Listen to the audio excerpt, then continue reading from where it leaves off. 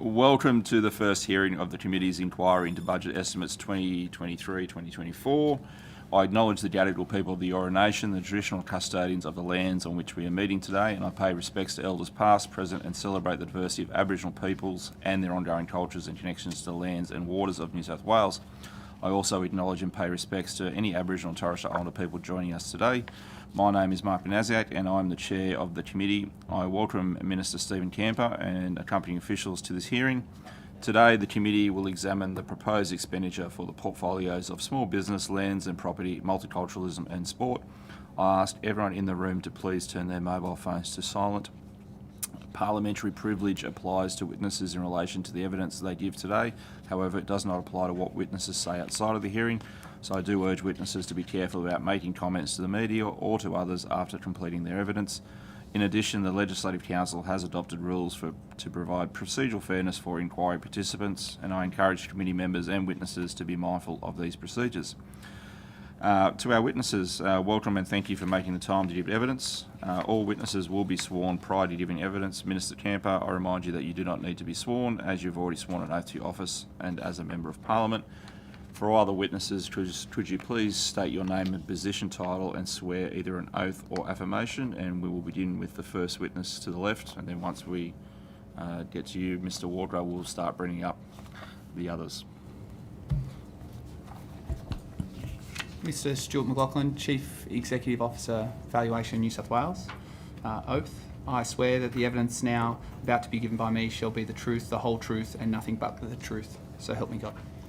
Mr. Joseph Laposta, Chief Executive Officer of Multicultural New South Wales. I swear that the evidence now about to be given by me shall be the truth, the whole truth, and nothing but the truth. So help me God. Thank you. Melanie Hawes, the Deputy Secretary for Crown Lands and Public Spaces. I solemnly, sincerely and truly declare and affirm that the evidence now about to be given by me shall be the truth, the whole truth and nothing but the truth. Karen Jones, the Chief Executive of the New South Wales Office of Sport. I solemnly, sincerely and truly declare and affirm that the evidence now about to be given by me shall be the truth, the whole truth and nothing but the truth. Thank you. Leon Walker, Deputy Secretary, Homes, Property and Development.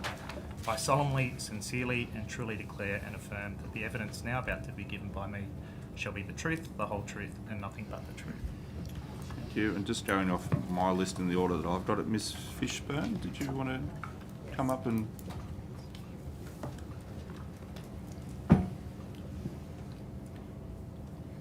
Kirsten Emma Fishburn, Secretary, Department Planning and Environment. I'll take the affirmation. I solemnly, sincerely and truly declare and affirm that the evidence now about to be given by me shall be the truth, the whole truth and nothing but the truth. Thank you. Ms. Lonergan?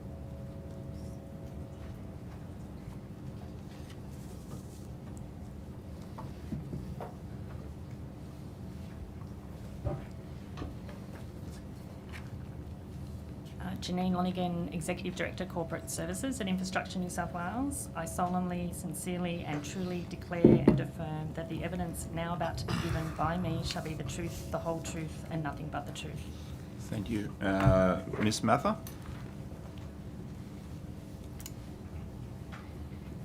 Kerry Mather, CEO of Venues New South Wales and the SCG. I'm going to say the oath. I swear that the evidence now about to be given by me shall be the truth, the whole truth and nothing but the truth, so help me God. Thank you. Mr. Thompson?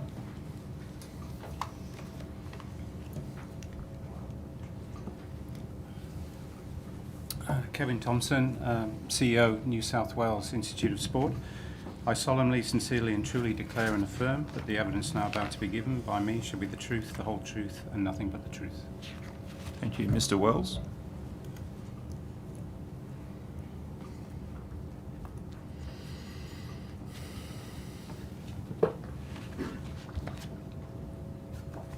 Greg Wells, the CEO of Service New South Wales. I swear that the evidence now about to be given by me shall be the truth, the whole truth and nothing but the truth. So help me God. Thank you. Ms. Gibbons?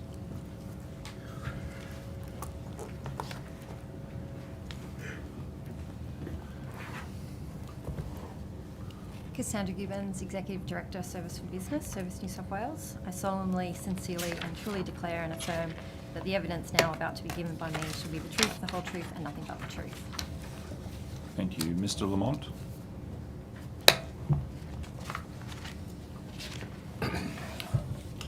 Chris Lamont, New South Wales Small Business Commissioner. I swear that the evidence now about to be given by me shall be the truth, the whole truth, and nothing but the truth, so help me God. Thank you. And last but not least, Ms Hogan.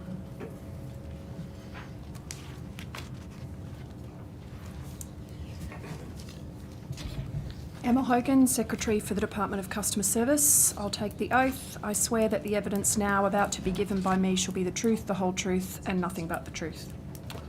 Thank So you. help me God. Thank you. Okay, so today's hearing will be... Excuse me, Chair, I think there's still one person that needs to be sworn in. Okay, excellent. Thank you for checking my homework. Who do we... Oh. Took your thing. Oh. Thank you. Tom Gellibrand, Chief Executive of Infrastructure New South Wales. I solemnly, sincerely and truly declare and affirm that the evidence now about to be given by me shall be the truth, the whole truth and nothing but the truth. Excellent. Thank you. My apologies. You were on the table and you disappeared. Today's hearing will be conducted from 9:15 to 5:30 p.m. We are joined by the Minister for the morning session from 9:15 to 1 p.m. with a 15-minute break at 11 a.m. And the afternoon we'll hear from departmental witnesses from 2 p.m. to 5:30 p.m. with a 15-minute break at 3:30 p.m. And during these sessions there'll be questions from the opposition and crossbench members only, and then 15 minutes allocated for government questions at 10:45, 12:45 and 5:15. And we will now begin with questions from the opposition. And I'm looking for someone to open the batting. Thank you very much. Oh, sorry. To be sworn in. There's one more. Okay, sorry. About that. No. Thanks. Thank you. Jennifer Hickey, CEO of Cemeteries and Crematoria in New South Wales. I solemnly, sincerely and truly declare and affirm that the evidence I'm about to give by me shall be the truth, the whole truth and nothing but the truth. Thank you. My apologies, a bit rusty over the holidays. Mr. Farlow. Thank you very much. Good morning, Minister. Minister, from the outset, what's your vision for golf in New South Wales? Well, I think my vision for golf is that it continues to prosper the way it has been of recent, and I've enjoyed engaging with the golfing community over the last 6 months as Minister. I'm not sure my vision is to continue to work with the golfing community, just like all other popular sports. So speaking of that engagement with golf, the golfing community, do you have any engagement with either Golf New South Wales or Moore Park Golf Club before the announcement was made by the Premier on Sunday? Look, I've had engagement with Golf New South Wales, I welcome the Premier and Minister Scully's decision.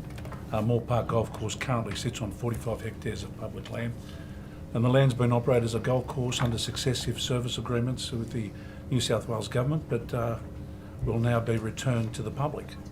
And I'll be meeting with Golf New South Wales shortly to discuss any issues of concerns that they may have.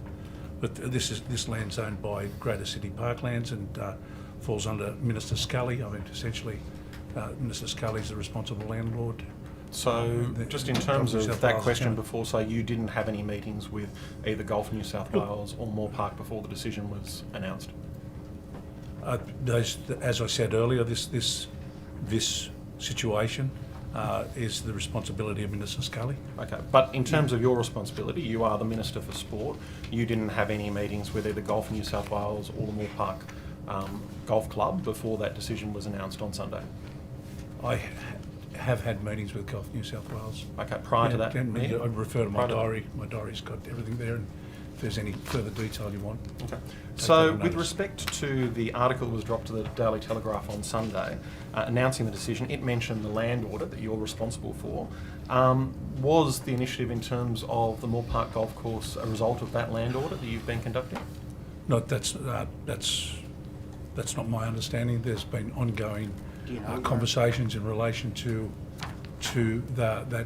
the golf course over a number of years, and under your government as well. I mean, there's been a number of approaches to do something with that land or to review the settings.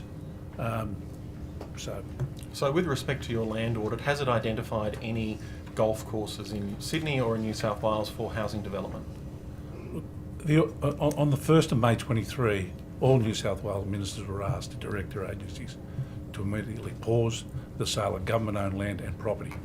Now, the Premier has commissioned an audit of New South Wales government-owned land to determine what could potentially be used to address the New South Wales housing supply shortage. Now, we know that there's a chronic problem with housing supply in this state, and over the previous 12 years, nothing was done about meeting the supply requirements. And that's why we undertook this process. And I think it was a sensible thing to do. It's something that's never been done So to that process, in a Minister, comprehensive to that way. process, has that process identified any golf courses for housing development? The process has identified, the audit's been jointly led by the Cabinet Office of Property and Development, New South Wales, and includes representatives. Yeah, we're asking about golf courses. I'm trying to give you a No, you're trying to comprehensive read- no, answer in you're not relation to the answering the land audit. question. You're You're not answering asking the about the question. land audit, and I'm trying to give you a No, comprehensive. we're asking you to answer. We'll give you the another question. minute, This Minister. is not the lower house question time. This is budget estimates, Minister. I'll hear the Yeah, point of okay. order. Look, From Honourable Western, I mean, we know how these hearings are conducted. Back and forth, one question at a time. Yeah. And let me... Well, to the the point of land order. audit, Hang on. Well, I'll hear to the point of order before I rule on it. To the point of order, usually ministers answer their questions. Don't waffle on That's- like this. that's- I'd ask the minister to answer his question. That's not a valid response to a point of order. If you have concerns about how the minister Valid is concern. answering his question, you can ask a follow-up. But I don't know if you can I answer it. concur with Mr. Donnelly. The best way this works is if there is one person giving an answer, Fair. one person giving a question, Right, well, and there be a little bit of a bit of breath between that, so we're not talking over top of each other. Not for the sake of everyone's entertainment, but more for the sake of Hansard so they can record it. So Fair. I'm happy with a bit of banter going back and forward, but can we at least allow some gap between each other and not try and talk over the top? Yeah, well, who's asking the question, Mr. So, Fang? Minister, the land audit, I'll take your and with take your respect to comments golf on board courses too. in New South Wales. Well, the land audit is comprehensive. It's across all government land across New South Wales. It's identifying opportunities right across the board. And in terms of the, each, you there's incapable of thousands and answering? thousands of properties that have been reviewed. I mean, you can't And of those expect thousands of me properties, to are any of be them able golf to courses? detail each property Okay. one by one. Well, Now, Minister, I'm asking I'll you take for that a on class. notice. You're taking Oh, on he's notice taking a on class notice. of courses that golf courses could be used for housing development. Is that correct? As part of that land I audit? haven't seen the evaluation of every property yet. We're waiting to get the full detail of what the property audit will produce. Okay. When does the government next plan on meeting with representatives of Moore Park Golf Club and Golf New South Wales? I believe that there's a meeting booked to meet with me at some stage in the future, so I can't give you that date. 1 day, 1 week, 1 month, what? Well, Do you have any idea? maybe a month, week. Do you have? I'll take it on notice. I Maybe can a clear month. that Take it on up notice. later. Yeah. And Minister, before the announcement was made, did you have any discussions with either the Premier or the Minister for Planning about the announcement? I have many, many discussions with the Premier and the Minister for Planning. So you were That's consulted what a before this collaborative announcement was government made? does. We have discussions Yeah. amongst each other. And so you will just confirm that you were consulted before the announcement was made? I've had many discussions. That's not an answer, Minister. It's a yes or no. You were consulted or you were not. It's not a trick question. The conversation about Moore Park has been in the You weren't public consulted. domain Can't you just admit that? for much time now. Well, I'll hear the point of order from Mr. Murphy. As a matter of fairness, the minister needs to be able to answer the question without constant interruptions from the Honourable Les Fang. Well, to the point of order, he's been asked 3 times now to confirm yes or no whether he was consulted or not. It's a pretty clear question. The minister isn't answering. We can conclude from that the minister wasn't consulted. Let's just move Well, on. that's debating. Obviously, the obviously the premier just now sidelines you're the getting sport into and stuff. debating points. The Minister's perfectly at liberty to answer the question as he wishes, as the asker is perfectly at liberty to proceed to the next question, should they wish to do so. Yeah, well, it'd be good if he answered the question. Well, let me rule on the point of order. Once again, we're jumping over the top of each other. You might not like the answer the minister is giving. Any answer would be good, Well, Chair. no, he's answering a question. You might not like how it's being answered. That you would then provide an opportunity after he's finished that answer. You can follow up and press him on the fact if you think he hasn't been consulted That's what I'm doing. or not. You can argue those semantics. You can in waste your our follow- time too, Chair, but that's okay. You can argue your semantics in the follow-up question. Yeah. So, Please Minister, continue. back to the question, were you consulted prior to the announcement or not? The government's continuing to consult with Golf New South Wales. You haven't answered it yet again. What about Continuing to yourself, do it. Minister? So Were you consultation, consulted? Were you blindsided by the consultation Premier? took place. Absolutely not blindsided by the Premier. So you knew it was happening, and you were consulted. You approved of this plan. You approve. I haven't approved anything. It's not my responsibility. I've told you on a number of occasions. But were you It's consulted? responsibility. You're the Minister for Look, Sport. there's sport. Did you fight for there's golfers? There's or did you there's fight there's for your there's lease. Your there's cabinet colleagues to get what they wanted. There's lessees right across the state within different agencies. Are It's you an not- advocate for sport it's in New not my South Wales? responsibility Are to you an manage advocate that. for sport in New South that Wales, team. or are you I- just a lackey for the Premier to do whatever he wants? Definitely an advocate for sport in New South Wales. That's a question. Minister be allowed to answer the question. You cannot ask a question and then seek to answer it at the same time. The minister's here. Allow the minister to I was answer the seeking a question. very detailed question. It was a long question.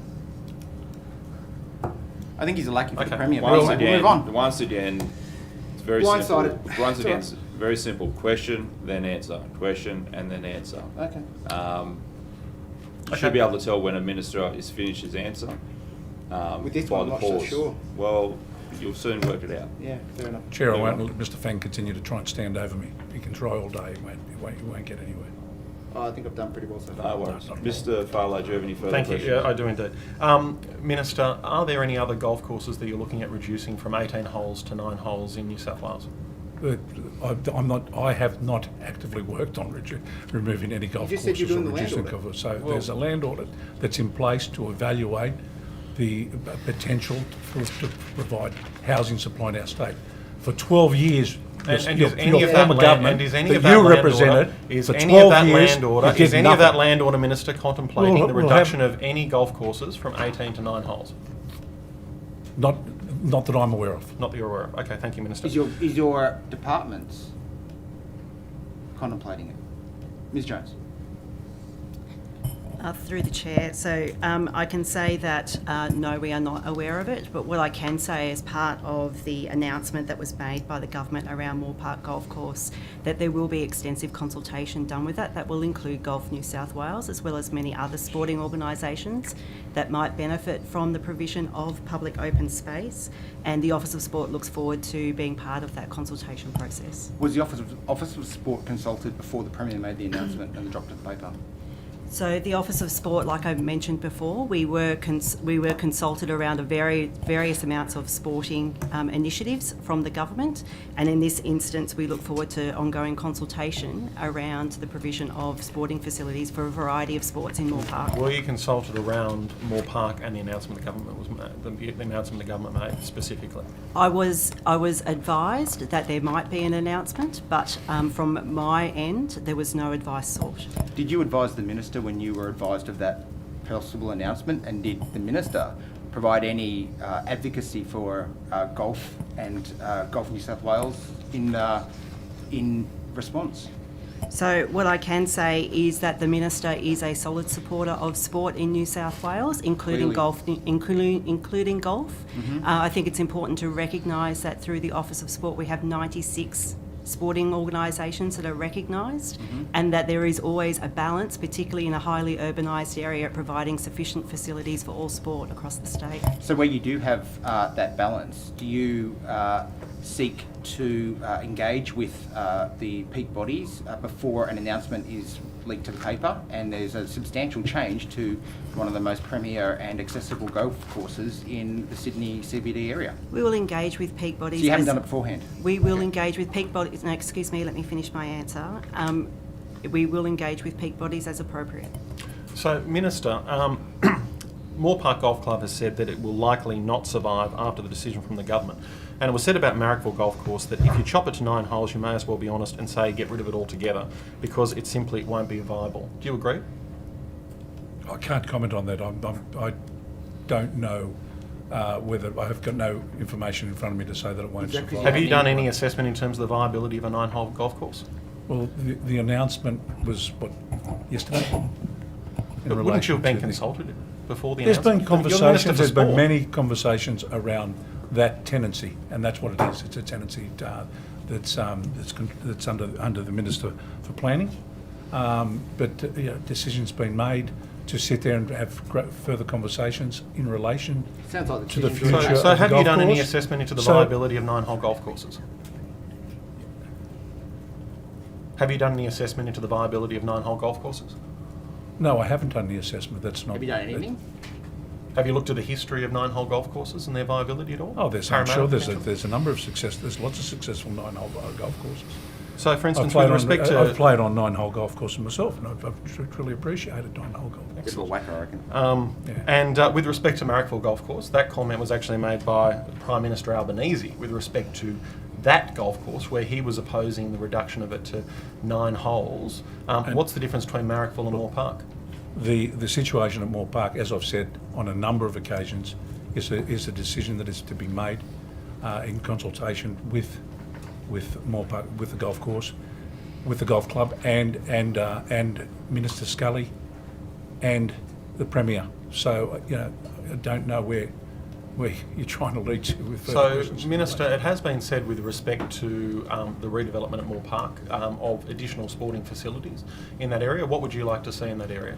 Look, I think the broadening of sporting activity in that area would be a great thing for our community, great thing for young people and elderly people like Wang in the inner city. I think that there's enormous opportunity there, which will benefit the community. And so, from a whole of sport perspective, there's it's going to be potentially a great outcome. There could be a great outcome, and with the retention of potentially golfing. So, Minister, how many golf courses are on Crown land in New South Wales? I'll have to take that on notice. Okay. Did you not think to look up this issue before you came here? Where's Okay. as I think Karen Jones said earlier, there's 97. Is she the minister? Or is... 97 sporting groups, should be and there's cross-abreast facilities with that. associated with all of them. If you've got that in the back of your I don't- pocket, I don't if you've think got those types of details in I your don't think head, you're across the I'd be brief, very, Minister. very surprised if you're across any brief in relation to. Well, about 10% of the Crown land in Sydney is occupied by golf courses, so they're a very significant tenant of Crown Lands New South Wales. What engagement have you had with golf courses? Crown land since you've become represents the 40 Minister to for both 42. Sport and Crown land. Crown land represents 40 to 42% of the land in New South Wales. So there's a number of facilities on Crown land, and there's my responsibility is the management of all of that land across the state. With greatest respect to the golfing fraternity, that's one aspect of it. In terms of details and numbers of how many golf courses and how many square metres across the state, I think we're starting to get a little. You're taking it on notice. I that's think fine. we're starting to get so, a little Minister, bit ridiculous. outside No, of let me Moore- finish. Yeah, I think we're starting to take this. It's stretching this out a little bit too far. So, Minister, outside of Moore Park, will you guarantee the future of the remaining golf courses on Crown land in New South Wales? Well, look, in terms of golf courses, it depends on the commercial viability of a golf course. That's not something like I can determine on many occasions. But that's not something that I decide. There's existing leases in place, but there's no approach to interfere with any golf operation. There's nothing on program. So I can't guarantee a golf club or a golfing organisation might not be able to sustain its particular site. So that's not necessarily a decision that's going to fall in my hands. But I'd like to pass on to Mel. We'll hear from Ms Hall this afternoon when we've got them. But I've got I think you're asking for specific details. I've got questions for you, Mr. Minister. I know you've got plenty of questions. There's been a point of order, Mr. Fang. Well, then Mr. take Fang, questions. there's been a point of order. You probably didn't hear it over your haranguing of the minister. Point of order, Chair. Look, I've let this go a number of times, but we're in a situation where the Honourable Wes Fang isn't treating the minister, the witness, with courtesy and respect. He's making a number of comments that aren't questions, while the minister is trying to answer, providing good answers to questions that I can't even hear because of this interruption, and I ask you to call into order. I will caution the member is trying my patience a little bit here. I do accept that there's a bit of You're a banter patient between a member and a minister, but there should be a probably greater level of respect shown to our public servants.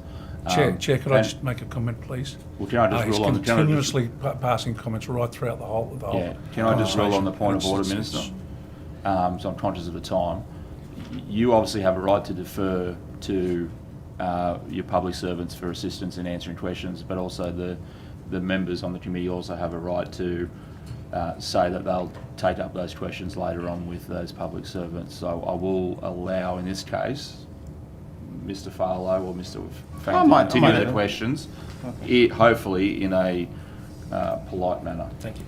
Minister, will you rule out selling off any golf courses in New South Wales? There's no proposal to sell any golf courses. But will you rule it out? There is no Ironclad proposal. guarantee? Well, if the golf course isn't going to be used by an operator, that's not a decision that I'm going to make. But this is on Crown land, It's Minister. on Crown land. So how we utilise Crown land? How we utilise Crown land in the future?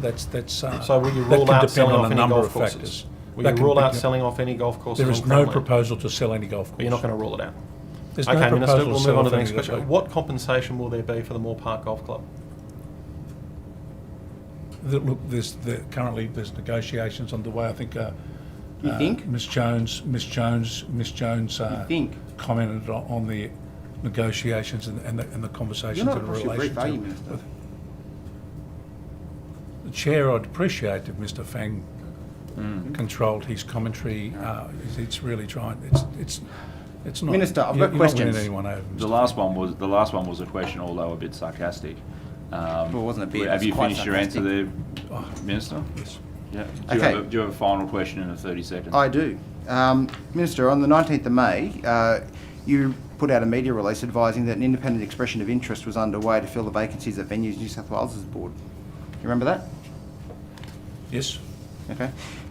Do you recall meeting with Mr. Yemmer? Do you know when that was? I've got my diary. 23rd of May, Minister, if you don't know. It says it was on sports matters. Who instigated the meeting? Yeah, he needs a note. Quick, get it to him. Well, it is. and I'm that's- happy to provide you with the meeting disclosure form. We discussed two issues concerning grassroots sport. Yep. The first was a local matter to do with training and ground allocations for sporting groups in the St George region. Ah. And the second discussion was about cricket, in particular the needs for facilities in Sydney Southwest. And as you know, Maurice Yemmer is a real cricket zealot, so that was what I we might come discussed back to in that this when our time. Yeah. Ms Hurst will lead off for the crossbench. Thank you, Chair. Good morning, Minister.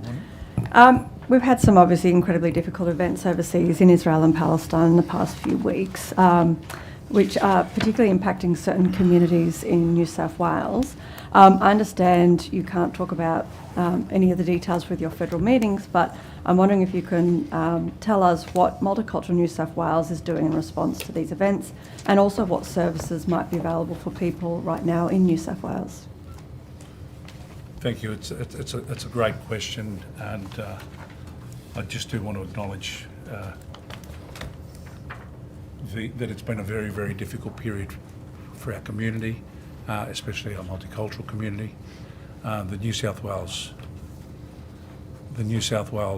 government condemns the acts of violence and hatred conducted by the members of Hamas, and there's nothing to celebrate in the killing of the innocent people, the firing of rockets at civilians, or the taking of hostages, and we need to keep rejecting hate and violence and all those that perpetrated. The New South Wales government and Multicultural New South Wales have been engaging community leaders since Sunday the 8th of October 23, when we had received information of that atrocity on that day, that act of terrorism, and we're extending our sympathies and listening to community perspectives and keeping lines of communication open.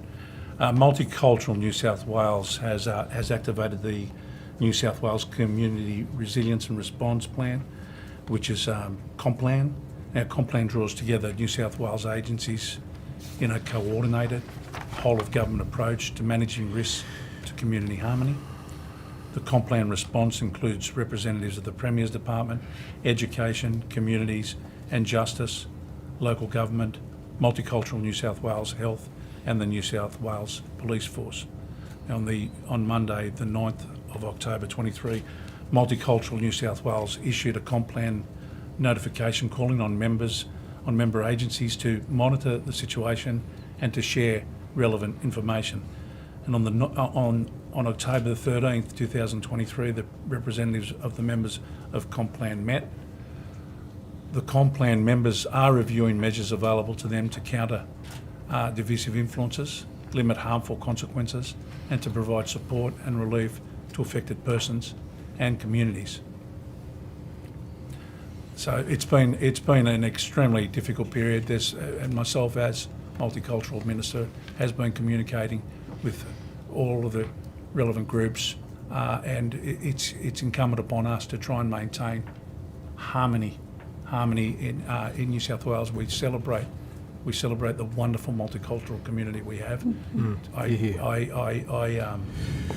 implore everyone. I think this is not a time where we look to gain political advantage over this issue. This is a time where we're all going to work together, across government, and all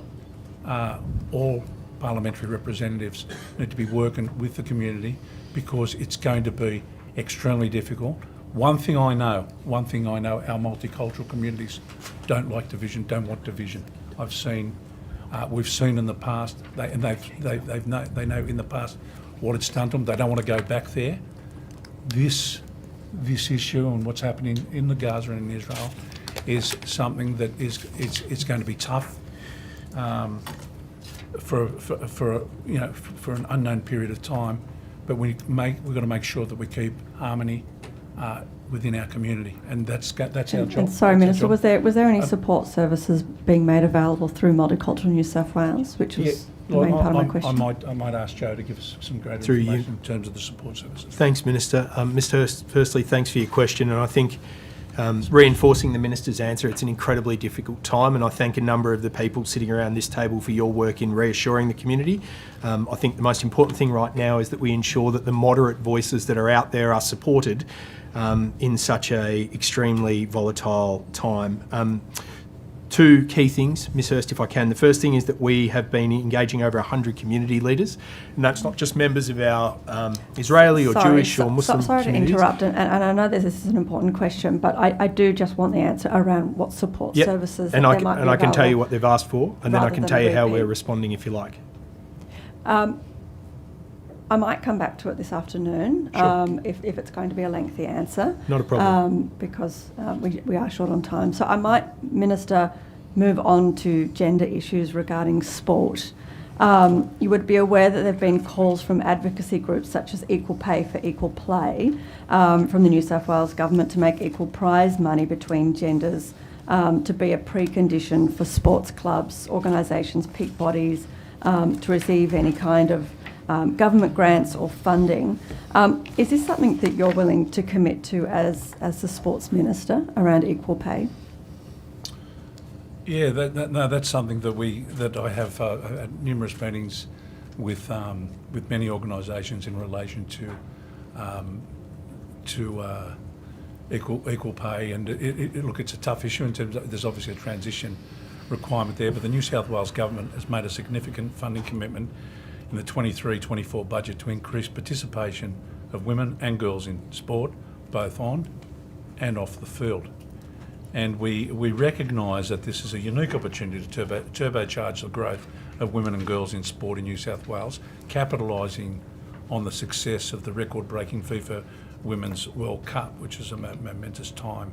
And this funding includes $30 million in 23-24 for the Level the Playing Field program to provide grants for new and upgraded sports facilities for women and girls. I'm just wondering, Minister, in regards to that $30 million for Level the Playing Field programs, how were you able to ensure that applications to construct and upgrade sporting fields are specifically benefiting women and girls playing sport, when I'm assuming that a lot of these playing fields are shared playing fields I'm just wondering how you can tag that as money for women. Yeah. Well, successful projects must demonstrate an ability to increase participation of women and girls. I might pass to Karen in relation to give you the greater detail on how we're structuring. I might come back to Karen this afternoon and get a bit more information from her then. If it does assist, I can advise on information around the equal pay for equal play as well as the level of the playing field. So if you're ready, I can provide this information. afternoon would be fantastic. Thank you, Ms Jones.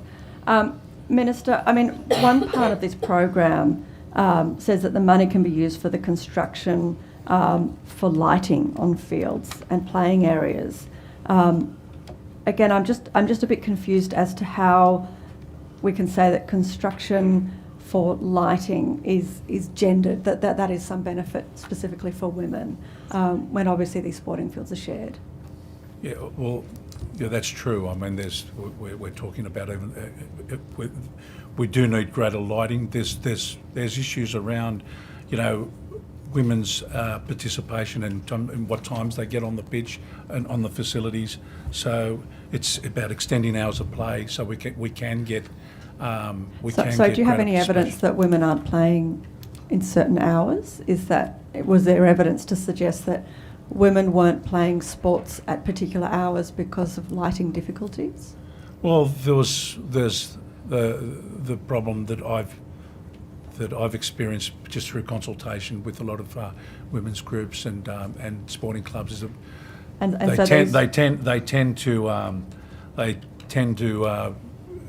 prioritise in the past. Many sporting clubs in the past have prioritised key times for the men. So if we're providing greater lighting facilities and extending the hours that a pitch is available, it then makes it easier to program. And so which women's groups are telling you this, that they would be more likely to be involved in sport if there is better lighting?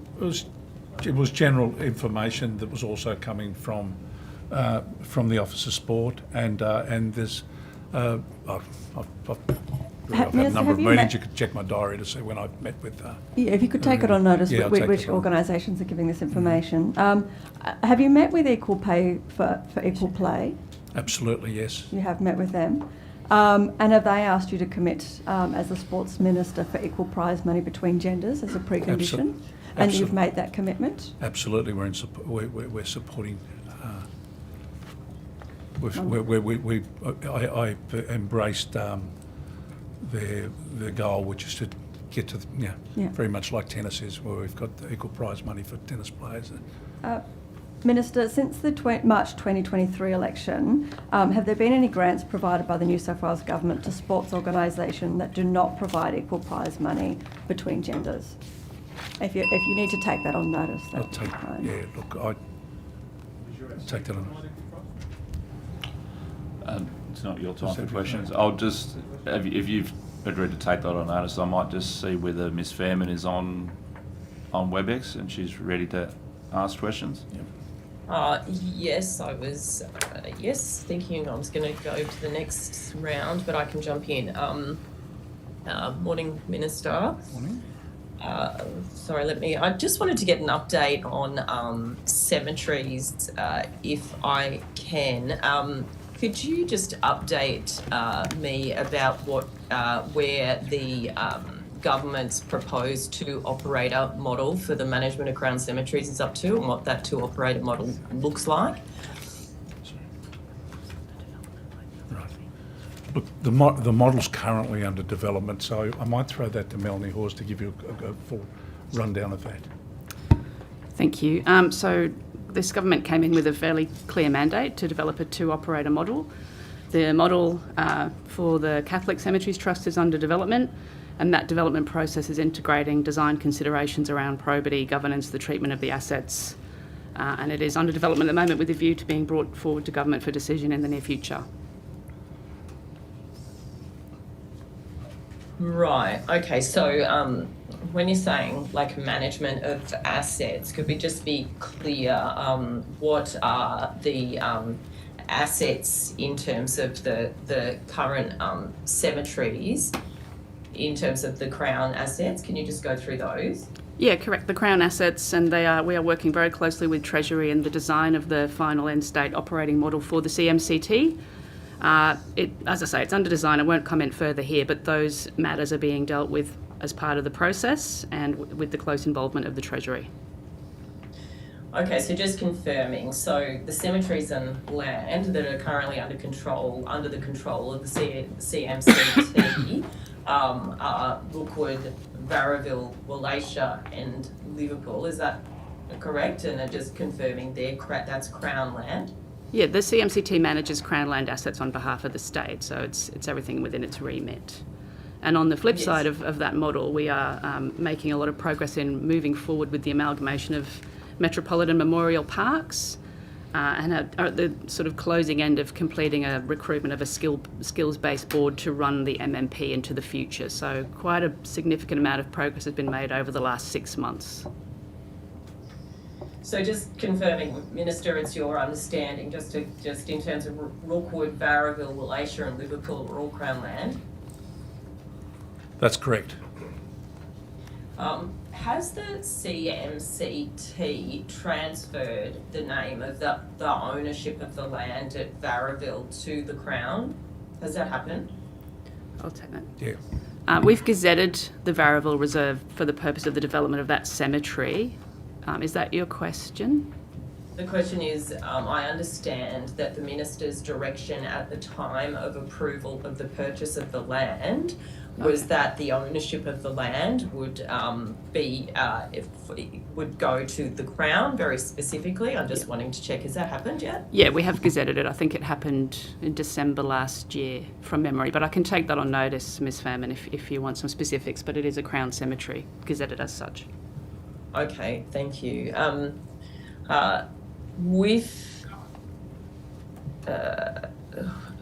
wondering whether the CMCT, whether their books have been audited yet. What is the update on that? Well, that, yeah, I might take that, yeah. Look, yeah, I understand that the New South Wales Treasury, I think we need to appreciate the history here too.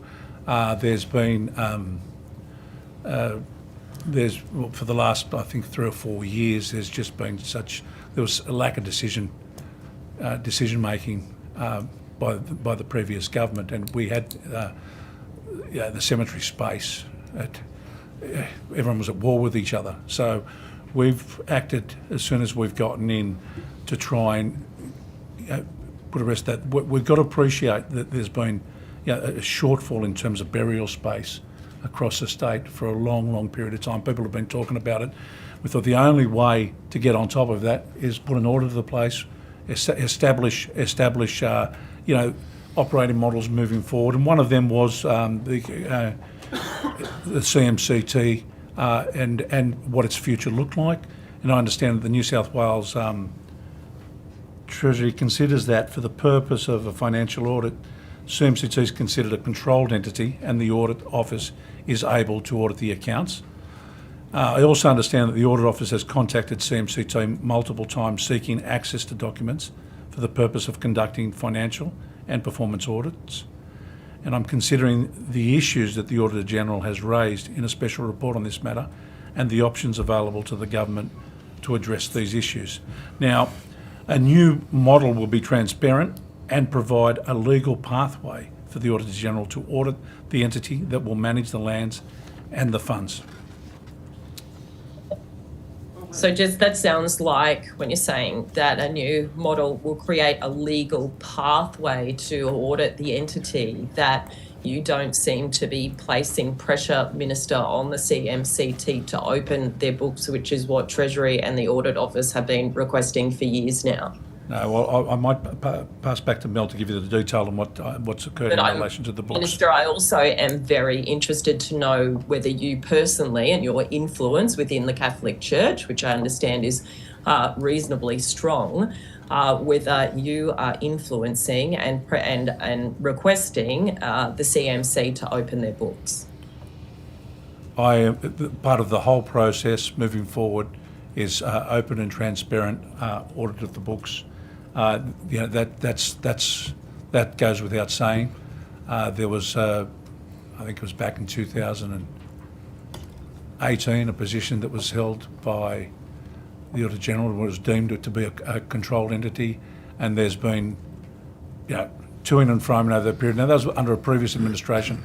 My job's to get the job. My objective here is to get it fixed. The Catholic cemeteries have been operating and done a very, very good job operating cemeteries for 153 years. How do you know, Minister, if they haven't opened their books, though? I mean, this is what everybody says, but the fact that they're not opening their books to the Auditor General, doesn't that concern you? I might pass to Mel to give you the If details. I may, so they are audited. Their accounts are audited. There was a question. The Audit Office, as you know, tabled a letter which describes the views contested because the Catholic operator maintains that it has a charitable trust status, and this is being unpacked and resolved in the design of the end state operating model. That is our focus at the moment, to provide that absolute clarity, so there is certainty going forward for all operators in the sector. But their accounts are audited on an annual basis. Who are they audited by? I don't know which. It was an independent firm. I think the it's next CEO year. will probably be able to answer that because the regulator receives those audited reports.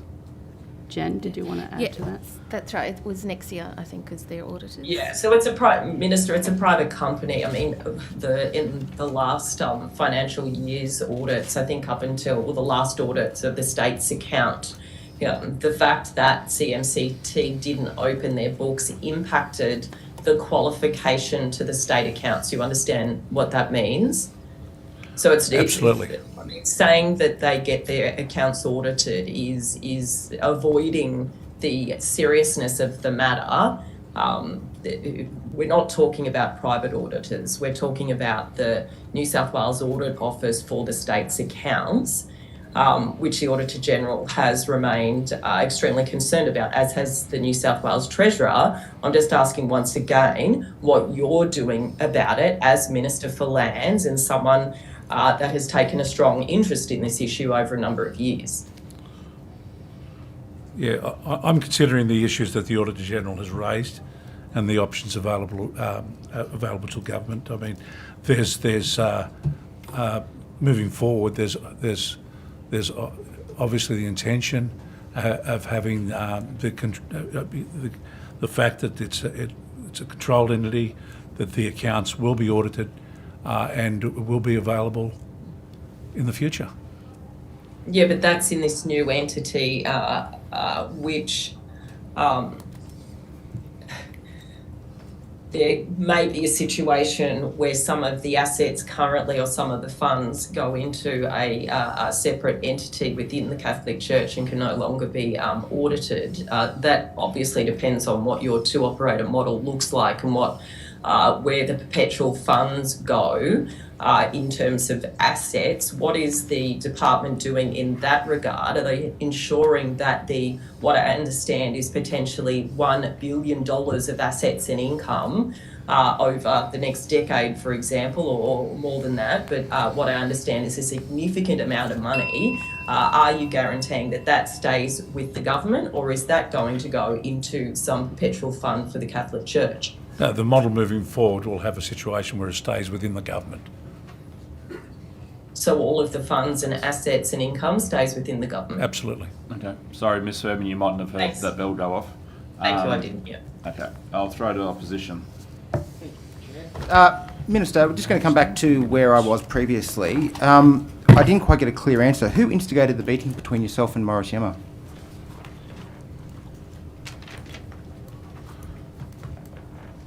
I'd refer to my diary entries. Who instigated the meeting? I would say that the meeting was instigated by Morris Yemmer. So Mr. Yemmer asked for the meeting. Right. I assume so. I mean, I didn't call him. You and assume put it so? in my diary. It's not exactly. Well, I didn't call him and put it in my diary. Obviously, there's been a request and it's been processed through my office. Minister, did the sporting matters as related to the diary entry include Mr. Yemmer's potential or actual appointment to Venues New South Wales Board as chair? No. They didn't. Okay. Do you think it's appropriate that you met with Mr. Yemmer after the expressions of interest process had started, given that you ultimately nominate him as chair for the board?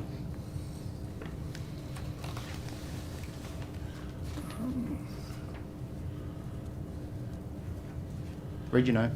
Yeah, look, in June, the Premier's Department and the Office of Sport led a recruitment process for the vacant positions of Venues New South Wales Board.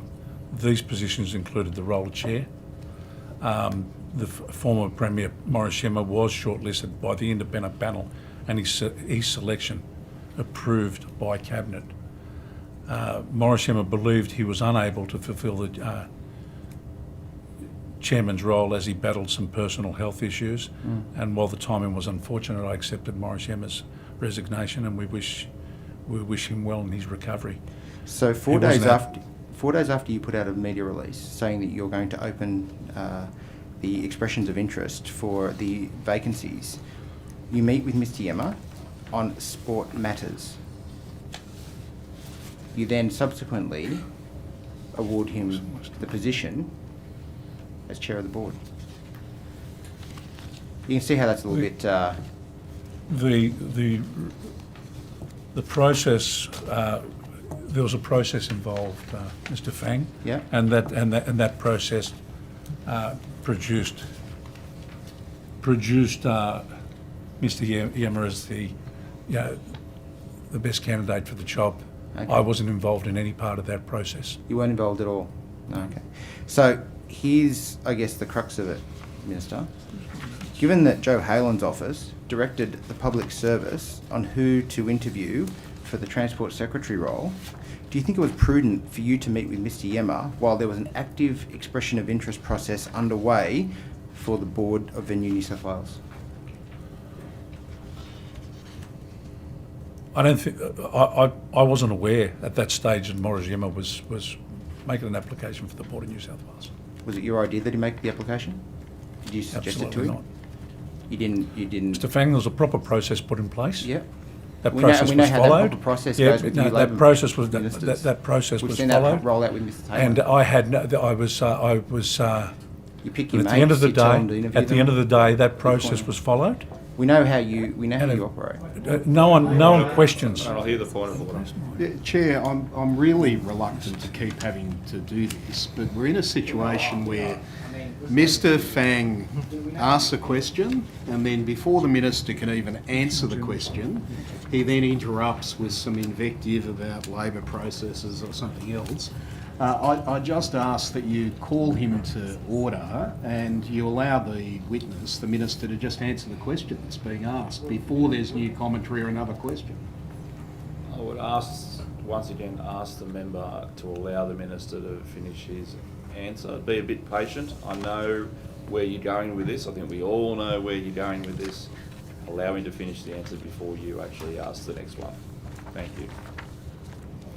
Please continue. Had you finished your response, Mr. Karen was on the panel throughout the whole process. I think Karen should be able to comment on Let's not drop Karen on it, and if we do, we'll ask her later. Minister, you can see that people would have questions around the process, given that there are similarities between the way that you've conducted yourself and Minister Halen conducted herself in relation to the appointment of Josh Murray. Tell me how it's different. Look, I told you in the previous answer, I played no role in that process. She said she played no role in it, and that was a proper process as well. Look, we've uncovered so far. I can't comment on that. You can't comment on that. You know, Thank you. that's not my enough. business. I'll pass over to my colleague. Well, just before we finish this, Minister, did you approve a cabinet submission recommending the appointment of Mr. Yemmer to the chair of Venues New South Wales? Absolutely, went through the process, and was it was established through that process that he was the most outstanding candidate. I don't think anyone could deny that. Or we were talking about a former premier who's had an enormous involvement in sport throughout his life. If you talk to this bloke about venues, there's nothing he doesn't know about venues. Nothing worth knowing. he was across well received across all the community, all commentariat. You know, everyone acknowledged him as the number one person for the chair role. How many? And except for yourself, Mr. Wang. Well, Mr. Fang, I'd appreciate if you can get my name right at least. Sorry about that. You are the Minister for Multiculturalism, but that's Yeah. okay. We'll move on from there. Minister, could I ask how many expressions of interest were received, and how many people were on the shortlist? Well, if I could ask Just a Karen, brief who was answer, please, involved Ms. in the Jones. process, if I could ask Karen Jones to answer that, because she's got all the detail in relation to how many people. Just a brief answer, please, Ms. Yeah, Jones. but. So what I can say around the process is that it was done independently of the Minister. The process itself included expressions of interest, in which case I'd have to take the exact number on notice, but I think it was in the 90-odd applications that were received. There was a panel that was established around going through those expressions of interest to then determine who we would shortlist for an interview. That panel met, we shortlisted, we then went through 2 days worth of interviews, in which case we then formed a view around people who were suitable for all the roles on the Venues New South Wales Board, including the Chair, the Deputy Chair and other board members whose roles will be coming up shortly. And then that was tabled for the Minister's consideration, and then it was sent through to Cabinet. Ms. Jones, with respect to that, was the Minister given one choice, or was the Minister given a selection of choices? The actual briefing note itself contained recommendations for all of the roles. Okay. Minister, if you'd already determined that you would appoint Monica Risiema to be the chair of Venues New South Wales Board, do you think it's appropriate that you wasted taxpayers' money on the unnecessary expressions of interest process? I don't accept that question. You don't? No, because I hadn't. You hadn't? I hadn't determined. We've just gone through explaining to you what the process was. Okay. Right. And I think that's. Ms. Jones, did the Minister at any time direct you as to his preferences in relation to who he thought would be suitable for the board? No, he did not. Minister, turning to your multicultural portfolio, Mr. Lepostre on notice as well as we do that. During the election, your government committed to a $15 million program for grants programs going towards the security of religious institutions. Can you please provide us with details on the rollout of that program?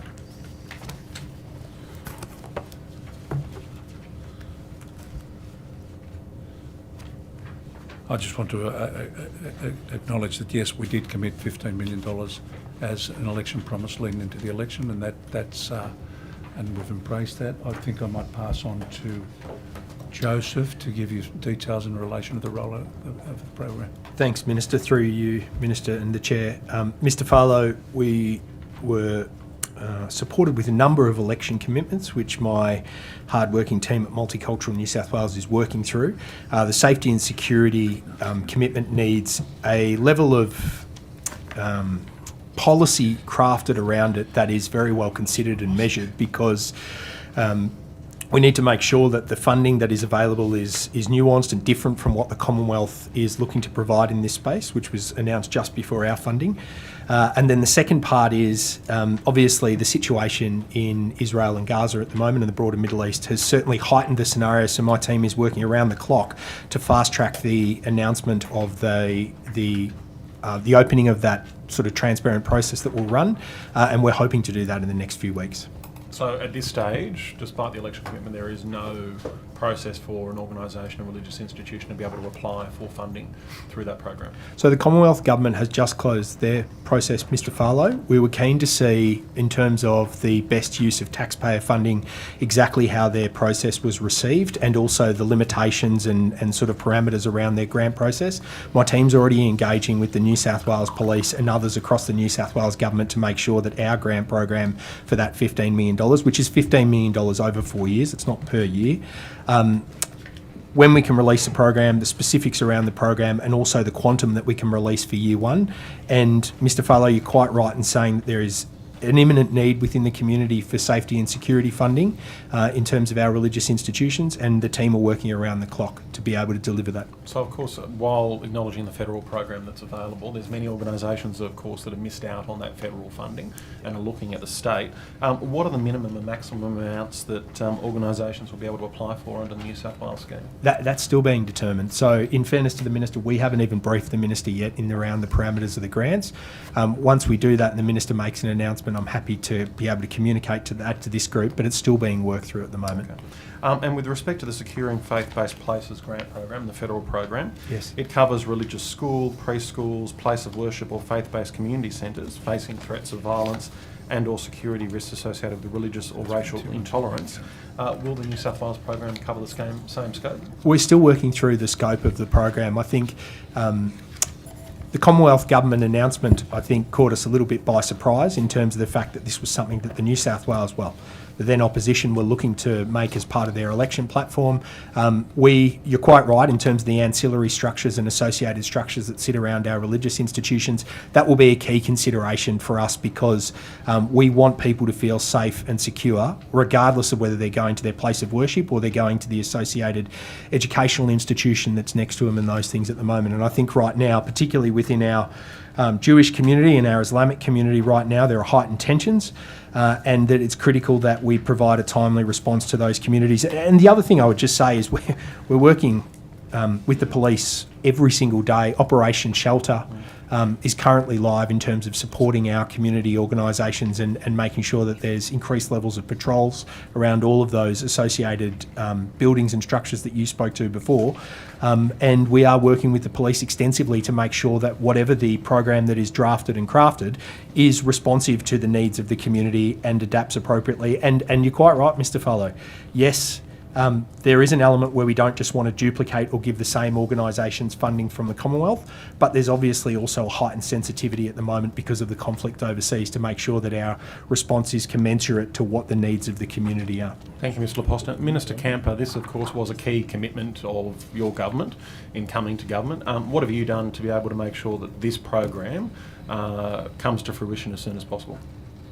Look, I think, as Joe mentioned earlier, there's been an announcement from a federal perspective as well, and we're looking at.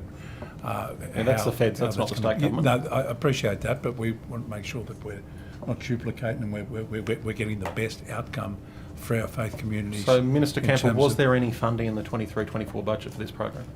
Yes, there was $15 million. Was allocated in the 23-24 budget? Sorry, Mr. Farlow, Minister.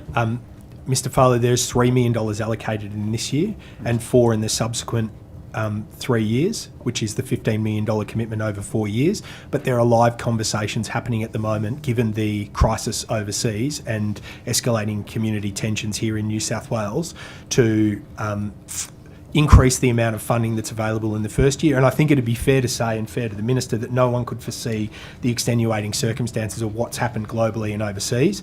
And the Minister and I have been in regular dialogue about fast-tracking this application process so that we can provide the ongoing support to the community as required. Mr. Laposta, before you just jumped in and saved the Minister had actually indicated the contrary to what you had just answered. So, Minister, do you understand what was asked of you, given that Mr. Laposta has just literally given an alternate answer to what you started answering? I don't believe he did. We'll check the Hansard afterwards, but I think you actually... You said it was committed. Within the forward estimates, it is committed. No. 3 million for the first year. That is not 3 the million answer for the that you first gave. year. No, you're seeking to find... No. I mean, you're not across your brief, are you, Minister? I'm very much across my brief. I'll hear the point of order. Well, two things. First of all, the member's trying to verbal what the actual Minister said. The Minister said the 15 million. It's pretty clear that it was over a period of time, and that's been explained. But statements like, you're not across your brief, it's just disrespectful. It's just disrespectful. And I'd ask you to remind the member, this is a Minister of the Crown and his staff here today, and you should show due respect and allow the questions to be asked and answered as we know how they should be done. Can you identify where it is in the budget papers, this funding allocation? Can we have a ruling on the Yeah. point of order first, please? There was actually a bit more gap between the banter this time, but still, I refer the member to procedural fairness about how we address witnesses. And while I don't necessarily say that the comment, "you're not across your brief," is stepping over that line, it is probably going pretty close. If you have that view, maybe rephrase it in another way. The opposition has the call. So, Minister, just asking before if you can identify where this program is in the budget papers. It's allocated in the budget papers. You find it yourself. Have you read the budget papers, Minister? Absolutely. Have you? Well, then why can't you identify it? It's in the budget papers. Where? thought it was 15 million to begin with. If Where? that's not good enough for you, I'll take it on notice. And You'll say, "Oh, you're kidding." This is why I say it's not across his brief, because I mean, it's ridiculous. Neither are you. So, Mr. Primrose, it's not about me today, and if you've got to protect. Order. We are questioning the Chair, minister. We're not having slanging matches between both sides. So don't waste your question time with funny quips across the table. Yeah. So, Next question. Okay, thank you very much, Mr. Chair. So, Minister, of course, the multicultural portfolio has numerous stakeholders to deal with. It's a very extensive portfolio. We've had a look at your disclosures from 1 April to 30 June, and we could only identify 9 meetings regarding multicultural portfolio matters. Is this potentially a discrepancy? Hand him the note. Yeah. Look, I provide all the necessary diary disclosures in accordance with the Premier's memorandum, M2015-05, publication of the Ministerial Diaries and release of overseas travel information. Details of matters discussed are made available as part of that disclosure process. I'm happy to provide. Thank you for further reading the note, details on Minister. that. So, Minister, in comparison, Well, Minister you're reading Coor- a question, if that's okay. I mean, you're not pulling that off your head. Minister, you're not answering the question with all due respect. So, Minister, in the same period, Minister Coor met with more than 40 organisations to discuss multicultural portfolio matters.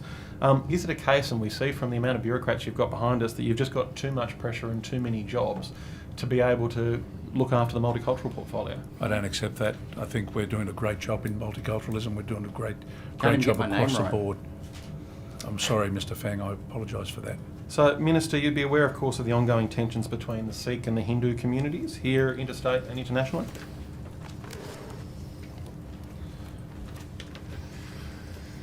I am across tensions across most So, issues. Minister, across on the the state. 10th of June 2023, your office released a statement responding to inquiries on the Khalistan separatist movement tensions in Sydney, and I quote, "The Minister for Multiculturalism and Multicultural New South Wales are continually engaging in ongoing dialogue with community leaders to mitigate risks to community harmony and to de-escalate tensions." Can you explain what your office meant by continually engaging in ongoing dialogue? Well, tensions within the Indian community in New South Wales have recently been escalated, and especially around the visit of Prime Minister Narendra Modi in May and the unofficial Khalistan referendum in Sydney on the 4th of June 23.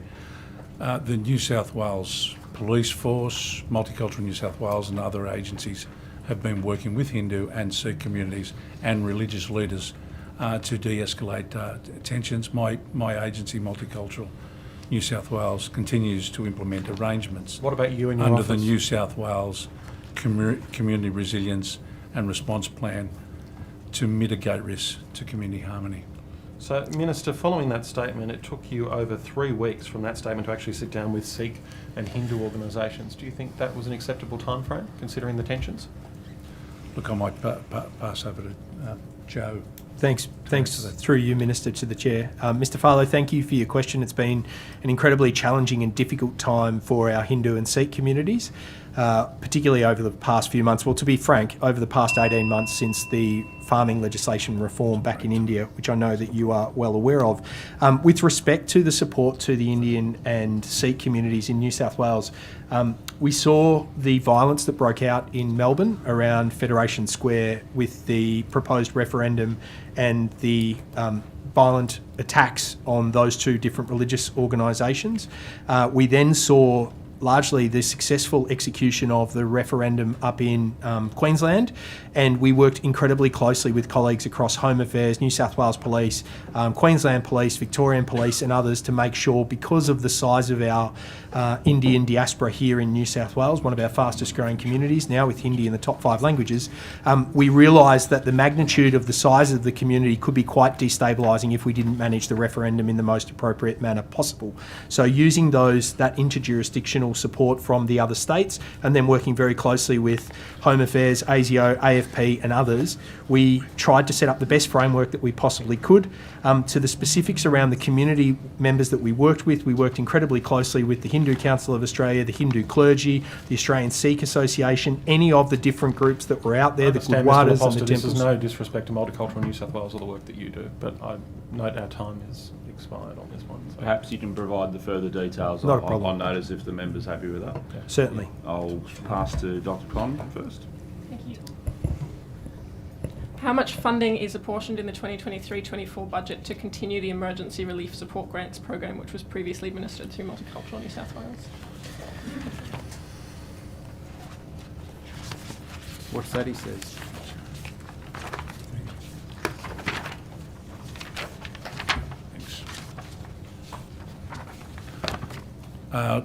The emergency relief support, grants, financial year 22-23 were made to 15 specialist NGOs to provide support to people seeking asylum and vulnerable temporary visa holders who face significant hardship because of COVID-19, but were excluded from Commonwealth COVID-19 support payments. Now, these payments, as the name suggests, were for emergency relief during the worst impacts of the COVID pandemic. The ERS grants provided COVID-19 relief that included financial support to meet essential needs such as food, essential housing, medical, transport and telecommunication support and case management services. Now, the funding for the emergency relief support grants concluded on the 30th of June 2023. The cessation of this temporary funding was made clear from the commencement of the ERS program.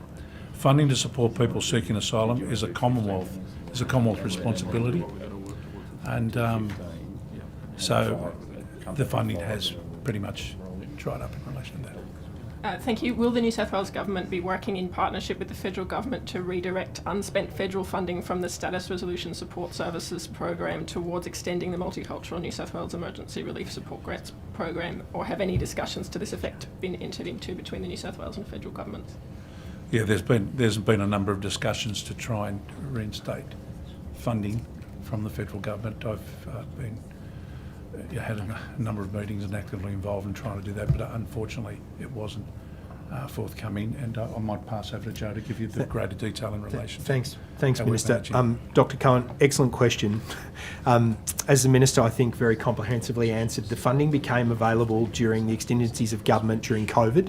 So we heard reports of people eating food out of the back of Woolies and Coles that had expired and hit its use-by date. At the time we wanted to respond, we responded quite swiftly, and over the first couple of years of COVID, we were able to allocate a total amount of $20 million to support our asylum seekers and temporary visa holders. I think we all famously remember the then Prime Minister at the time making a comment to the effect of temporary visa holders can just go home, the Australian government's not responsible for providing their support. So I think the fact the New South Wales government stepped into what was an abandonment of the SRSS policy at a Commonwealth level and the changing of those guidelines is something we should all be very proud of. With respect to this budget, and I have to be very clear, I was very transparent with all of our NGOs, and I continue to be to this day, about the likelihood of the continuation of that funding. To be frank, the $20 million the New South Wales government gave is nowhere near enough to what our asylum seekers and temporary visa holders need. I've been really proud of our Minister in terms of his representations to the Commonwealth Minister on this matter. We had in this very room a interjurisdictional multicultural ministerial forum with the Commonwealth Minister, where our Minister made strong representations to the Commonwealth Minister on this, and we continue to work with colleagues in the Commonwealth around revisions to the SRSS policy to be able to make sure that these people receive the support that they deserve. Thank you. I'd like to follow on from the earlier questioning by the Honourable Emma Hurst.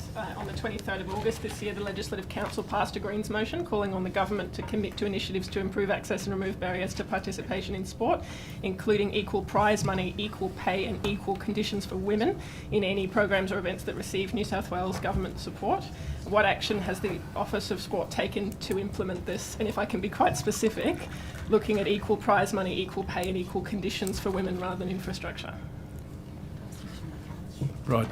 Now, as I said earlier, we had a meeting in relation to, and I pledged full support as the Minister to pursue equal pay and equal prize money.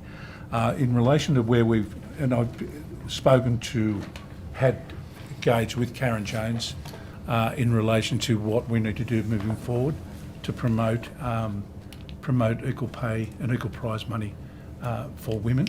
And Karen, if you could just give us some greater detail in relation to where we've landed there. Sure, thank you, Minister, and thank you for your question.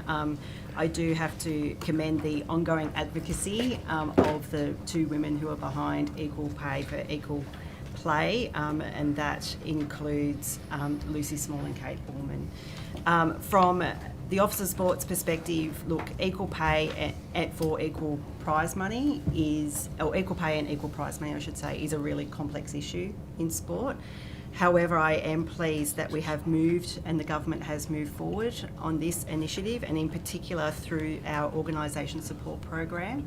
So you might recall through the election commitment process of the current government, there was a commitment to increase the money that went to state sporting organisations. So that was year-on-year funding that we provided to them. And in fact, this year it actually increases to $5 million and it actually doubles next year. Now, conditions on that funding do actually go to equal prize money. So I've mentioned already as part of my evidence this morning that state sporting organisations, we actually recognise around 96 of those. And for each one of those who access money through the organisation support program, they now need to work towards a commitment for equal prize money for any events within their sports, as well as also looking at improving female participation, and in particular they need to complete our participation planning tool, which is available on the Office of Sport website and is actually an initiative under our Women in Sports strategy. And then, of course, I know you didn't specifically ask about infrastructure, but then, of course, there is the $30 million Level the Playing Field grant, which is actually an increase on previous funding for women's sport facilities by $5 million. And again, conditions around that funding go towards equal access to those facilities. So there are a number of levers, particularly funding levers, that the government through the Office of Sport is pulling to make sure that we can work towards equal play and equal prize money for women and girls in sport. Thank you. I appreciate the Minister's support for this issue and that the organisation support program is a step in the right direction. My follow-up question, so under the organisation support program, organisations have to have a plan to move towards equal prize money. How is the government actually tracking whether or not that an organisation is implementing that plan? Yeah, so it's a condition of their funding agreement. So when they do actually apply for funding under the organisation support program, they need to give us a copy of that plan. And then there are certain milestones in which we will actually check progress against that plan. And as I said, it's actually year-on-year funding, so there's at least one checkpoint every year where we would actually go back and go through those plans to make sure that they're achieving what they set out to do, what they committed to. Thank you. And with regards to equal pay, why was that not considered as a requirement for these grants? So equal pay is also, it is a complex issue. Now, equal pay is something that is often negotiated through sporting organisations, not specifically at the state level. We work in a federated model here in terms of sport, so that you have state sporting organisations, national sporting organisations, and then also they're often overseen by their international governing bodies, and often there's enterprise agreements that are actually developed at that international level, which then filter down through to state level. I am pleased to say, though, that there are a number of sports that already have plans in place working towards equal pay. You just need to have a look at some of the professional sporting organisations who are not only trying to improve the profile of women's sport and the commercialisation of women's sport, so they actually have the funding base, but there are record-breaking broadcast deals happening, which again improve the funding pool, so the availability of equal pay for women, hopefully in the near future. Thank you. And specifically, what is the New South Wales Government or the Office of Sport doing to progress that work? Yeah, so through our Women in Sport strategy, we have had a number of initiatives around trying to improve the profile of women's sport and the visibility of women's sport, and also to support initiatives around the commercialisation of women's sport. I point to our Trend Spotter Forum that we hosted just before the FIFA Women's World Cup. And during that forum, there was a number of commercial entities and sporting organisations all talking about the same goal around trying to work their way towards equal pay. It's very refreshing to see that conversation and that dialogue happening. Thank you very much. I've got 40 seconds left. The Bondi Bowling Club, which sits on Crown's land, has received a 400% increase in its rent. This bowling club has been a community hub for 19 years. It's not for profit, it's pokey-free, and it's run by volunteers. Is the social and economic impact on the local community considered when rent is determined by Crown lands? Look, former government, the former government implemented legislation in 2016, but failed to maintain the requirements, which were, rent redeterminations are required to occur every 3 to 5 years. Now, the Bondi Bowling Club's rent. Can I continue? Yep. Yeah. Yep. Halfway through The Bondi Bowling Club's rent was last reviewed over 15 years ago. Now, the clubs on Crown land are entitled to a rent rebate or concession if their revenue is below $1 million. If they earn between 500 and $1 million, they're entitled to 20% concession, and if they earn revenue under $500,000, they're entitled to a 50% rebate. Now, the Bondi Bowling Club has indicated that they generate well over $1 million in revenue per annum. So the club is therefore not eligible to receive that concession. Now, historically, they did receive the concession because they were below the threshold.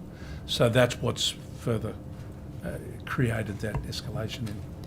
We're actually meeting with the Bondi Bowling Club in the coming weeks to have a discussion with them about their rent settings, but we have a statutory obligation to charge fair rent and to redetermine that rent on a regular basis. Thank you, appreciate it. I'm over time. Lucky it's not a golf course. I can come back to it. Thank you. Minister, I just want to turn to Whitecliffe dugouts. It's been a bit of a festering sore for a number of years. What's your department or yourself doing to assist those residents of the 121 dugouts to ensure that they don't lose their homes? Well, thank you, Chair, for the question. And by way of background, in 2015, the federal court recognised the Barkanji people held native title over the land where the dugouts are located. Now, this decision means conversion of the dugouts to freehold title is not possible. In 2021, Crown Lands entered into a landmark Indigenous land use agreement with the Barkanji people, and the agreement has enabled the residents of dugouts at White Cliffs to continue living there. And after 121 former occupancy licences were terminated at the point when native title was recognised in the federal court. Now, Crown Lands is undertaking work to enable perpetual leases or licences to be granted to dugout residents. Perpetual leases are the most secure form of tenure available that can exist in harmony with the native title rights of the Barkanji people.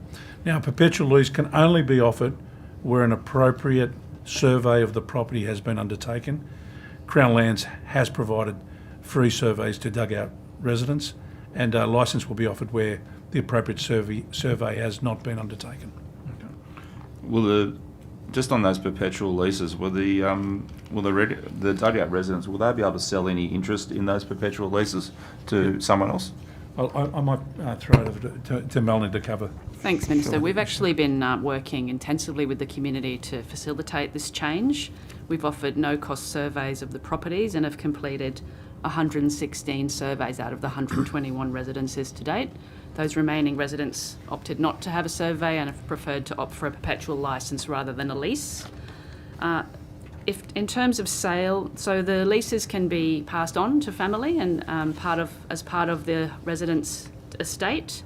If a resident wishes to sell their lease, they may do so, provided they offer a first right of refusal to the Barkindji.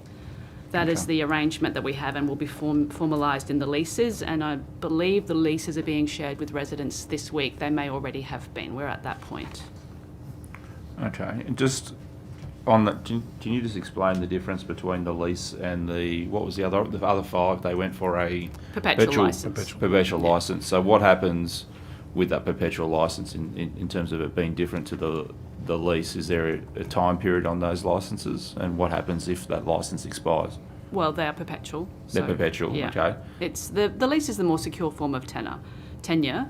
The current arrangement is licensing. Some residents didn't opt for that change. They may in due course. It's an option that's available to them, but at this point we're working on formalising 116 perpetual leases. That gives certainty to the residents and to the Barkindji and harmonises the rights and interests of both sets of both parts of the community in that area. Okay. Will these leases allow them to modify? With the permission of the Barkindji. If they wish to excavate further, they just need permission of the Barkindji to do so. Okay. And there's a process in place for that permission? We'll broker those arrangements with the tenants, yeah. Okay, thank you. Can I just go to the border fence, Minister? Obviously it's an important piece of infrastructure in terms of stopping wild dogs. I'm not going to ask about wild dogs specifically because that's probably tomorrow, but my understanding is that you're increasing the levy for the border fence maintenance. Can you explain to us why you are doing so?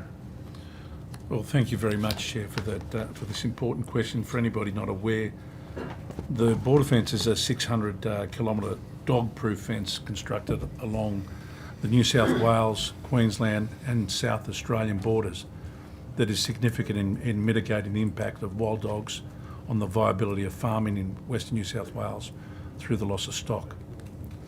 The board's responsible for maintaining this fence to a dog-proof standard. It is primarily funded by rates collected from landowners in the Western Division of New South Wales who have a property greater than 1,000 hectares. The Border Fence Maintenance Act 1921 requires the board to establish a fund and use that fund for the purpose of maintaining the fence. These rates must be paid into the fund. The maximum rate that the Border Fence Maintenance Board can charge landholders for payment towards the maintenance of the border fence has not increased since 2009, Chair. And there have been significant cost increases in maintaining the border fence. These have resulted from inflationary pressures such as increasing staff and material costs, including steel and energy. Increasing the maximum rate to 7 cents per hectare will ensure that the Border Fence Maintenance Board can continue to maintain the fence to a wild dog-proof standard.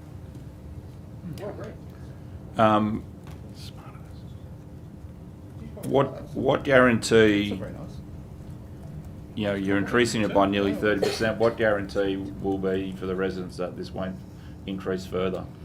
I'll pass on to Thanks, Minister. Mel for that. So the reg change basically enables the board to move to a potential maximum of 7 cents per hectare.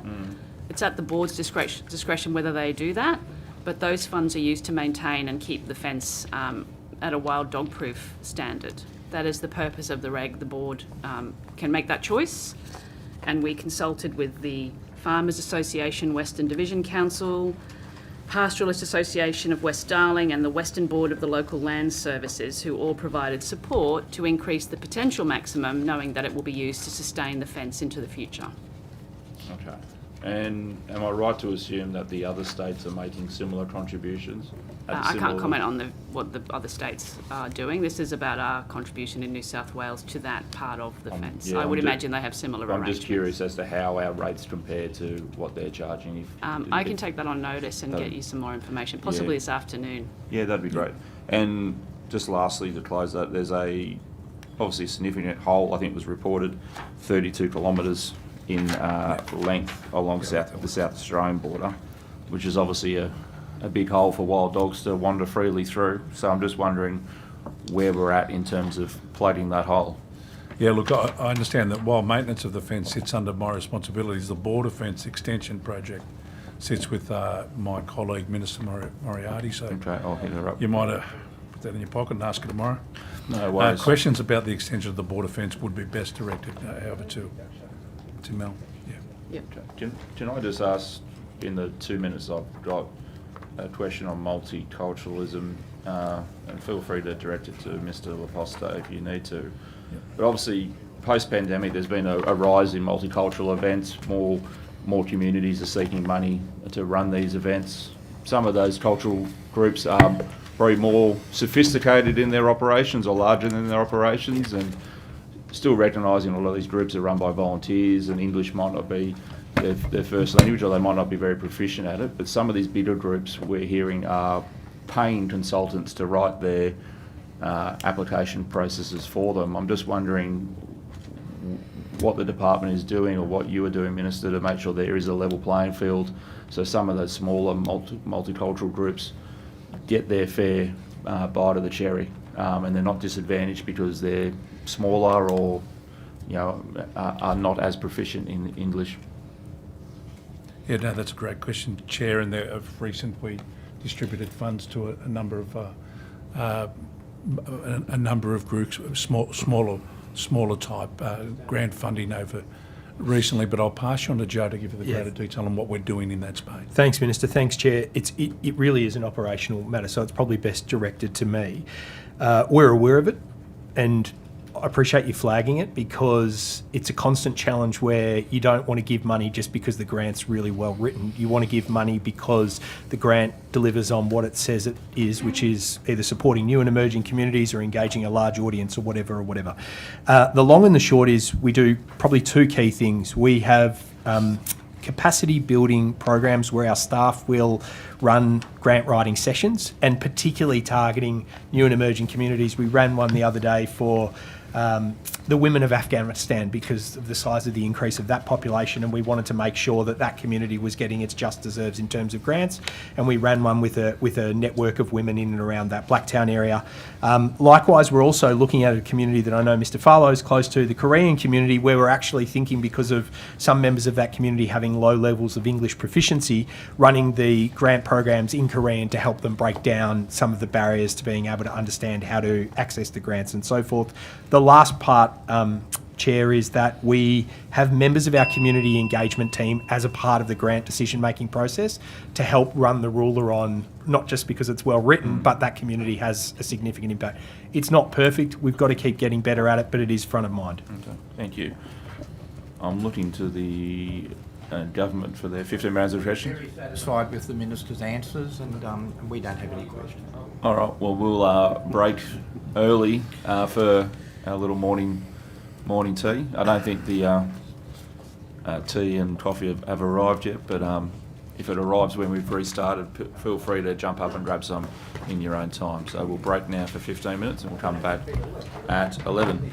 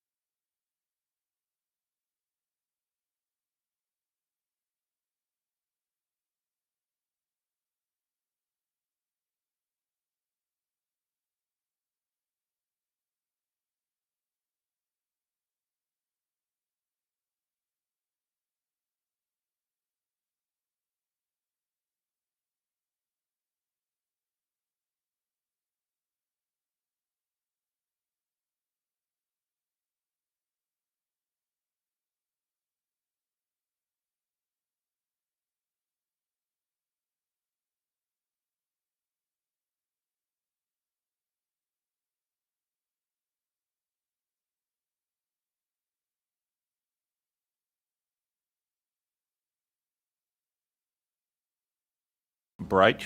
Before I throw to the opposition, I believe Ms Hawes just has a evidence clarification she wants to give regarding Ms Fairman's questions.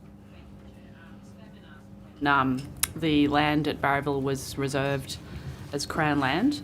That was actually February 23 rather than December 22, which my memory failed on that. So thank you for the opportunity to correct it.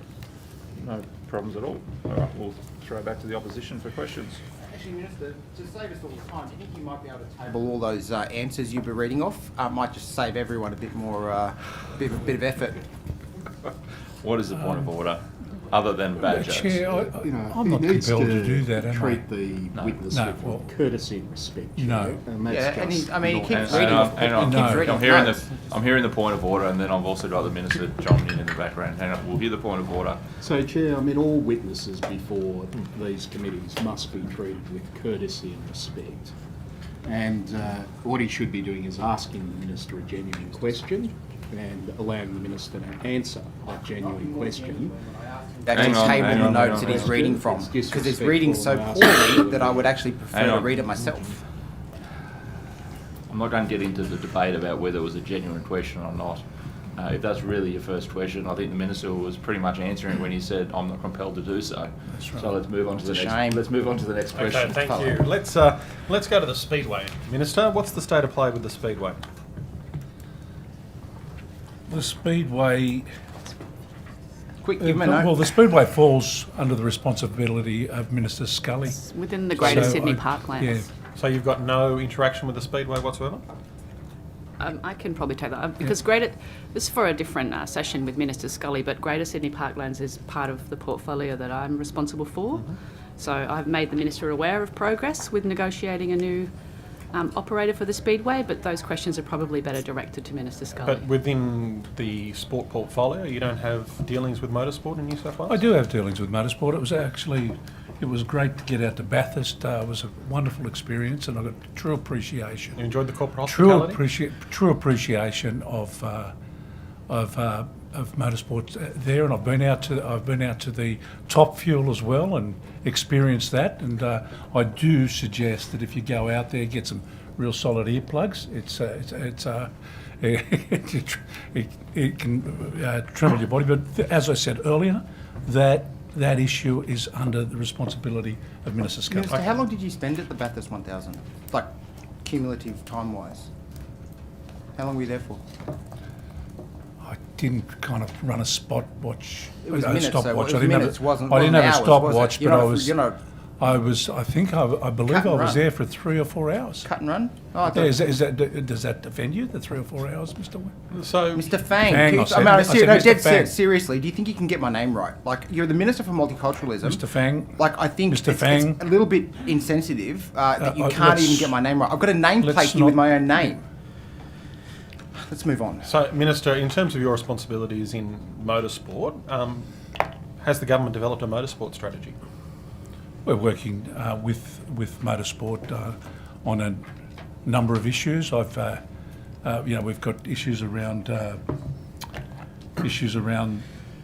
Newcastle event, and we're engaging on a number of issues. But the motorsport strategy is probably best explained by Karen Jones. Thank you, Minister. The motorsport strategy is on the government's agenda for development. The process has not yet started around the motorsport strategy, but I can say that it is an election commitment. Okay, so there is no motorsport strategy at this stage. It was an election commitment, but there's no strategy at this stage. The strategy in itself will be under development sometime this year. Okay, and with respect to the ministers, have we started it? Yes. We do have a framework for Because when you which said was it done. starts this year, that sounds like it's not even really factoring into any of the work commitments that you're... Well, I think in terms of motorsport, the Office of Sport, we actually look after the regulation of motorsport. The attraction of events is done through Destination New South Wales. And as you can appreciate, there are different facets of motorsport around the state. For us, we need to pull all of that information together, work across a number of government agencies before we can then start the development of the motorsport strategy.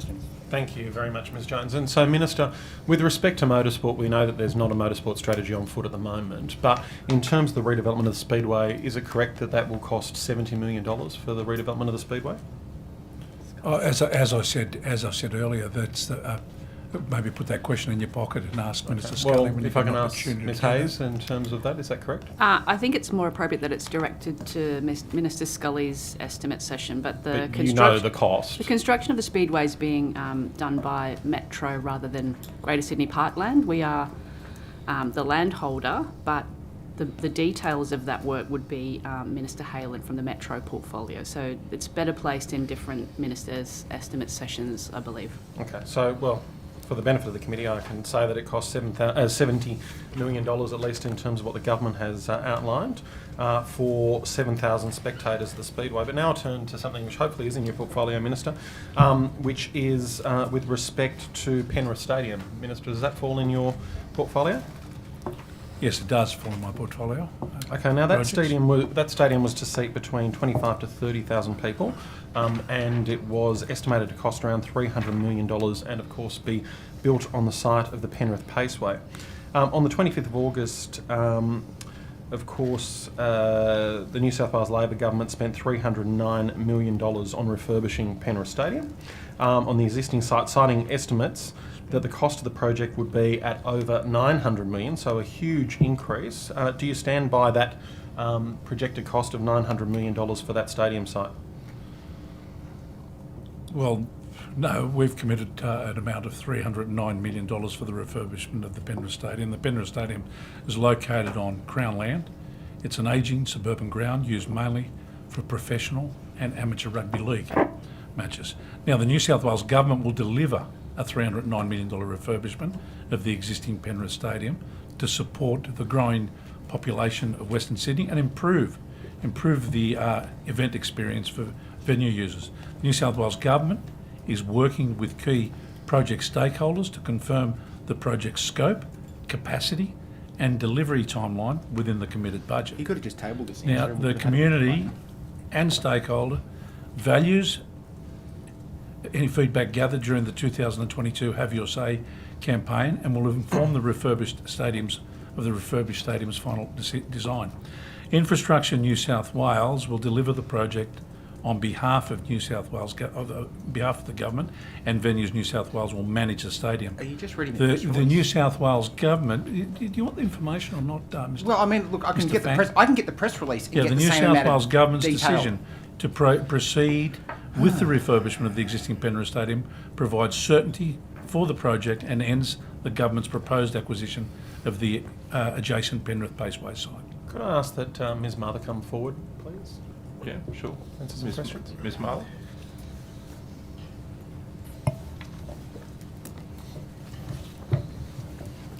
Thank you, Ms Mather, for coming forward.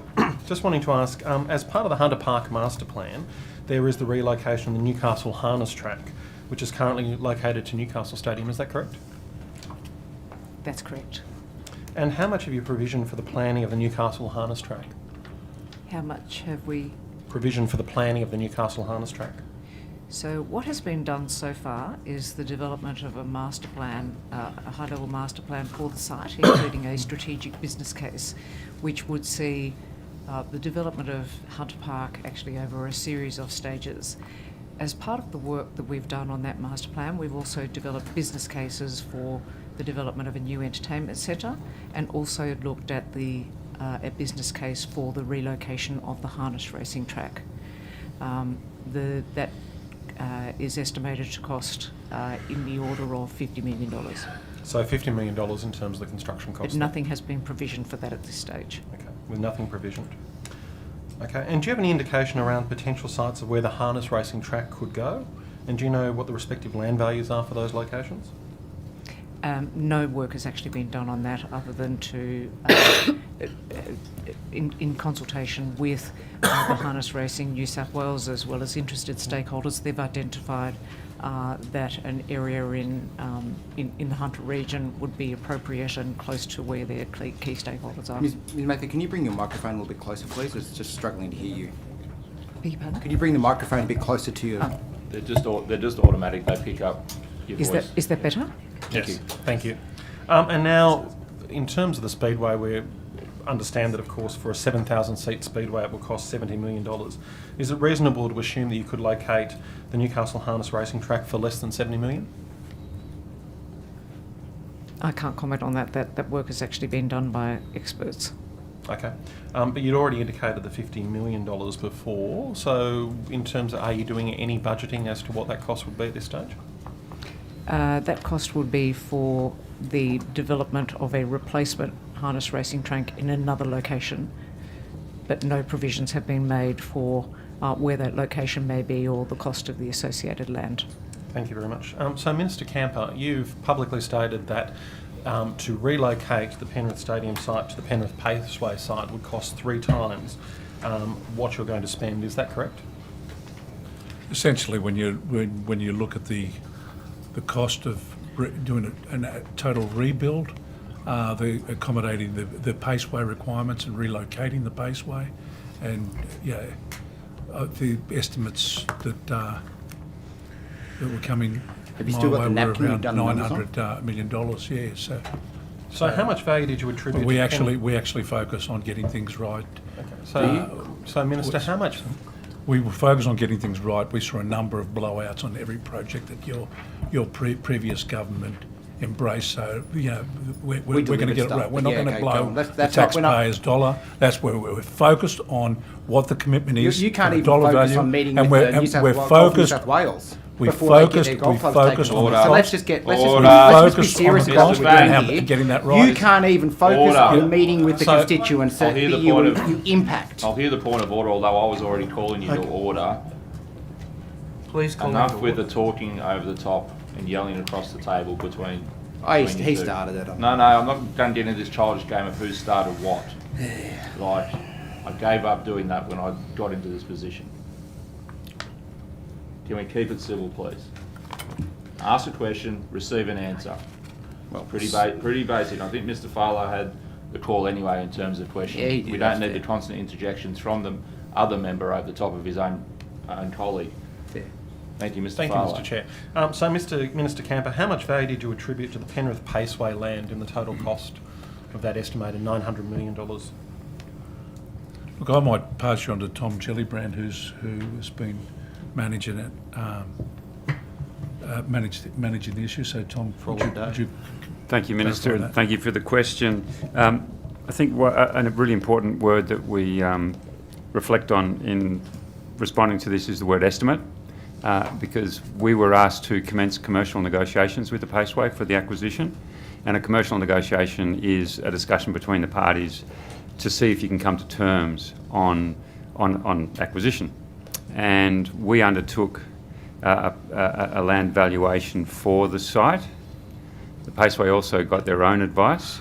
Offers were never made between the two parties. The government decided not to progress with... So did you have any input in coming up with that $900 million figure? Myself, not personally. We engaged the services of a qualified valuer. So a qualified valuer provided a value that led to that $900 million? We have a valuation, yeah. Okay.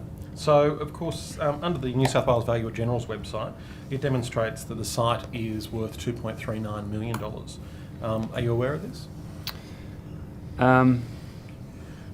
That number is familiar, but I don't think I wasn't aware of what was on the Valuer General's website. So we're looking at, in terms of in Newcastle, you can build a racing track for, we say, $50 to $70 million. We can build a speedway in Eastern Creek with a grandstand for 7,000 spectators for $70 million. Surely the cost to relocate the Penrith Paceway can't exceed this number, can it? So, if I may, Minister. I'd like to hear the Minister's response first. Well, it's probably up to... I'm happy for the Minister to answer.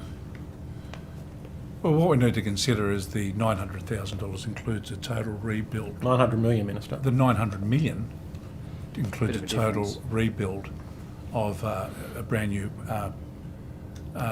facility there at Penrith, and so that in itself, if you think that $300 million is going to build you a brand new stadium, based on the rates of what it was for Parramatta at the time, those days are gone. But There's Minister, been you enormous seem to think price it's going to escalation. be in excess of $830 million. Well, the to cost, build a stadium. well, it's a brand new facility now, and rather than the refurbishment that we're looking at 309 million. So, Minister, if you divide $830 million by 25,000 seats, that equals $33,200 per seat. Is that what you're saying a stadium costs to build these days? I'm not sure. I might refer back to Tom in relation to the cost of this stadium built per square. I think that the cost per seat is sometimes referred to when you're trying to work out cost estimates for stadiums, but it is highly variable. If your questions around the costs for relocating the Paceway are different to the cost per seat for a new stadium. Yes. Okay. So, Mr. Gellibrand, in terms of the cost of relocating a Paceway, in terms of your estimations on that, what was that cost? It was in the order of $150 million. So $150 million. So then we are looking at, to the Minister's point, we're looking at $750 million then is what you estimated to build a new stadium at Penrith? When we commenced commercial negotiations with the Paceway, they made it clear that they didn't actually want to move. They said for them to move, they would want to receive fair compensation for the value of their site, and they would also want to be relocated to another site, enjoy the same facilities, and it needed to be located in the municipality of Penrith. So our estimate, based on advice from cost planners, was that the relocation could cost in the order of $150 million. The valuation of the sale, because the sale would be dependent upon the purchaser agreeing to a price, could be in the order of $50 million. So it's 200. We're now at 700 for the stadium. Is that Correct. right? So the new stadium on the new site, the arrangements, the basis we were working on was that it would be operated by Venues New South Wales, and it would be a brand new stadium. For Venues to take on that stadium and operate it effectively, it needed a minimum level of provision for commercial facilities. It needed appropriate facilities. You're not helping me bridge the gap between the $309 million that the Minister has indicated and the $700 million, which is where we've landed at about now. So the budget for $309 million was in relation to the existing site where Penrith Stadium currently is. Yes. And it's now going to be repurposed or used for the purposes of refurbishing that stadium. Yes. The $700 million, which is an estimate, was for building an entirely new stadium on the Paceway site. And that was the estimate you had for the stadium on the Paceway site was $700 million. Is that correct? It was one of several estimates, actually, because there was a number of options considered. What was the range of those estimates? The range of estimates, my understanding was they were considered as part of a business case, an updated business case that was prepared for a new stadium out at Penrith. So we've talked about $900 million being the Paceway, and then the new stadium on the old Paceway site. Where's the factoring in of the value of the current stadium and the land? I might not understand your question. Well, Sorry. you've said that it's going to be a total cost of $900 million. You've got the cost of repositioning the Paceway at $200 million, thereabouts, give or take. Then you've got the cost of the building of the new stadium at around 700, although you were going to come back to me with some numbers as to what the variable is there. That's the $900 million the Minister has indicated. What you haven't accounted for is what the value is of the current land where the current stadium is and the current stadium. That's surely got to come off the cost, has it not? If you're building a new stadium on a new location, you still own the land and the stadium where the old one is. So you're being a bit, tricky in your accounting by saying it's going to be $900 million, but you've then got another asset on your books, which is effectively the old site. You're still required to expend the $900 million in the end. Yeah, whether the asset's sitting there, and it's still not relevant when you're saying there's a cost that's going to be. So when you incurred. buy a house and you're living in another house, you only talk about the cost of buying the house that you're going to move into. You don't talk about the fact that the house that you're in is an asset as well and it has retained value, and you don't factor that into the purchase. I mean, good if you can buy houses like that, Minister. I mean, yeah, it's like, a simplistic way of looking at it. Yeah. So in terms of, we saw, and I think that the Minister's outlined it's not the same cost as Parramatta, but when it came to Allianz Stadium, we saw the cost of a seat about $19,000. Is that correct, Mr. Gellibrand? Yeah, the total cost for Allianz was 828 million when you factor in start to finish, and it's got 42,500 seats. I don't remember the exact figure, but that's the algorithm. So seriously, the suggestions that you came up with was that it would cost more to build a stadium in Penrith of 25 to 30,000 seats than to build Allianz Stadium. The timing for building a new stadium on the Paceway site we don't have a program for it, but you wouldn't complete a stadium on that new Paceway site if you started today for about another 5 years. But these are all considerations about the location of the existing organisation, the timing, but not about the finances of it. Like, No. How does it change in terms of the 25 to 30,000? And we're looking at the difference between 700 million, which is what we effectively get to in terms of the Paceway, compared to about 300 million, which the government's indicated. In a word, escalation. Allianz was finished. But 300 million is what you're saying it will cost to build on the existing Penrith site. No, that's the budget that's been made available for refurbishment. The substantial cost differential between the price per seat Allianz versus a brand new stadium on the Paceway site is very much impacted on by escalation, because you've got probably about 7 or 8 years between those two projects. These figures are rubbery at best. Sorry, Mr. Fang, the bell has gone, and I did allow the witness to finish his answer, and also Mr. Farrow to get another slight question in there. I'll pass to the crossbench, and you guys can pick it up later. Thank you. I want to ask some questions about the property sales information that Valuation New South Wales sells to authorised information resellers. And I understand some of the more detailed aspects of this might go to Mr. McLaughlin, but I do have some specific questions for you first, Minister. Minister, are you aware that New South Wales is one of the only states that includes personal information like names in the data sets that's sold to the authorised information resellers?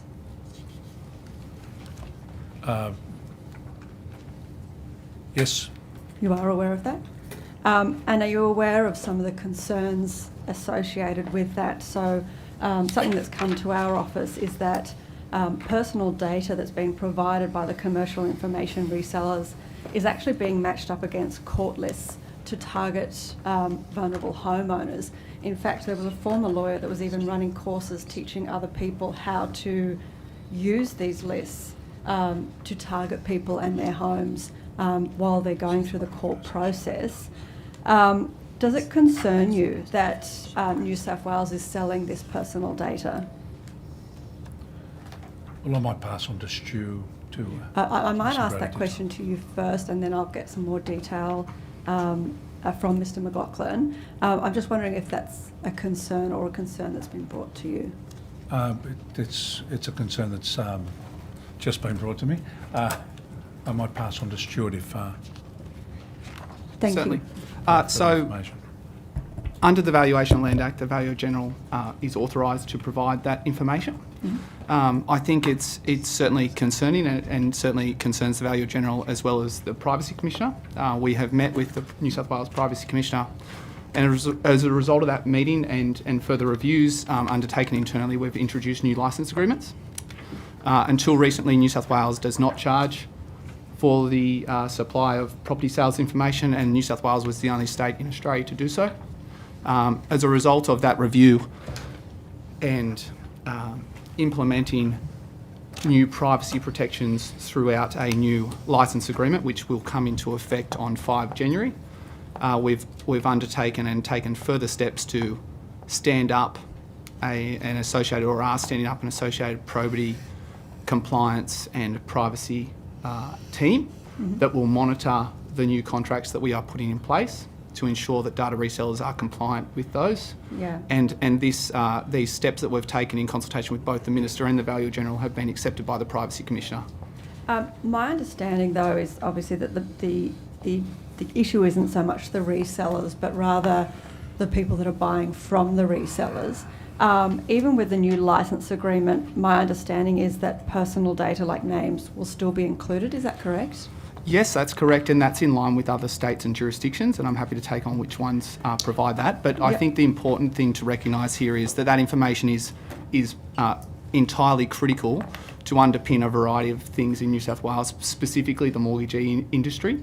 So when a property is transacted, there's lots of things that the mortgage industry relies on. One of them is how that transaction occurs, particularly for related party transactions. So without that supply of that information, that can significantly affect the mortgage industry in terms of how they assess lending and whether or not that lending would be appropriate. So, for instance, a related So party... why do they need people's personal names to be able to assess mortgage information? Sure. So in a related party transaction, without having who actually undertook the transaction, it could be, for instance, that you sell a parcel for $500,000 to your parents or similar, but without the names, that those related party transactions aren't picked up, and then that could skew the market in terms of what properties are worth. And so how does it work in the list of states that currently do remove personal data like names? So Victoria, South Australia, Tasmania, Northern Territory and the ACT all remove personal data entirely. How do they get around it, and why haven't we picked up the model that they're using? I'm not sure if that's entirely correct, but I'd need to take it on notice as to how that works. But I imagine there would be some confidentiality things would need to grapple with other states, but I can take it on notice. Thank you. The other concern I have is that, and I don't expect you to give me any information about the particular case that I'm talking about, but my understanding is the case that has been in the media a fair bit about the courses, about how to sort of target people who are vulnerable homeowners going through the court process, that this particular person still has access to these lists through someone associated with her. That's going to be a continued problem, isn't it? That people are still going to be able to access these data sets and misuse them, even with these new licensing agreements. And I'm just wondering if the privacy work that was done, or what else is going to be done to stop this abuse of information? Sure. So I can provide a more fulsome answer on notice, but I would say the important part here is that we're aware of those concerns. The new licence agreement that we've put in place in consultation with the Privacy Commissioner as well as the Value General and Minister addresses those concerns in terms of the protections that are there, and the team that we are establishing as a result of those new agreements will be there to monitor compliance and obviously audit how that data is being used to ensure that the contracts are in fact implemented appropriately. Yeah, and if you could also take on notice how, because if the personal information is still going to be available, how that information is going to be protected beyond those contracts, because obviously this is a situation where that personal data is actually being included and is outside that contract and is still obviously available. And I'm just wondering, how do we stop situations like this where people can run courses and provide students data with whole lists of people's personal identifying information to be targeted, through different processes? Yeah, happy to take that on notice. I would say, though, the other part is that it's not just the property sales information that is part of that overall problem. There is also personal information on court lists and registers, and that's obviously another step in the process, but I'll take it on notice. Thank you. Thank you. Minister, there was a news release on the Small Business Commissioner's website about the agritourism business guide. I'm just wondering how this guide came about and what was the impetus for the guide. Well, I might pass on to the Small Business Commissioner to provide us detail in relation to that.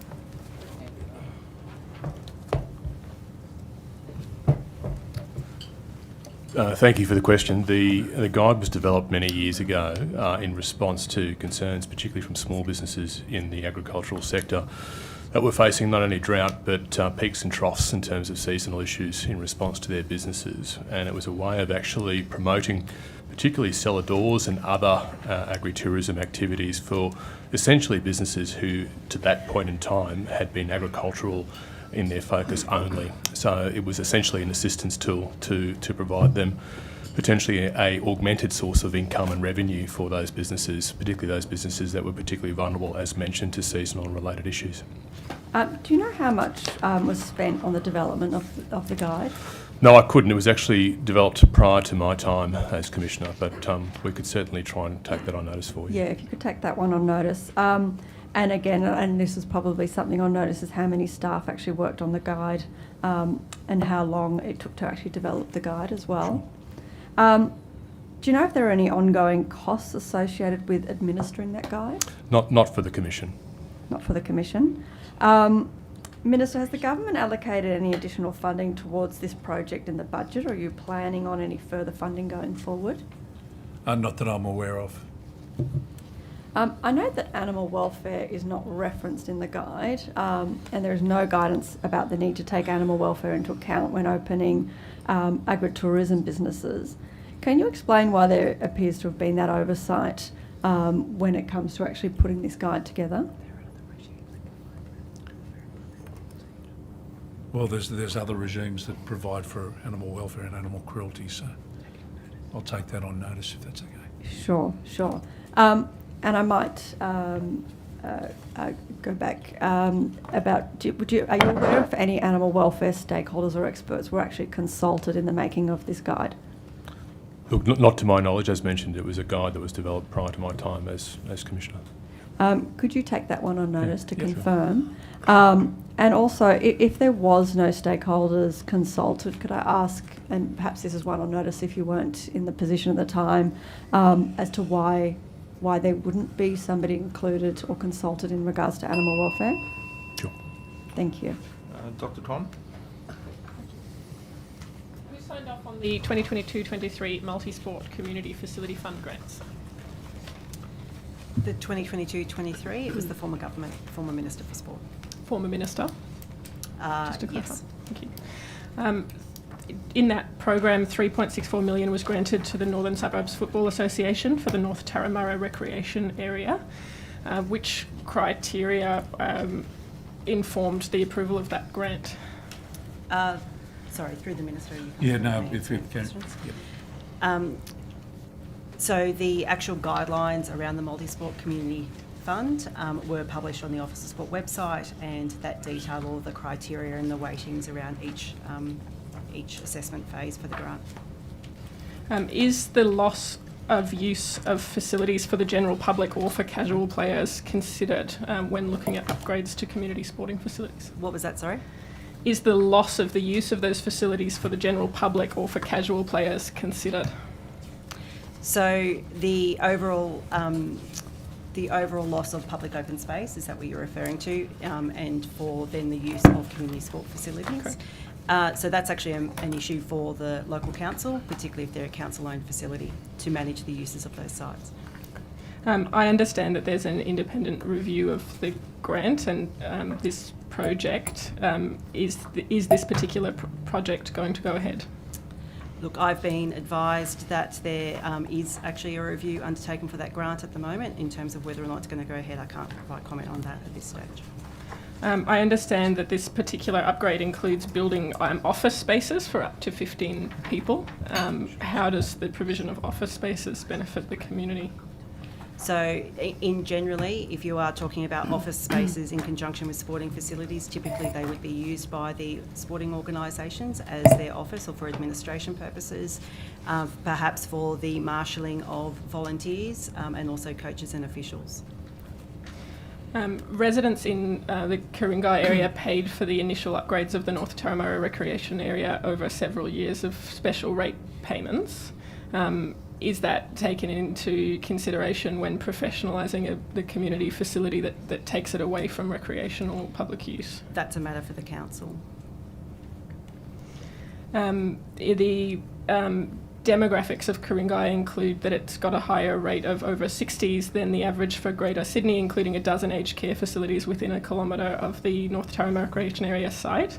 What recreation will be available to them at that site after these upgrades have taken place? Look, the details of that I would have to take on notice for you in terms of the actual details around the specific grant. And with $100 million allocated in round 2 for the multi-sport Community Facility Fund, as I understand. Will the Office of Sport be independently reviewing whether the other 38 grants meet the criteria?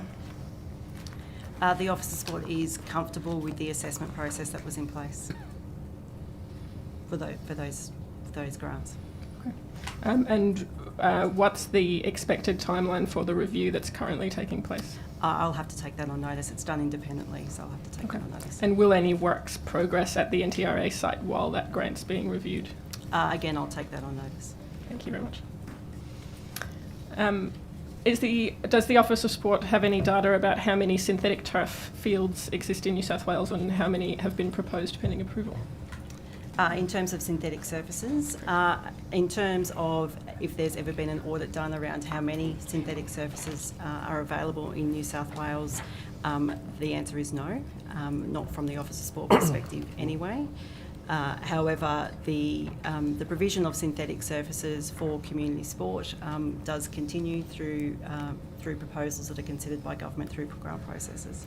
Has any work been done to implement the recommendations of the Chief Scientist's report into synthetic turf that I understand was completed in October last year and not released publicly until a couple of months ago? Yeah, so that Chief Scientist's report was actually commissioned by the Minister for Planning, so that would be a question for Minister Scully. Okay. I understand that Open Spaces is working on guidelines for synthetic turf, which were due in September. What's the progress of the guidelines? So look, my understanding, again, it's probably a question for Minister Scully in the planning portfolio, but my understanding is that the Department of Planning is in the process of looking at the recommendations that have come out of the Chief Scientist's report and is looking at providing a government response to those recommendations, and then falling out of those could potentially be some guidelines around synthetic surfaces.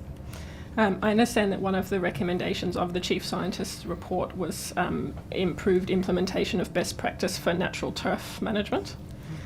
Is there any work being undertaken by the Office of Sport to improve the management of natural turf? Not at this stage, not until the government's response to the Chief Scientist's report has been officially adopted.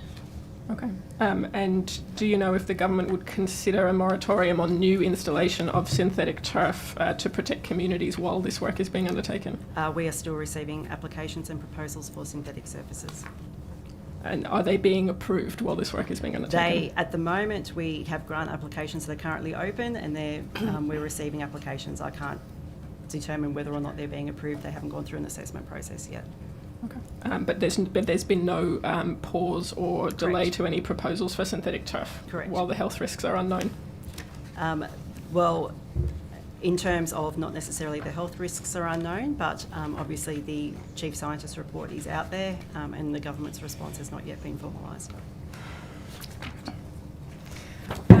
I understand that the state's most recent, or publicly available anyway, concussion in sport policy and protocols is from 2018. Is that correct? Is there a more recent version? So in terms of the issues around concussion in sport, if I can actually talk to what the New South Wales Government, particularly the Office of Sport, has done. Again, I'm sorry if the Minister is comfortable for me to do that. So in terms of the Office of Sport's position on concussion in sport, we did actually support Sport Medicine Australia a number of years ago in terms of some research. And following on from that research, a number of sporting organisations have actually adopted their own protocols and their own requirements around concussion management within their sport, which is more than appropriate. Nobody knows their sport better and the impacts of their sport than the sporting organisations themselves. The Office of Sport under the former government made representation to the Commonwealth Government around the issue of concussion, understanding that it is not just an issue that's isolated to New South Wales. It is something that is more broadly across a number of sports that are being played. The current government, particularly the current Commonwealth Government, has picked up on on that issue of concussion and in fact held a Senate inquiry. And the outcomes of that Senate inquiry report were actually handed down on the 5th of September. And we are awaiting the Commonwealth's response, the government's response to that inquiry around concussion to see whether or not there are any recommendations that are relevant for New South Wales to pick up on. Is the Office of Sport collecting any data on head injury since the 2018 policy? No, we don't see that as our role in terms of doing any data collection on concussion activity. As I said before, there are a number of universities and researchers that are looking at the issue around concussion. There's been a Senate inquiry, and each individual sport also has their concussion protocols in place. In the context of the Senate inquiry, which I was going to bring up, does the department play a role in disseminating information, particularly on significant research findings or recommendations to sporting organisations in New South Wales? We will actually await the outcome of the Commonwealth Government's response to the Senate inquiry around concussion before we then formulate what the government's position would be in terms of dissemination of any information or any other requirements that we might want to follow through on. Is it possible for the department to play a role in binding return to play protocols and other such rules? It is challenging. As I've mentioned a number of times in this committee, we do have a number of sports that we do actually cover, and as I mentioned before, the actual issue around concussion management best lies with the individual sport, simply because they understand their own sports and the risks associated with each sport. And then they, of course, have their own protocols in place, and they also carry the burden of that risk. I understand you've said multiple times that you're waiting for the Commonwealth's response to the Senate inquiry. Once that response has been received, is there an intention for the Office of Sport to be involved in facilitating that work between sporting codes or disseminating information or education? Potentially, if there is a role there for the New South Wales Government to play, I'm more than happy for the Office of Sport to be involved. My last 20 seconds. I'll throw to the Honourable Scott Fartley. Thank you, Minister. Minister, I take it you're familiar with the Hungry Point Reserve site at Cronulla? Yes. And you're aware that it's Crown land? Yes. And that it sits on the State Heritage Register? Yes. Yep. And you're also aware that the previous government announced funding totalling around $7 million to build a walkway from the esplanade around Hungry Point to connect it with Darook Park. Is that correct? You're familiar with that? Yes, familiar Yep. with Just that. got a read Excellent. So you're also aware that Marine Rescue New South Wales occupies part of the site as its state headquarters and for its botany port hacking unit? And Minister, is it true that you're now considering truncating the proposed walkway so that heading south from the esplanade it will terminate short of the reserve? Look, thank you for the question. I've recently met with the opposition leader and a group over there at Hungry Point to look at the situation there. My greatest concern is the marine rescues in terms of the integrity of the marine rescue operations there. That's something we'll look at. Now, look, the future management of the reserve is also being reviewed by Crown Lands, and any proposed walkway needs to consider those operational requirements of marine rescue, including the access to the wharf and any traffic impacts and safety and security for pedestrians. I think that's very important that we look at the risk there. And on 22nd September, as I said, I met with a local member and other key stakeholders to discuss the path moving forward. And we're awaiting Sutherland Shire Council making their intentions on the future of the site clear. We're waiting on that. So your changes to the plan all relate around Marine Rescue's concerns that they've expressed? Marine Rescue, well, it's the New South Wales Head Office of Marine Rescue. It's very important to appreciate that. And those concerns largely revolve around the walkway, don't they? And the movement in terms of car movements in that area, is that correct? It's well, yes, and it's safety of pedestrians, and it's also access. Now we need to appreciate how important Marine Rescue are, and the fact that site is well located, uniquely located to service the peninsula there, and whether it's to service Botany Bay, port hacking, and all the risks that may be associated there. I've personally had an experience where Marine Rescue saved the life of an uncle of mine and his young children at the time. So I've got enormous respect for what Marine Rescue do. So I do take it on board. None of us I do take it on what board. Marine Rescue does. I do take it on board that it's, and if there's a solution there, we will sit down and work it through. We'll see what the intentions of council are, and work through a solution where there's a continuity in terms of a pathway. Minister, have you been briefed about how many vehicle movements there are at that proposed crossing point? Yeah, I'll take that. No, I haven't. No, I haven't. You haven't? No, Okay. You'll take that on notice. Yeah. Minister, do you agree that when Marine Rescue made its Section 60 application, it endorsed the walkway? It's not in the note, is it? Yeah, well, no, it's not in the note because it's Marine Rescue.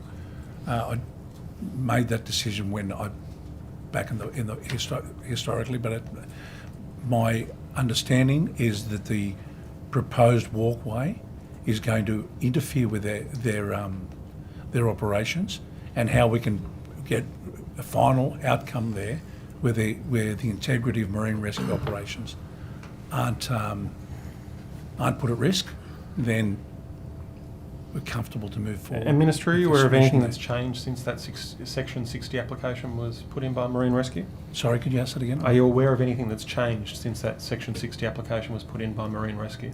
Well, there's concerns about the risks associated with for pedestrians, and also interference with the integrity of the operations. And Minister, are you aware that Marine Rescue had a proposal to build a training academy on that site?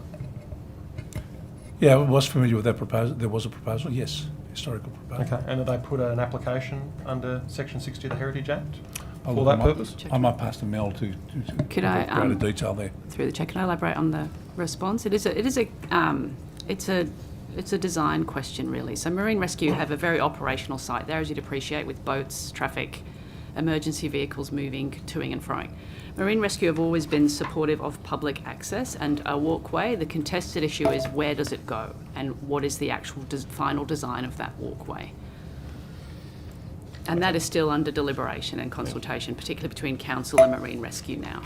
Now, at that time, Marine Rescue put forward a parking study, a traffic movement study that was put by McLaren Traffic Engineering and Road Safety Consultants, which showed that with a worst case, 20 vehicles travelling through the boom gate in any one day between 5 a.m. to 7 p.m. Is that similar to the projections that you've received from Marine Rescue in terms of vehicle movements a day? I think those are questions to be put to the emergency services portfolio. We're the landholder in this scenario, seeking to broker a solution that works for Marine Rescue's operations and public access to a site that is, a highly valued, beautiful place to spend time as a public space. We're seeking to broker a resolution. Questions about the details of marine operations should be put to the portfolio that runs marine operations. But Crown Land are assessing this. What's changed? Crown Land's since not that section? assessing its vehicle access. Crown Land's seeking to broker a resolution as to a final design that will work in that site. Minister, have you got the budget papers with you? No, have you? You've come to budget estimates and you didn't bring the budget papers with you. My job's not to sit there and read every line by line of the budget. Well, you're reading every other note that's been given to you. So let's, have you read the budget papers? I mean, I wanted to ask you some questions on the budget. You're reading notes when you're asking questions. Yeah, they frame the questions, but I don't always follow the questions. Yeah. Now, Minister, I'm asking you the question: are you within arm's reach of the budget papers? Because I'm about to ask you some budget questions. No, I'm not in arm's reach. Well, geez, isn't this great? Minister comes to budget estimates without the budget papers. Have you read them at all? The budget papers? I've read what I've required to read. So, selectively is what you're saying. Okay. I don't know what you can add. I know what you I don't think questioning under paragraph 19 of the procedural fairness resolution, questioning should not be aggressive or personal. The facts are that Mr. Fang may not be aware that we have things called computers and whatever now, which actually allows us access to budget papers without actually having the documents present, unlike some of his predecessors of his party in earlier estimates. Well, that's a bit of a sledge, Mr. Primrose, but what I would say... Well, hang on, the point of order's been made, so I've got a rule on it. Yeah. I do uphold the point of order in terms of the point about the questions being not personal and not aggressive. I would just caution the honourable member about not what he's saying, but the tone of how he's saying it, which is equally important as what you're saying. If we can minimise the sarcasm, that would probably go a long way. Oh, I'm sorry, Chair. I've just, obviously not as experienced as all this. Well, Minister, in that case, do you have a computer or a iPad or a laptop in your possession that has the budget papers on it? I don't. There, point taken. There you go. Thanks, Primrose. Minister, let's go to the community language schools. I was going to ask you about the $17.8 million that was allocated in the budget for the community language schools, but I assume that you know that that's there, right? Look, Mr. Laposta, you don't have to give him the answer. He can live or die on his own feet. I'm quite familiar with that. It was part of an election commitment that was made prior to the election, and it falls within the Minister for Education's portfolio. Does it? And maybe, if you... Well, I know that you just said you knew at the game, so I could appreciate that why you've asked the wrong minister. Well, But the truth is, it was a great announcement. It enhances the amount that is paid to a student that participates in a community language pathway. I think to the around 30% increase in the rebate that the language school does actually receive, and there's also an enhancement. There's a payment to parents where their child completes a component. But I might hand over to what I'll Joe. do is I'll let Mr. Laposta answer later when we get the bureaucrats, because he can dig you out of the mess that you're sort of digging yourself I'm not in the mess. Come on. Yes, the point of order. Stop trying to save him. He's burying himself. But Let's the let point him of go. order. Point of order has been taken, so I've got to hear it. Well, as reluctant as I am, he's cavilling what was effectively, whilst not set as a direction, a strong encouragement in your last ruling about showing respect and asking questions appropriately. He hasn't seemed to have understood that. I'm just wondering, Mr. Chair, if you could reinforce that point you made. I will, and just stress that probably wasn't a direction. My encouragement probably also extends to the little quips after the minister has given an answer to it. Thank you. All right, well, I just want to say, so Minister, while you say it falls under the Department of Education, the budget says it forms part of the government's multicultural community support package, so I think you're actually incorrect. I'll move on. I understand that the policy includes a number of... Was that a question? Well, no, it was just clarifying your non-answer. But I'm just going to go to my next question, which is, I understand the policy includes a number of initiatives. Can you provide a breakdown of where the funding's going across areas of improved security of tenure, professional pathways for community languages school teachers, increase of the per capita grant to the $200 per student, $100 of the community languages rebate, and the online lessons for regional and rural children? Well, it's a very extensive question. I know, it's pretty good. But I We've think... got great shadows. What we're talking about is an area that falls under the Minister for Education, and you've continued to ask a question. So you think it falls under the Minister for Education? You've got no involvement in it as the Minister for Multiculturalism? Community languages. Are you saying you have no involvement in it? It's not under your department? Let the minister bury himself. Engage with multicultural communities, but I mean that funding, that program is managed by the Minister for Education. But Minister, you surely have engagement with the Federation on these issues, Federation of Community Language Schools, and that this is squarely one of the key issues for multicultural communities across New South Wales. Of course, we have engagement, and Multicultural New South Wales has ongoing engagement, and there's an advocacy there. But the responsibility of that program and that funding falls under the Minister for Education.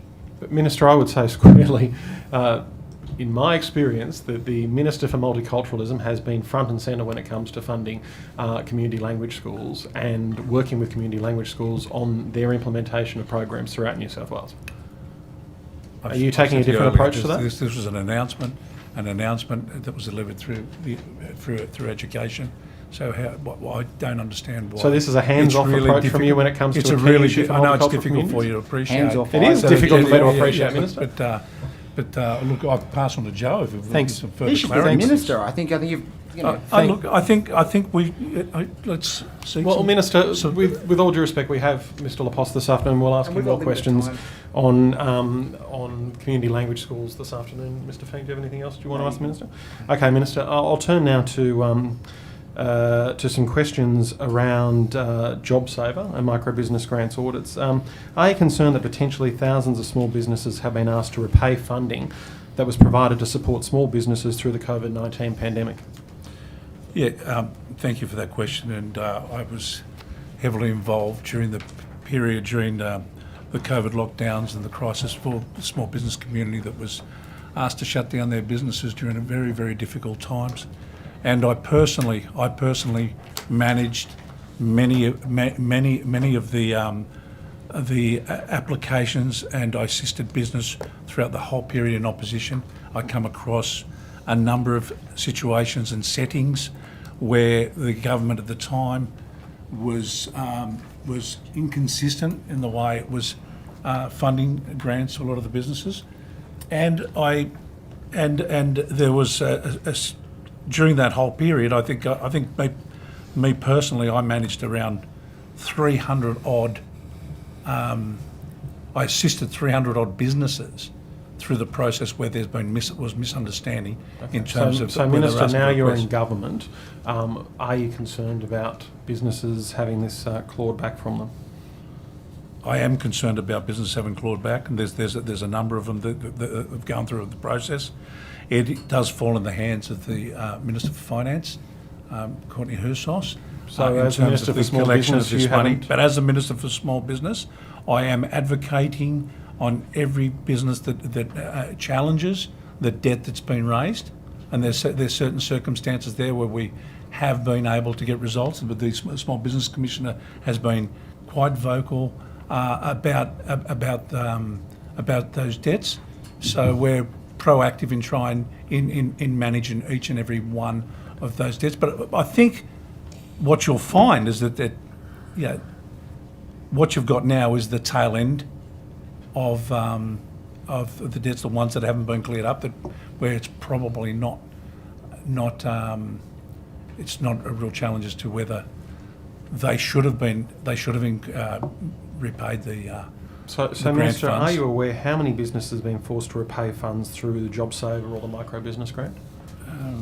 I might pass on in terms of the total number to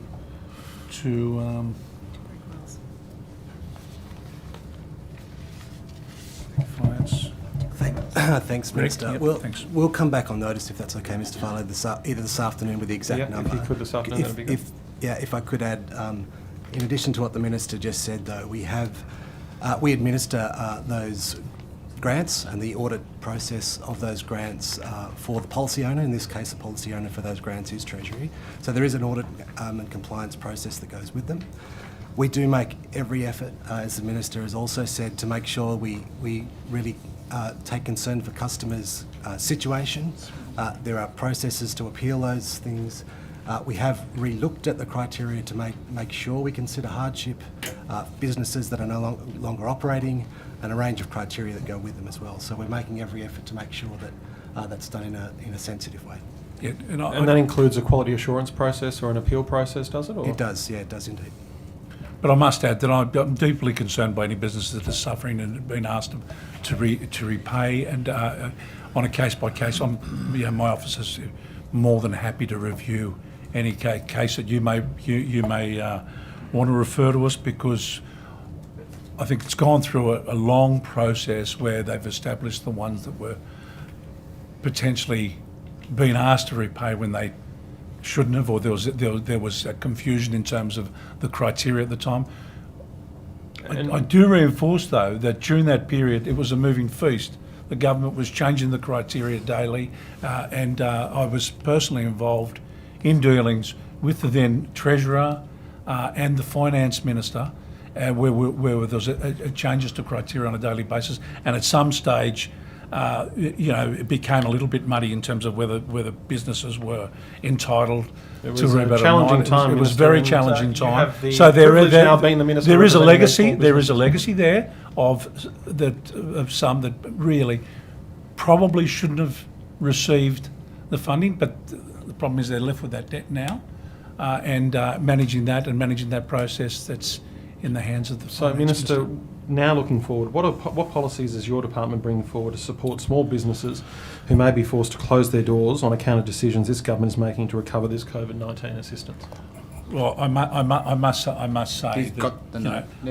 that this, it's that those liabilities there on account of the decisions the previous government made. We're cleaning up the mess like we're doing right across the state, like we're doing right across the budget. So you're doing it. And we're working Couldn't think of something close better and to do it. engaging with small business. We're properly engaging with small business at that grassroots level, and we're looking after the small business community by we're working towards Chair, I'm just developing gonna interrupt a the business member. charter There's to enough work of a with them. So soundbite. we have I've only enough got a few information. minutes left. We're I've got to developing cover a off business. some more You can ask a clarifying Mate, question if you'd like. If you want to interrupt. Chair, ask a it's just the clarifying interruptions just paid. No, I'd ask you to. It's in time. If you'd like Yeah, to, I mean, look, I'm sure it's. if you'd like to redirect Mr. Fang, you are able to do Well, that. so I'm going to but ask do so I'm politely. going to ask the minister a couple of more questions. Point of order. Well, no, come on, don't waste my time. Well, you can ask. You can take your point of have order. it both ways.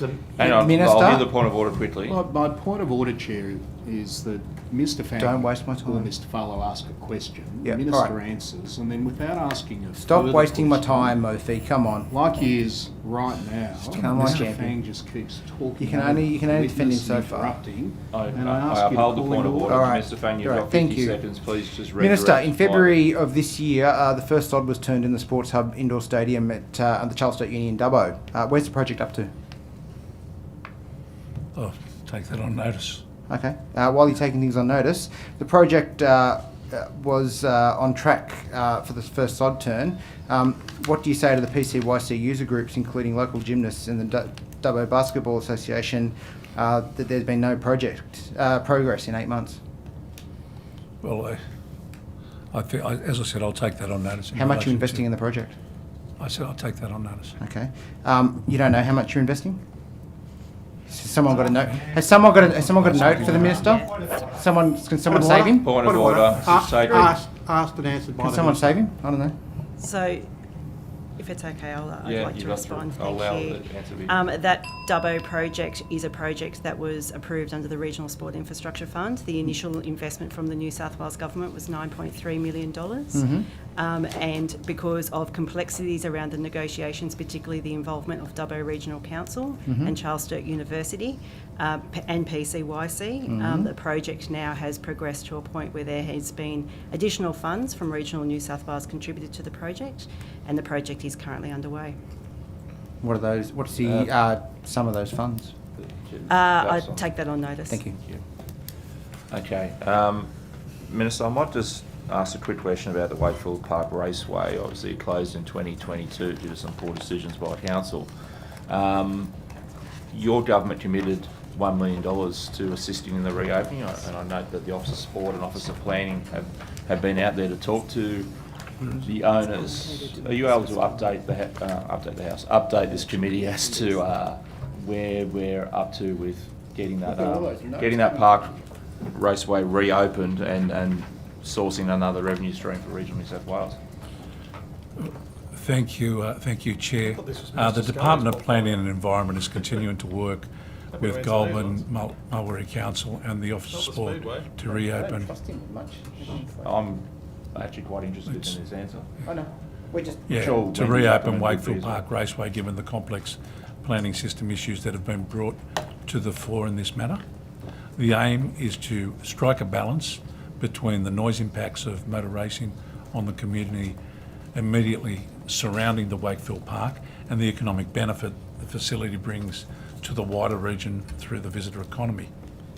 The new owner has commenced noise mitigation works and other improvements and intends to restart events at Wakefield Park under the existing consent by May 2024. The new owner is developing a staged master plan for the site and has commenced discussions with Goulburn Mulberry Council, New South Wales Department of Planning and local residents. At the conclusion of the current noise mitigation work, we will consider the inclusion of Wakefield Park in a statewide motorsport strategy. Thank you, Minister. I might just pick up on Dr. Con's questions on synthetic turf and note that there's some work being done in terms of responding to the Chief Scientist's report. But I'll just read out what the Chief Scientist said, where he said, many of the commissioned experts from diverse research areas identified a singular major knowledge gap that the chemical constituents of synthetic turf components and their associated human and environmental impacts health impacts are not fully known. So if we don't know the potential health impacts and the environmental impacts, why are we continuing to assess grants for synthetic turf on sporting fields? You know, you don't know what you don't know, but the fact that you don't know should probably put a pause on approving such synthetic turf grant applications. I know Ms Jones said that they're still receiving them. Yeah, I might get Ms Jones to. So yes, I do note the outcome from the Chief Scientist's report. However, the position is that we still will consider synthetic turf fields. Appreciate your sentiments on the matter. For the Office of Sport, and particularly for the sporting sector across New South Wales, synthetic turf does actually play a role in a number of sports. So you think about tennis, you think about hockey, you think about bowling, like lawn bowls. A lot of those have historically been played on synthetic turf. And so any sort of disruption to the ongoing supply of facilities for those sports will be highly disruptive. On top of that, particularly in areas where they might be inclement weather, synthetic turf does also provide some certainty around the ability to have ongoing competition week on week, whilst the sporting season continues. Are you taking any of the Chief Scientist's report into consideration when you assess these applications?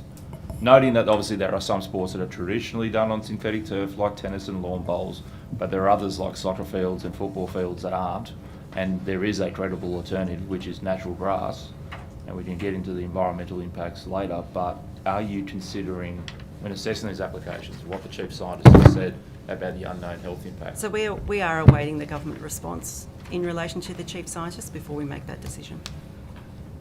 Okay. Minister, obviously a Minister for Small Business, you'd be aware of the health impacts of silicosis. Why are we not learning from the mistakes we made with, asbestos, silicosis, and now potentially synthetic turf? Why are we not putting a pause? Yeah, well, we've, as I said, we'll take that on board. I mean, we're going through the process at the moment of we're to take a position as a government in relation to synthetic pitches. That'll be happening. That's right. It is about understanding what the Chief Scientist's recommendations are and the impact that they have on sport. Also about understanding what the risk is, the actual risk is to human health, and then balancing that, of course, with the sporting facility need of the people of New South Wales. Do we have an estimated time as to when the government will respond to that Chief Scientist's report? Given you've got open application for synthetic turf, it's probably pressing that we get a position. I'll clarify that by saying that we've got open applications for sport facilities in general, not just for synthetic turf, and that that question in terms of timeliness and delivery is a question for the Minister for Planning.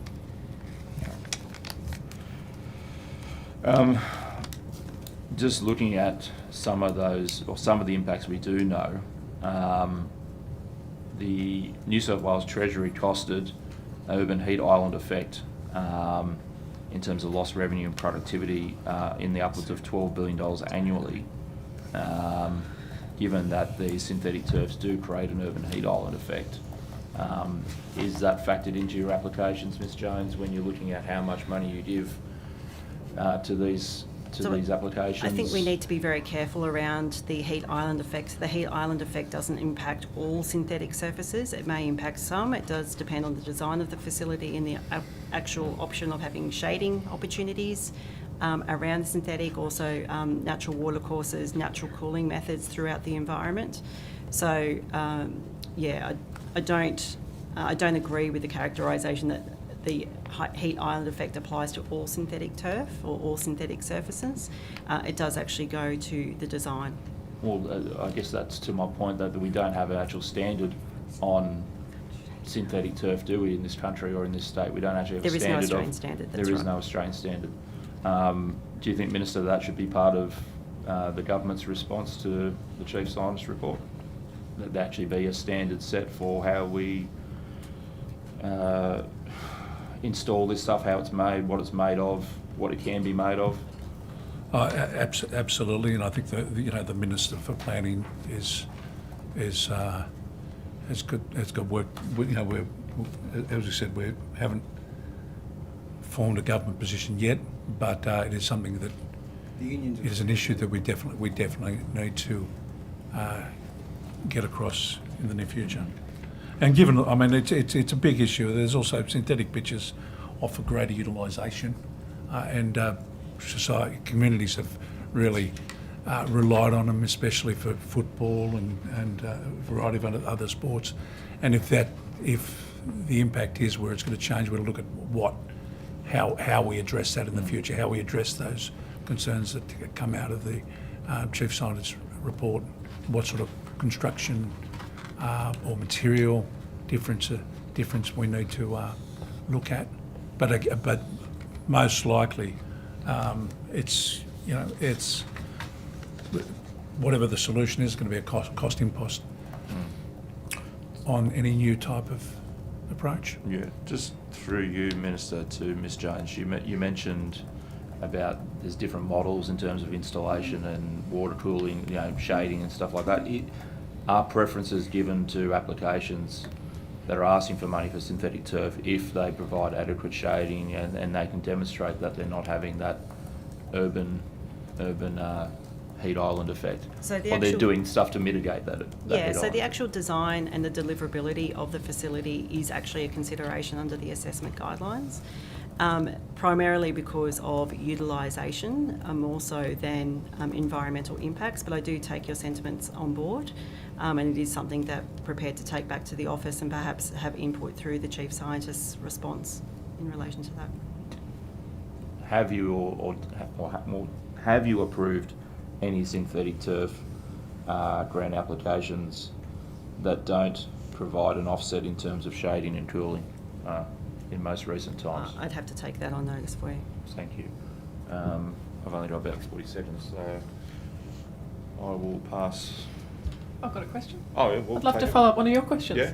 How can you include shade and natural water courses, for example, at a football pitch or an oval? No, well, it all depends on the location of the facility and whether or not there are natural water courses within the vicinity that you can take advantage of in terms of design. And then, of course, there is the planting around the perimeter of the facility to provide shading opportunities. And just to the Minister, in regards to his comments about capacity and use, I'm quoting from the Chief Scientist's report. It says the adoption of best practice guidelines and benchmarks for natural turf and open spaces will support the capacity of natural turf sporting fields to meet demands for use. Do you have a comment on that? Well, there you go. I'll send it to you this afternoon. Yeah, just it's too fast. Happy, would we like to take that on notice? Yeah, and come take back that with on a notice, thought? Yeah. I will pass to the opposition. Thank you very much. And in the spirit of following on from crossbench questions, I'll follow on. Oh, sorry. My apologies, I skipped Ms Hurst. I got excited. Ms Hurst. Thank you. Minister, I just wanted to ask you in regards to some of the funding grants for sports. And I noticed that there's a general funding grants for all sports, and then there's a specific grant program for sports shooting programs. And I'm just wondering why sports shooting programs are treated separately and different to the other sports grants. Quick, get him a Okay, those sports shooting grants were that was settings from the former government. So you don't know what the policy rationale was behind keeping that separate to other... well, I'll pass it on to Karen, who was there with the former government. So definitely can provide you the history there. Thank you. So the Safe Shooting Grant Program, it's $800,000, and it was actually closed for applications on the 14th of April 2023, and there was 24 projects that were actually approved as part of that grant. Now, New South Wales actually has a really good track record in terms of representation at Olympic and Paralympic Games in the sporting discipline of shooting. But on top of that, there are a number of shooting facilities located around the state, in addition to a number of shooting clubs. And of course, when you are dealing with firearms, it is incredibly important that the standards and the operating standards and policies and procedures and any practices in place of all of these shooting clubs are kept contemporary and up to standard. And is that the reason why it was kept separately, because it needed a different process for approval? Correct. So, and hence why it's also called the Safe Shooting Program. Yeah, thank you. We talked a bit before about gender equality in sport. Was any consideration given to women being able to access these sporting shooting facilities in regards to those grant programs? Yeah, so for all of our grant programs, there are objectives and in our guidelines that actually prioritise the opportunity for women and girls in sport. Thank you. Minister, I wanted to ask some questions about the Aboriginal Business Advisory Initiative. Can you advise how much funding's been allocated to this program and over how many years? Well, the program's been run, well, I haven't got it on how many years, but I've actually met up with some of the successful businesses that were assisted through the program, and can really talk to the value for the note, the value of that. No, I'm not waiting for the notes. It's, you know, talk to the value of that program for the Aboriginal small businesses within the Aboriginal community. So I'll probably ask Cass Gibbons from Service New South Wales to help business. Thanks, Minister. In terms of the history of that program, because I think we've got to appreciate that was prior to us being in government. Yeah. Thanks, Minister. The Aboriginal Advisory Program is an initiative that Service New South Wales runs, and we've been running that for just over a year now. This year, funding for that program is 1.2 million. 1.2. And do you know what the uptake has been of the program so far? So far, the Business Connect program and the Aboriginal Advisory Program have supported close to 1,500 Aboriginal businesses starting up their business. Thank you. 1,500, is that 1,500 or is that 1,000 plus a half? That's 1,500. Thank you. Approximately. Thank you. Has there been any evaluation of the program, or is one planned in regards to the effectiveness of the program? There has been an evaluation of the program, and that has just been finalised, and we're reviewing the outcomes of that program, that review. Is there anything that you can give us today in regards to that evaluation, in regards to the benefits of the program? The benefits of the program are that there are 6 different regions around Australia that have culturally appropriate and business support for business intenders and Aboriginal businesses, and that they're able to access support free of charge through any stage of their life cycle of that program. Thank you. That 1.2 million, how many years is that across? That's 1 year. 1 year. So will the program then complete soon, or are you expecting more funding? So I'll take that on notice in terms of the intent. I might throw that to the Minister as well. Minister, do you know if there's any further funding that is being proposed to expand this particular program? At this stage, the current funding that's in place for this year, for and this then year, we'll take it on notice. And we'll take it on notice. Thank you. I've just got one more question to Ms. Gibbons. Are there also grants being made available to Aboriginal and Torres Strait Islanders seeking to establish small businesses specifically? Or is it just advice and guidance? It's just advice and guidance through this program. Okay, thank you very much.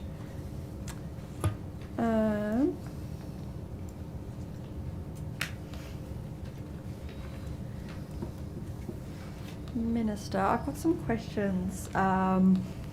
In the 2023 New South Wales budget, $30 million was allocated to multicultural capital partnership funds to deliver community infrastructure projects. Are you able to provide some more information about what this funding will involve and what the timeline is for the distribution of this funding, please? Yes, thank you for that question. And during the period in opposition, we went around and met with an enormous amount of groups, faith communities, and we saw that there was a great value in investing in those multicultural communities in terms of facilities and assets that are going to assist the communities to further engage and to assist with the well-being of their communities. Now, Wow, what an answer. Continue, please, Minister. Now, in relation to the $30 million fund, that's there for capital works to assist the communities, and I might pass over to Joe to assist with the breakdown of that. Thanks, Minister. Ms Hurst, the $30 million is broken up into 11 developments that will ultimately be available and benefit the wider community. The 11 sort of big projects include the Sydney Jewish Museum, which will receive an additional $5 million of funding to help complete that project. The Australian Sikh Association, which will receive $2.5 million to upgrade the facilities of Glenwood Gurdwara. The United Muslim Association with $5.5 million to support the development of an educational complex and youth hub. The Hindu Council of Australia with $3.5 million for the establishment of a Hindu Cultural and Education Centre. The Muslim Women Association with $500,000, and I just want to give a shout out and acknowledge the outstanding work of Maha Abdo and Nemat, two wonderful humans that do fantastic work throughout our Muslim community, but also to our wider women that are seeking support and are often vulnerable at times. Certainly an important cause. So $500,000 to them to build a multicultural family support centre in Revesby, $5 million to support the Maronite aged care facility in Harris Park, $200,000 to support the Maronite Catholic Eparchy with some new solar capabilities and also movements of people through a new bus. $2.5 million to the Greek Archdiocese of Australia to deliver new community facilities at its site in Redfern, an outstanding facility down there, but unfortunately been damaged by fire and is also quite aged. The Melkite Catholic Eparchy with the construction of the St Elias Catholic Church in Guildford for $2.5 million. The completion of an 80-bed aged care facility, which the Minister and the Premier recently opened down in Punchbowl for the Antiochian community for $2.5 million. $300,000 to the Greek Orthodox parish community of Kogarah. The funding will be used by the parish to undertake renovations and restorations. Also, I think that brings it pretty much to the end of the... And sorry, what's the timeline for distribution for this funding? When can these groups expect to receive the money? Great question. So look, these are projects which are capital projects. What we'll look to do is have agreements in place with all of the different parties. The funding will need to be staged because it's not necessarily prudent for government to give all of that funding up front if there's project delays, cost delays, issues with co-contributions, et cetera, bank loans. So I've personally met with almost all of them except for one. Most of them now have either funding agreements being drafted or are in place. All of them have been communicated to. All the projects will be completed before 2027, but already, as I mentioned before, the Antiochian community has been opened, the Maronite community has been opened. We're well advanced with the Melkite project. That'll finish towards the end of this year, but others are just still getting their finances and other things sorted as well. Sorry, it's a bit of a convoluted answer. No, that's right. Thank you. You have 7 minutes for the opposition. Minister, Mr. Laposta then just outlined some of the funding grants. One of them was a church. Do you go to the churches that received a funding grant, just announced by Mr. Laposta? Which church in particular? I go to a number of churches, and I've. Do you attend one of the churches that Mr. Laposta just read out, the Greek church? So there's Minister, through you, there's 2 partnerships that we're supporting for the Greek community. There's the Greek Orthodox Parish and Community of Kogarah, and there is also the Greek Archdiocese of Australia, which is the site in Redfern.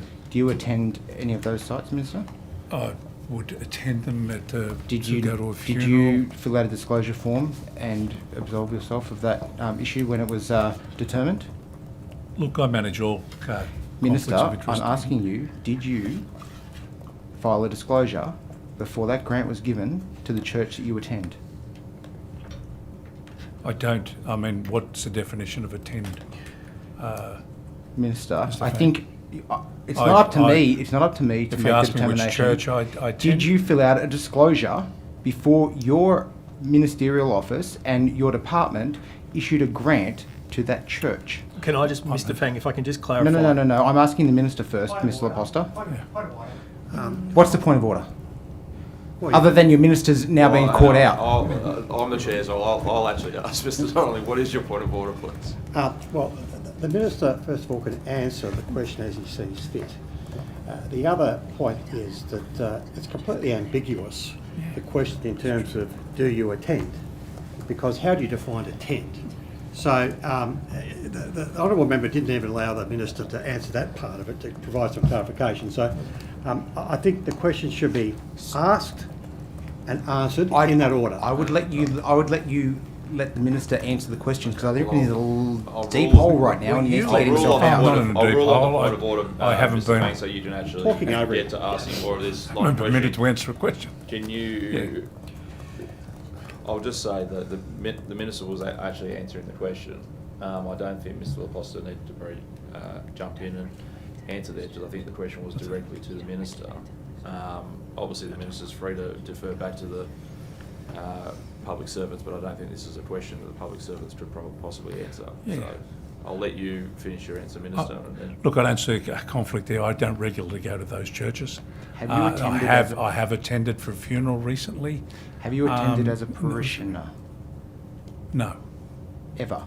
No, I've attended whenever I've gone to an event there, a wedding or a funeral. Or So what is your church then?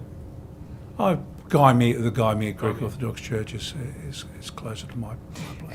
And my late mother used to do a lot of work at the Guy Mere Church. And if it was a Greek Easter event, service, where would you attend? Well, this year I attended the Antiochian service at Punch Bowl. Okay, and previous years?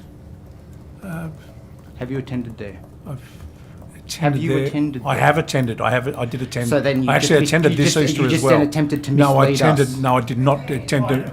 You know something? Yeah, let me know. Wes, at least you got my name right this time. What? As What I've do I know? said, that I don't see a conflict in attending. You don't see a church conflict. service. Well, that's not up to you. And I've attended many different churches. It's not up to you to And determine there is no conflict. It's up to the point of order. Chair, witnesses under point 19 of the code in relation to witnesses have to be given respect. And the honourable member has asked a question and is failing to allow the minister to answer before he even gets 2 words out. And I'm very interested in the exceptionally good answers that this minister's giving to these questions, but I can't hear them because they're being constantly interrupted by the honourable member. He should be called to order for doing so. I'm less concerned about whether you, Mr. Murphy, are enjoying the answers. I'm more concerned about Hansard being able to record the answers. I was allowed to go. I was letting a bit of back and forward go there, but it was getting to a ridiculous level. Minister, do you have any further response to that question before? Oh, I think I've responded well. Mr. Fang. Okay. Thank you. I'll take Oh, over. Thank you, Minister. Minister, what commitments did you make under the local small commitments allocation for your electorate? I have. There was a commitment for lights for the Elandon soccer pitch in my electorate, and also 80,000, I believe, just off my head, for a noise pollution camera. And how did you make this determination, Minister? I made the determination based on need within the community. And how did you have any process in terms of reaching out to community organisations, seeing where the need may lie? Well, I saw where there was a definite need there at the Elandon Stadium for proper lighting facilities. So these were your fantastic hand-picked organisations? This is the organisation that I felt had the greatest need. And following your decision to fund these organisations, how did you communicate that to the then Leader's office and now Premier's office?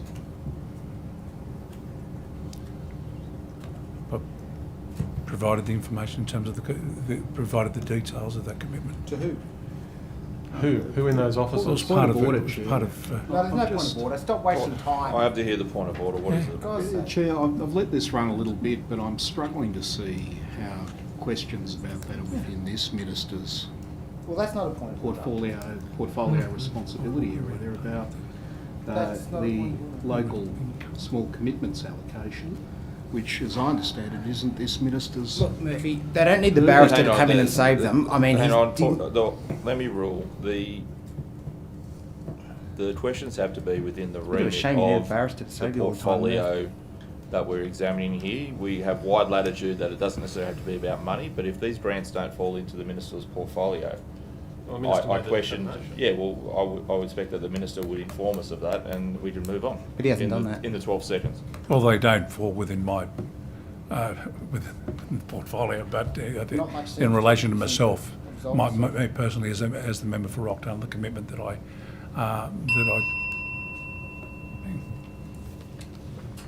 You might call him back. I now throw over to Supplementary round. I now throw the government the opportunity to have some questions.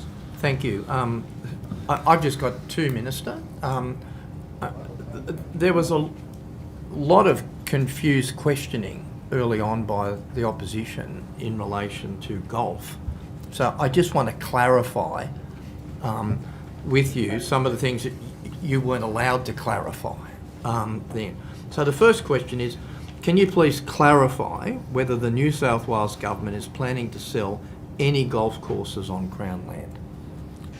There's no intention to sell any golf courses on Crown land. If I could just go into the Moore Park golf course, which was on a lease. The lease is set to expire June 2026, and we'll work with the operator on the future of the remaining 9 holes, driving range and clubhouse. And on the 1st of May 23, all New South Wales ministers were asked to direct their agencies to immediately pause the sale of government-owned land and property. There are currently no plans to sell Crown lands that currently host the golf course. Thank you. And I didn't interject once. And, No, the Minister was clearly able to extremely enunciate pleasant, good Mr. Primrose.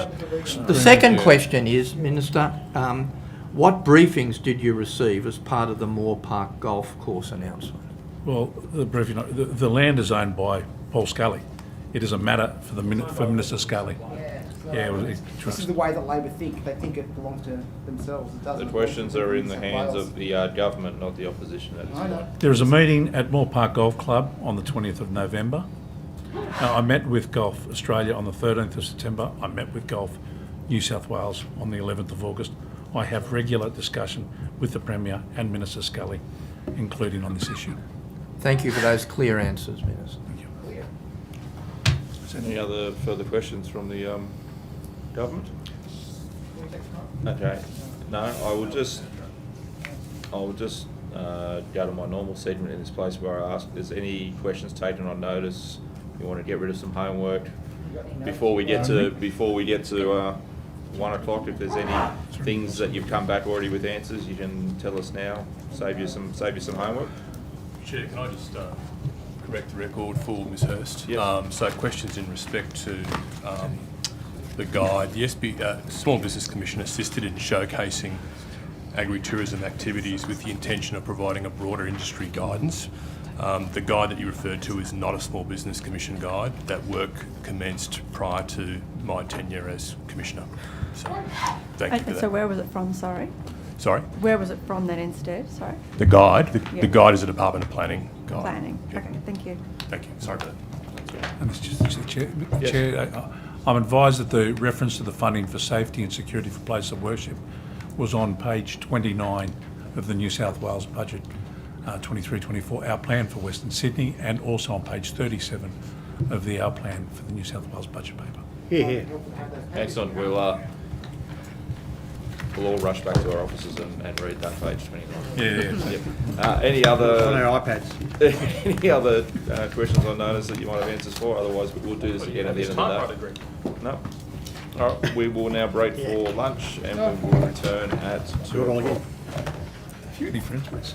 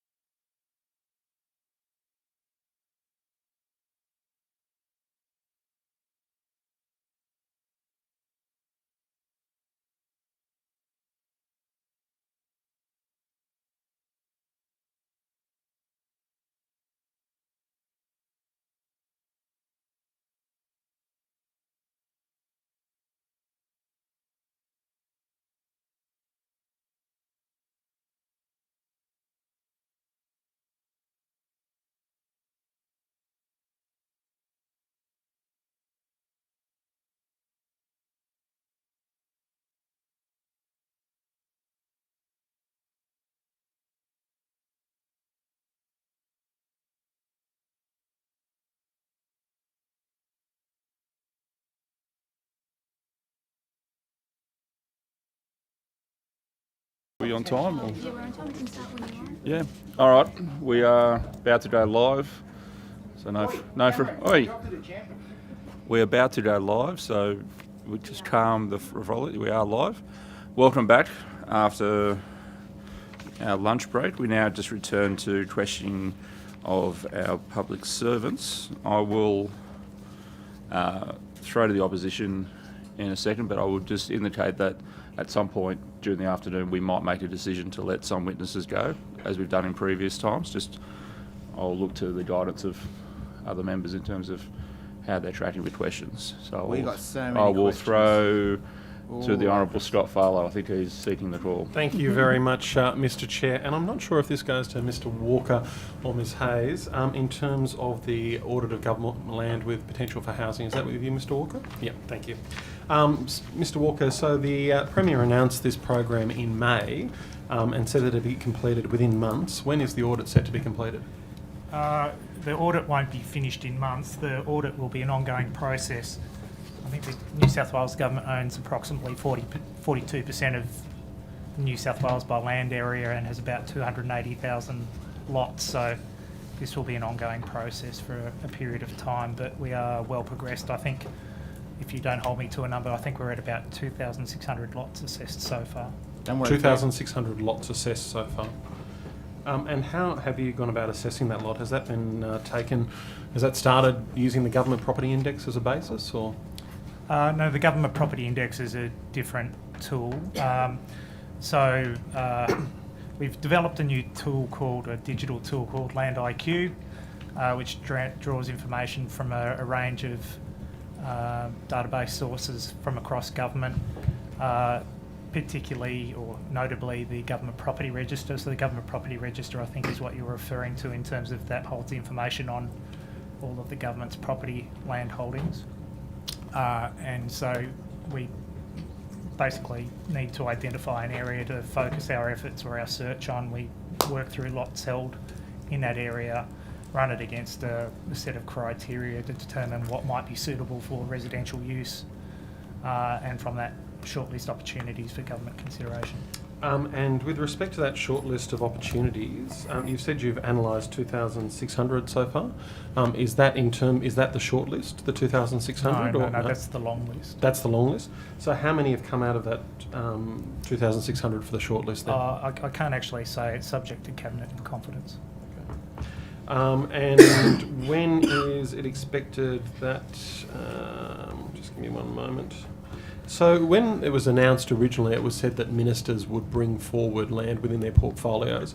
How has that process worked? Have ministers and departments suggested land and then that's been assessed by your department, or has there been another? Yeah, it's essentially a dual process. So we've selected areas where there's, I guess, maximum opportunity near transport nodes, but equally government land owning agencies and their ministers have been able to bring forward sites that we consider as well.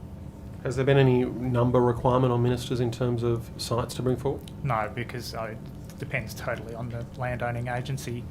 And was there any timeline for ministers to bring forward land within their department? Best endeavours. So some agencies have more resources available to concentrate on this process than others, so we understand that, and the workload is such that we're progressively working through them as they come through in any case. And with respect to this, and you I think mentioned this before in terms of the dual process, what do you define as priority locations under the audit? Well, as I said, it's looking near transport nodes where the government has previously stated there's an opportunity for increased density, where if residential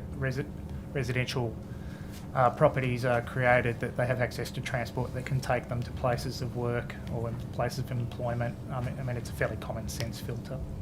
And have any site-specific delivery strategies been identified under the audit? Sorry, what exactly do you mean by Any that? site-specific delivery strategies in terms of those sites you've identified? Have you developed any delivery strategies for how you would develop new housing on those sites? Look, that's a second phase. So the work that we're doing at this point is to, I guess, identify sites that meet the criteria that would make residential development a possibility, because there's obviously a lot of government-owned land that is needed for hospitals, schools, open space, and there's a lot of sites that have planning constraints, environmental constraints or other limitations on them that don't make them suitable for residential in the first place. So once we've identified those sites, they go through a second stage of review, which is a more, detailed, hands-on review that brings in some experts to look at different attributes of the property. And from that, we developed a shortlist that is put forward to government for consideration. The actual work then to, realise the opportunity will be passed to Homes New South Wales and Landcom. Thank you very much. And what are the governance committees that are being put in place for this audit? Well, there was already a framework, government property framework established by the previous government that's being utilised for this process. With the creation of Homes New South Wales, there's also a new entity called the Land Asset Working Group that is considering the residential opportunities for allocation between LAC, Landcom and Aboriginal Housing Office. And who sits on that? So is it just those bodies that sit on that working group? No, it's a cross-agency committee, so I think the Cabinet Office, Treasury sit on that in addition to the landowning agencies or the development agencies. And have any recommendations been submitted for funding and approval to transfer land to any delivery agencies like Landcom or Land and Housing Corporation? As I say, there's a short list that will be considered by government. But there's nothing on that short list that has been. There's nothing on that short list at the moment that's already been submitted to governance committees for any consideration. There's been proposals that have been through the governance committees, but they haven't been considered by the government itself at this point. So in effect, what when the Premier said that this would be a matter of months before we saw an outcome here, in effect, nothing really has progressed at all, has it? I think a lot's progressed. I mean, as I said, we've already in relation to people analysed being able to buy 2,600 lots. I hear the point of order. Now listen, it might be a long afternoon. The question's asked and the witness is entitled to answer and complete the answer before getting cut off. And through you, Chair, I'd ask that the member be reminded of that. Well, now listen, Mr. Donnelly, I was clarifying my point and my question to the member. So the member was clearly answering a different part of the question and had misinterpreted my question, so I was clarifying that point to him. So unless you've got a problem, I'm going to continue asking. How about I rule on the point of order? Chair. Yes, the Honourable Greg Donnelly is correct in terms of how we should treat witnesses. If I accept the point that Mr. Fain is trying to make, that he was trying to redirect, I would just ask maybe that he at least gives them 3 seconds to get the first word out before you redirect. I don't know exactly what you were redirecting and how quickly you interpreted that they were answering the wrong part of the question, but maybe give them a moment. And if you are going to redirect, just I remind you to do it quite politely. It could be interpreted by people prior to just after the Premier made the announcement that it would be a number of months before this would be, I guess, in effect, that they would be able to use the process to access land. Now, what is the time frame for people to access land under this government commitment? Who are the people that you're referring to? Whoever can buy land in order to build a house or develop a accommodation or housing for the people of New South Wales. Look, I think it's a case-by-case situation because there will be... Best case scenario? Next week? It's not a very valid question. The lots that are being identified... Mr. Walker, I'll determine what's a valid question. The lots that are being identified... And I won't have you tell me what you think is a valid question or not. I'm asking, when will people be able to buy land or access land that the government has released under this commitment from the Premier? Yeah, so it could be in a very short term if it's an individual site that's already residentially zoned and, say, a single dwelling can be built on it, or it could be months or years if a planning process needs to be gone through to design a multi-storey building for social housing use. So it's not possible to have a single answer to that. It's a case by case. So was the Premier misleading the public when he said that it'd be months before this scheme would be operational? Given that it's already around what, 6 months? I'm not sure that's for me to answer. Well, you professed to anyway. Look, I'll leave that in mind. Mr. Walker, in terms of the sites that have been assessed, have you assessed them just for the provision of housing on the site, or have you assessed them to support housing in neighbouring areas, for instance, such as public open space to support housing or roadways to support housing? Have you made that assessment, or is it just for housing on the site? No, it's a very good question. So, what the early stages of the land audit have identified is, as I said, that there's some land that isn't suitable for residential development, and it doesn't make sense just to cast those aside and not consider what their alternate uses might be if they're not required for ongoing government use. So we will be putting those sites forward in time to consider open space and other uses, employment land, environmental land, other potential uses. And Mr. Walker, have you assessed the usage of golf courses, for instance, in this, for either housing or for public open space? Well, the actual audit doesn't restrict the sites, the government-owned land, in terms of what goes into the top level of the filter. But I think what would quickly come through the audit process, that if the golf course is being used for a public purpose, subject to a long-term lease, it's not going to be suitable for residential development because it's constrained by those uses. Would bowling clubs fit into the same sort of parameters when it comes to assessing the viability of that land for housing development? It might actually be a good question for my colleague Mel Hawes, because there's constraints over Crown land which mean that it's not always readily suitable for alternate uses anyway because of the constraints. So maybe I can pass to Mel to respond. I'm happy to for that. Yeah, sure. So Crown lands is obviously a very diverse public resource, and there are various arrangements in place. Parcels of Crown land may be reserved for a particular purpose, they may be leased. At the time of the expiration of a lease may be an appropriate time to talk to the community about what they want the future use of that site to be. So the portfolio is inherently quite dynamic in that sense, but as Leon discussed, it is used for a variety of purposes across the state. So suitability for alternate use depends on the current use and occupation and when those arrangements expire as to when you might think about, is this the continued use we want, or does the community want to do something else with this land? Thank you. And Mr. Walker, Minister Jackson, shortly after this was announced, told Sky News that the land, and I quote, "the land the asset sits on will be retained in government hands most of the time." Is that your understanding when it comes to this audit? That doesn't sit within my area of responsibility, so I couldn't say. Okay, well, that's with respect to the land audit, though. That is what Minister Jackson said about the land audit, that when it was used to realise housing, that it would sit within government hands. Yeah, so that sits within Minister Jackson's portfolio. portfolio. Okay, so that will sit with Homes New South Wales and the development opportunities, or so not land Minister Kamper's portfolio. Okay. And yes, the land can go to Land and Housing Corporation, Aboriginal Housing Office, or Landcom.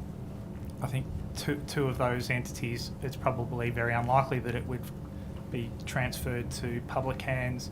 In the case of Landcom, they develop for both private and public use, so it depends again on the particular site. I might add to that, if I may, which is that there are instances where Crown land has been used for housing supply. There's only a small proportion of the whole portfolio that's suitable for housing uses, and we are contributing to the land audit at present.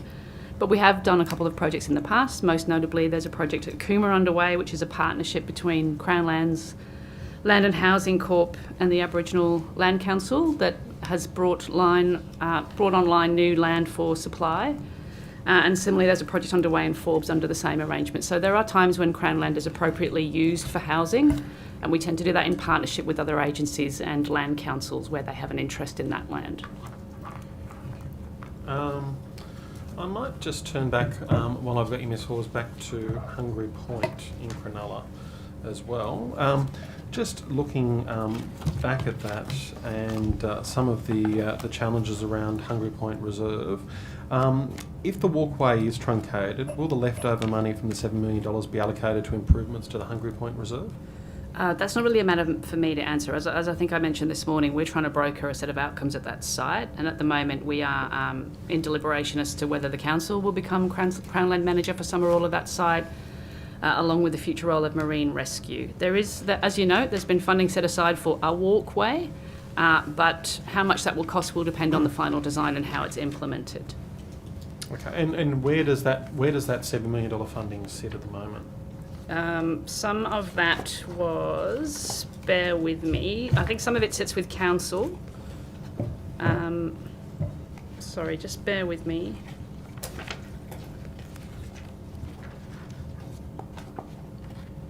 I might have to take that on notice, but I know that there was an allocation of funding for the purpose of that walkway. Some of it was administered through Crown Lands, about $2 million, but I'll take it on notice so I get you the precise figures. No, thank you. And with respect to, you were talking about the brokering of the deal, and that's the role that Crown Lands are playing at the moment. In terms of that brokering, are Marine Rescue still advocating for a training academy on the site? And again, that's a matter that's more appropriately put to that portfolio because I can't really speak on their behalf. My understanding is they had plans for that, subject to funding and the design of an appropriate facility, and I think that's still the case, but there is an estimate session with the Minister for Emergency Services that could potentially answer that more fulsomely. I found my note about the funding, and there was $6.9 million of grant funding allocated to the board. Some of that is sitting with the council. And some of that was with the Reserve Trust. So, okay, thank you. And with respect to the Hungry Point Reserve Land Manager, is that something that falls under your purview? Yep. In Crown Lands? Yep. So, do you agree that apart from the Sutherland Shire Council CEO ex officio, the former members of the board were all unpaid volunteers? Yeah, many of the Crown Land trusts comprise volunteers who do an amazing job around the state running reserves and contribute, an enormous amount to public good in the management of those reserves. And has Mr. Simon Spicer now been appointed as the administrator of the reserve? And what work is he doing? Administering the reserve. So I can probably take on notice the exact nature of his daily duties, but he is administering the reserve in that role. And how much is he being paid in that role? I will need to take that on notice. I don't have that to hand. Okay, thank you. Ms Jones, I'm just going to go back to the topic that I was discussing with you with the Minister was here, which is the sports hub in Dubbo. Now, I believe that you indicated that after the sod was turned on the CSU site, that work was continuing. Is that a good praise of the? So my understanding is, just during the lunch break, I've been briefed that there is a tender process underway at the moment. Okay. So when you, I think, provided the answer prior that work's continuing? So work is continuing in terms of project steering committee. They're meeting quite regularly, talking about the project and the progress of the project and making sure that all the contractual arrangements are met. Okay. Now, were you able to get some clarity around the budget that the project has? I'll get that for you before the end of this afternoon session. Okay. Has there been any changes to the scope of the project? Several times over the duration of the project. Exactly what those changes of scope are and when they were actually made, I'd have to take that on notice for you. What about since the sod turning in February 2023? Again, I'd have to take that on notice for you. Okay. If I can just provide some context in relation to that, the Office of Sport, we administer over 700 grant applications. So when you talk specific projects and specific grants, I'm not across the full detail of each individual one. Neither but was happy the Minister, but yeah. Happy to take that on notice so I can then provide that information for you. No worries. Has there been any consultation with stakeholders since the election and now? Do you have any details on that? Again, I'd have to take that on notice. I mean, I would imagine that would be the realm of the steering committee that's in place. Okay. And Do you have a timeline for the delivery of the project? Again, I can take that on notice. There will be a contract in place via a funding agreement that will have milestones and dates associated with those milestones. Okay. If you're able to, I guess, come back to us with some details before we finish today, that'd be fantastic. Yeah, I'll ask the team to do that. Thank you. Do you have anything for the Yeah, last I've 4 just seconds? got one other one, Ms Hawes, just with respect to the maintenance at Hungry Point. We've got some information that it lists observations about various buildings at the site and what is called required action with respect to the maintenance on the site. Do you know if that required action has been undertaken? I know that a range of works have been undertaken at that site, including some heritage restoration works, but I can take that on notice to get you an account of the current works that are underway. And while you're taking that on notice in the 10 seconds remaining, can you also advise if there's any advice as to whether Marine Rescue is in breach of its contractual obligations in relation to its directions for required action? And if so, what action will you take to ensure that the required action is undertaken by Marine Rescue? I might take that on notice if I may. Thank you. Thank you. I might just start with some questions for you, Ms Hayes. Last estimates we were talking about Yarry Lake, and you mentioned the Deloitte report, and I think I noticed you provided us a copy with that. Have there been any regular health checks on that trust since that Deloitte report? Is there anything you can update us on in terms of how they're tracking? How they're tracking, particularly against the key recommendations of what the Deloitte report said? Yeah, so the Deloitte report found, I think they found room for improvement in their administration, and we have appointed a new board, as in steps they could take to improve the way that they do their reporting. Yeah. And we are expecting this current year's report shortly. It hasn't come in yet, it's not due yet. Yeah. So we'll have a good look at that to understand how they've lifted their game in terms of reporting. Other than that, the Deloitte findings were that there was no evidence of maladministration. It was more that there was room for improvement in the way they prepared their reports. So, as I say, we'll probably be best placed to assess that when the current report that's due comes in. Okay, thank you. I guess what's the process if they haven't taken on board those learnings? We'll go to them and try to find out why and whether we can improve that and work with them to get them to a better standard. But we're not at that point because we haven't seen their report yet. Sure. I might just ask Ms Mathers to come up if possible. Venues New South Wales. Yeah. Sorry. Oh, and also if you I forgot to say this at the start. If you're a witness from the back, when you do come up, can you just bring your name tag up just so Hansard can see it, and people on the 5 people live watching this can see it. Surely 6. 6, maybe. No point having name tags, mate. The minister can't get your name right, so why anyone else? I've just got some questions around the funding announcement that was made for the Wynn Stadium Sports Precinct in 2022 to do a master plan and obviously improve that facility. Have you got any information in terms of where that is up to, in terms of have they completed the master plan? Are they seeking more funding to go beyond that? Any sort of details would be great. Yeah, thank you, Chair. So we were allocated the funding for the planning, the master planning and development of a strategic and final business case for that in last year's budget. Yep. The funding came through in September, about September, October last year, and we formed a project group to commence the master planning process. The master plan has just been completed in the last month and a half. There was a 2-stage stakeholder process that actually informed the development of the master plan for the site. It's a fantastic site, as you know. The Sporting and Entertainment Precinct has such a strategic location. And so we want to make the most of that opportunity. So working with the stakeholders in the region, that has very much informed the development of that plan.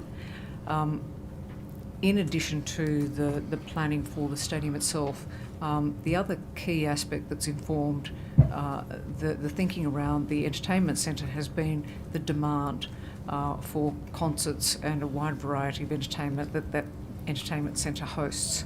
And what it shows is that there's demand for an entertainment centre that would be almost twice the size of what we currently have.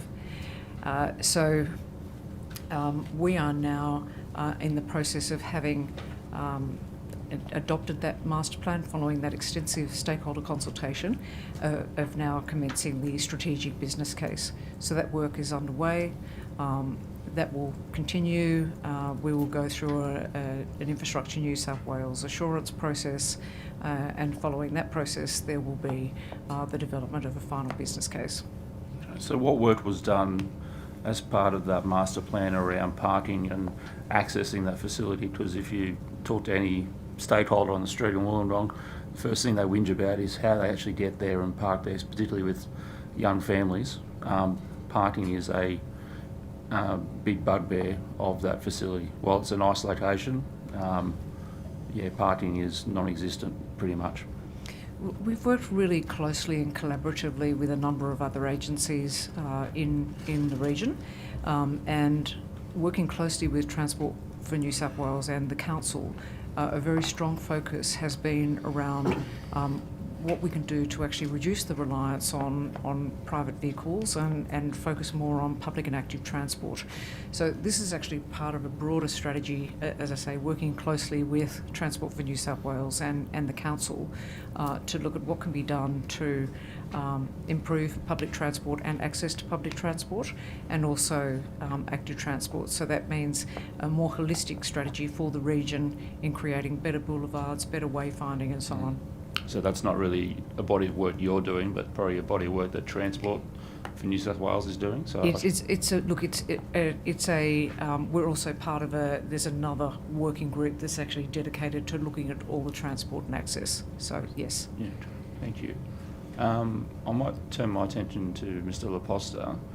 During our birth trauma inquiry, we heard from witnesses around the interpreting service, and there was been some concerns from a few women that had medical qualifications in other countries, and they came to this country and they felt that the interpreting service probably wasn't correctly interpreting some of the medical information. So I'm just wondering what work is done with your department in terms of making sure, I guess, the interpreters that we provide to provide those services have some level of knowledge in what they're interpreting. Yep. It's apt, and it's only going to become more difficult, Chair. Look, the first thing I'd say is we have 1,100 interpreters and translators at Multicultural New South Wales. They currently do work with the New South Wales courts, the New South Wales Police, Service New South Wales, and colleagues like Greg Wells and Cass have been wonderful advocates, and Emma Hogan and others, to utilise our interpreters and translators more in all of their department. But we don't do health. So health is its own separate interpreting. They have their own health interpreters.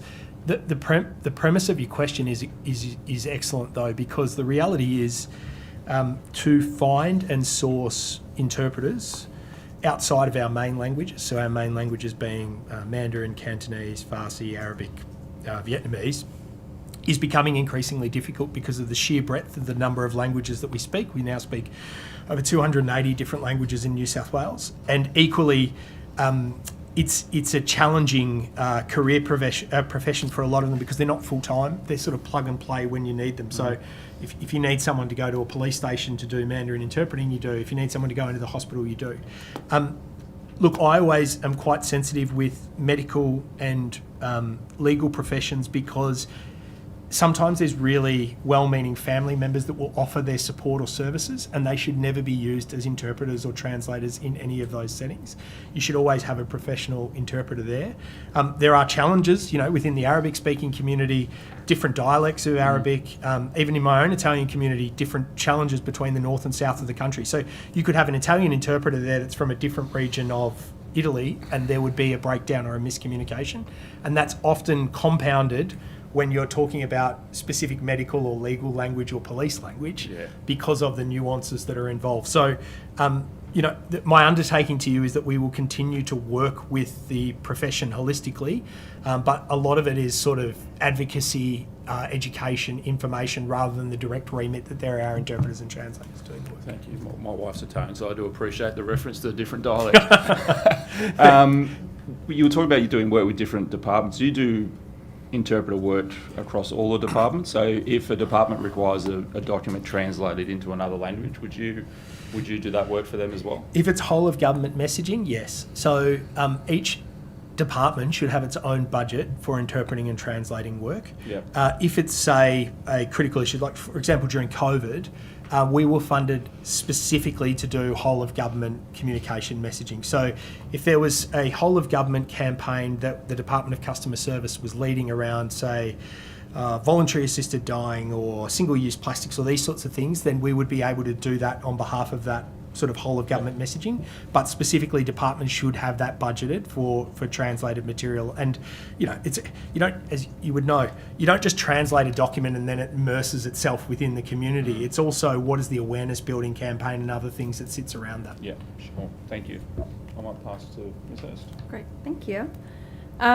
Mr. McLaughlin, I just want to go back to our earlier discussion around the personal information being provided to commercial authorised information resellers.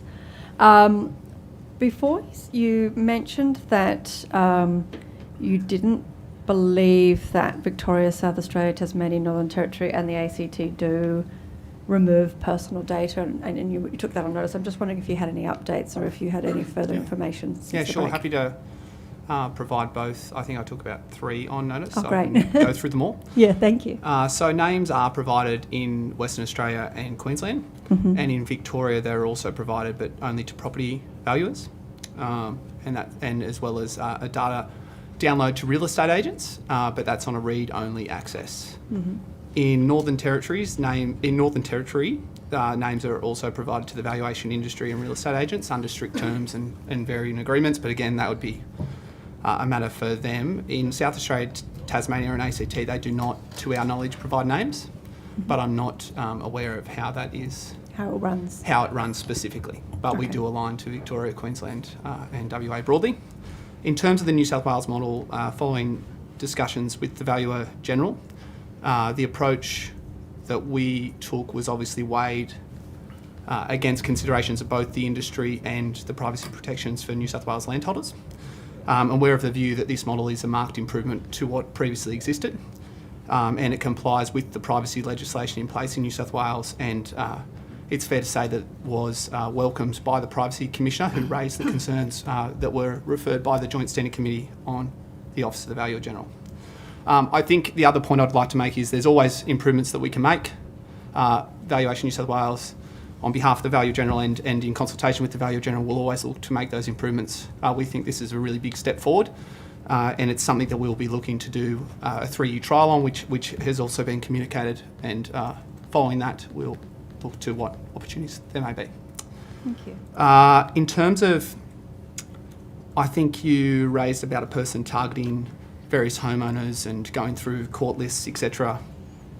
I think the point I would make there is that there are other avenues to obtain that information other than the Valuer General's data. Specifically, there are title search providers in New South Wales, and they obtain that information, I'm advised, through land registry services. And so there's always going to be, Ms. Hurst, avenues for people to exploit things if they so wish to try and find. There will be people in New South Wales that try to do that, or people in the world, in fact. But what we've done in consultation with the Valuer General and Privacy Commissioner is enhance those protections. Specifically, the new licence agreement prohibits customers using data for direct marketing. It also requires customers to comply with the Privacy Act and the provisions of that Act. It prohibits the on-selling of data, which previously wasn't prohibited. The sub-licensing, disclosing or otherwise providing of property sales information to any other person than is so licensed. It also prohibits the customers from altering the format, meaning or substance of the data. It requires the customers, being the people that sign on, to notify both, the customers of those clients, to notify both us and and the clients of any privacy complaints and act in accordance with reasonable directions of our agency and the Valuer General. It requires immediate compliance with any suppression notices that may be issued by the Privacy Commissioner, and the client is required to provide us relevant copies of how they are embedding those protections that were put in place through the agreements, and they can be obviously audited.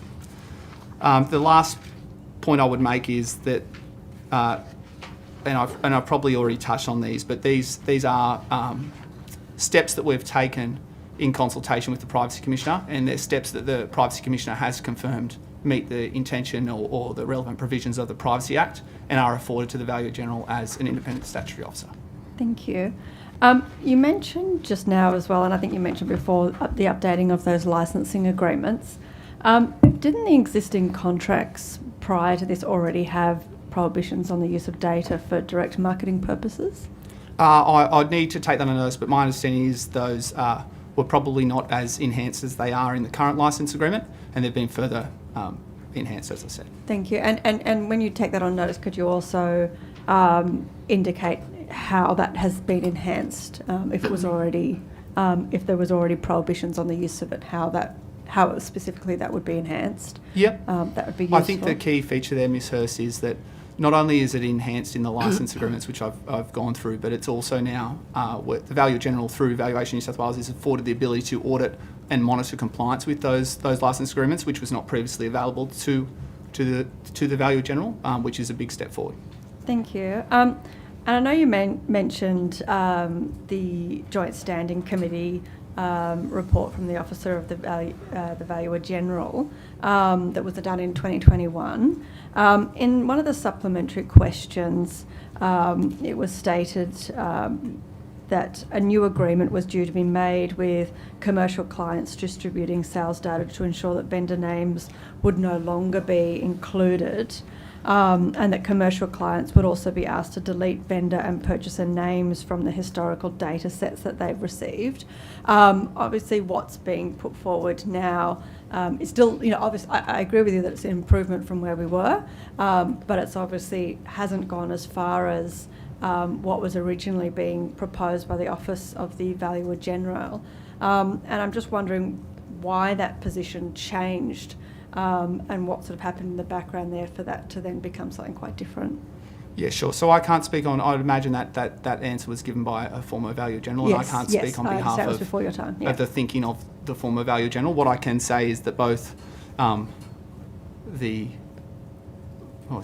lots of the former Mr. Josh Etherington, who was the Valuer General previously to Miss Sally Dale, I've been in discussions with both Valuer Generals, and I would say the view taken was that the approach that we have taken balances the needs of both industry and the people of New South Wales, and obviously enhances those privacy protections, but does comply with the Privacy Act and the relevant provisions within it.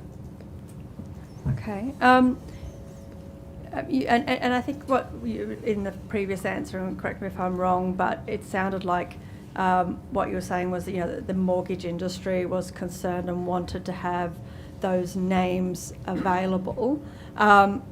Why did we sort of pick this approach, which still does leave people vulnerable? And I take what you're saying about there being potential other avenues where people can misuse data. I understand that, but obviously this is one specific area which has specifically been abused and has been in the media.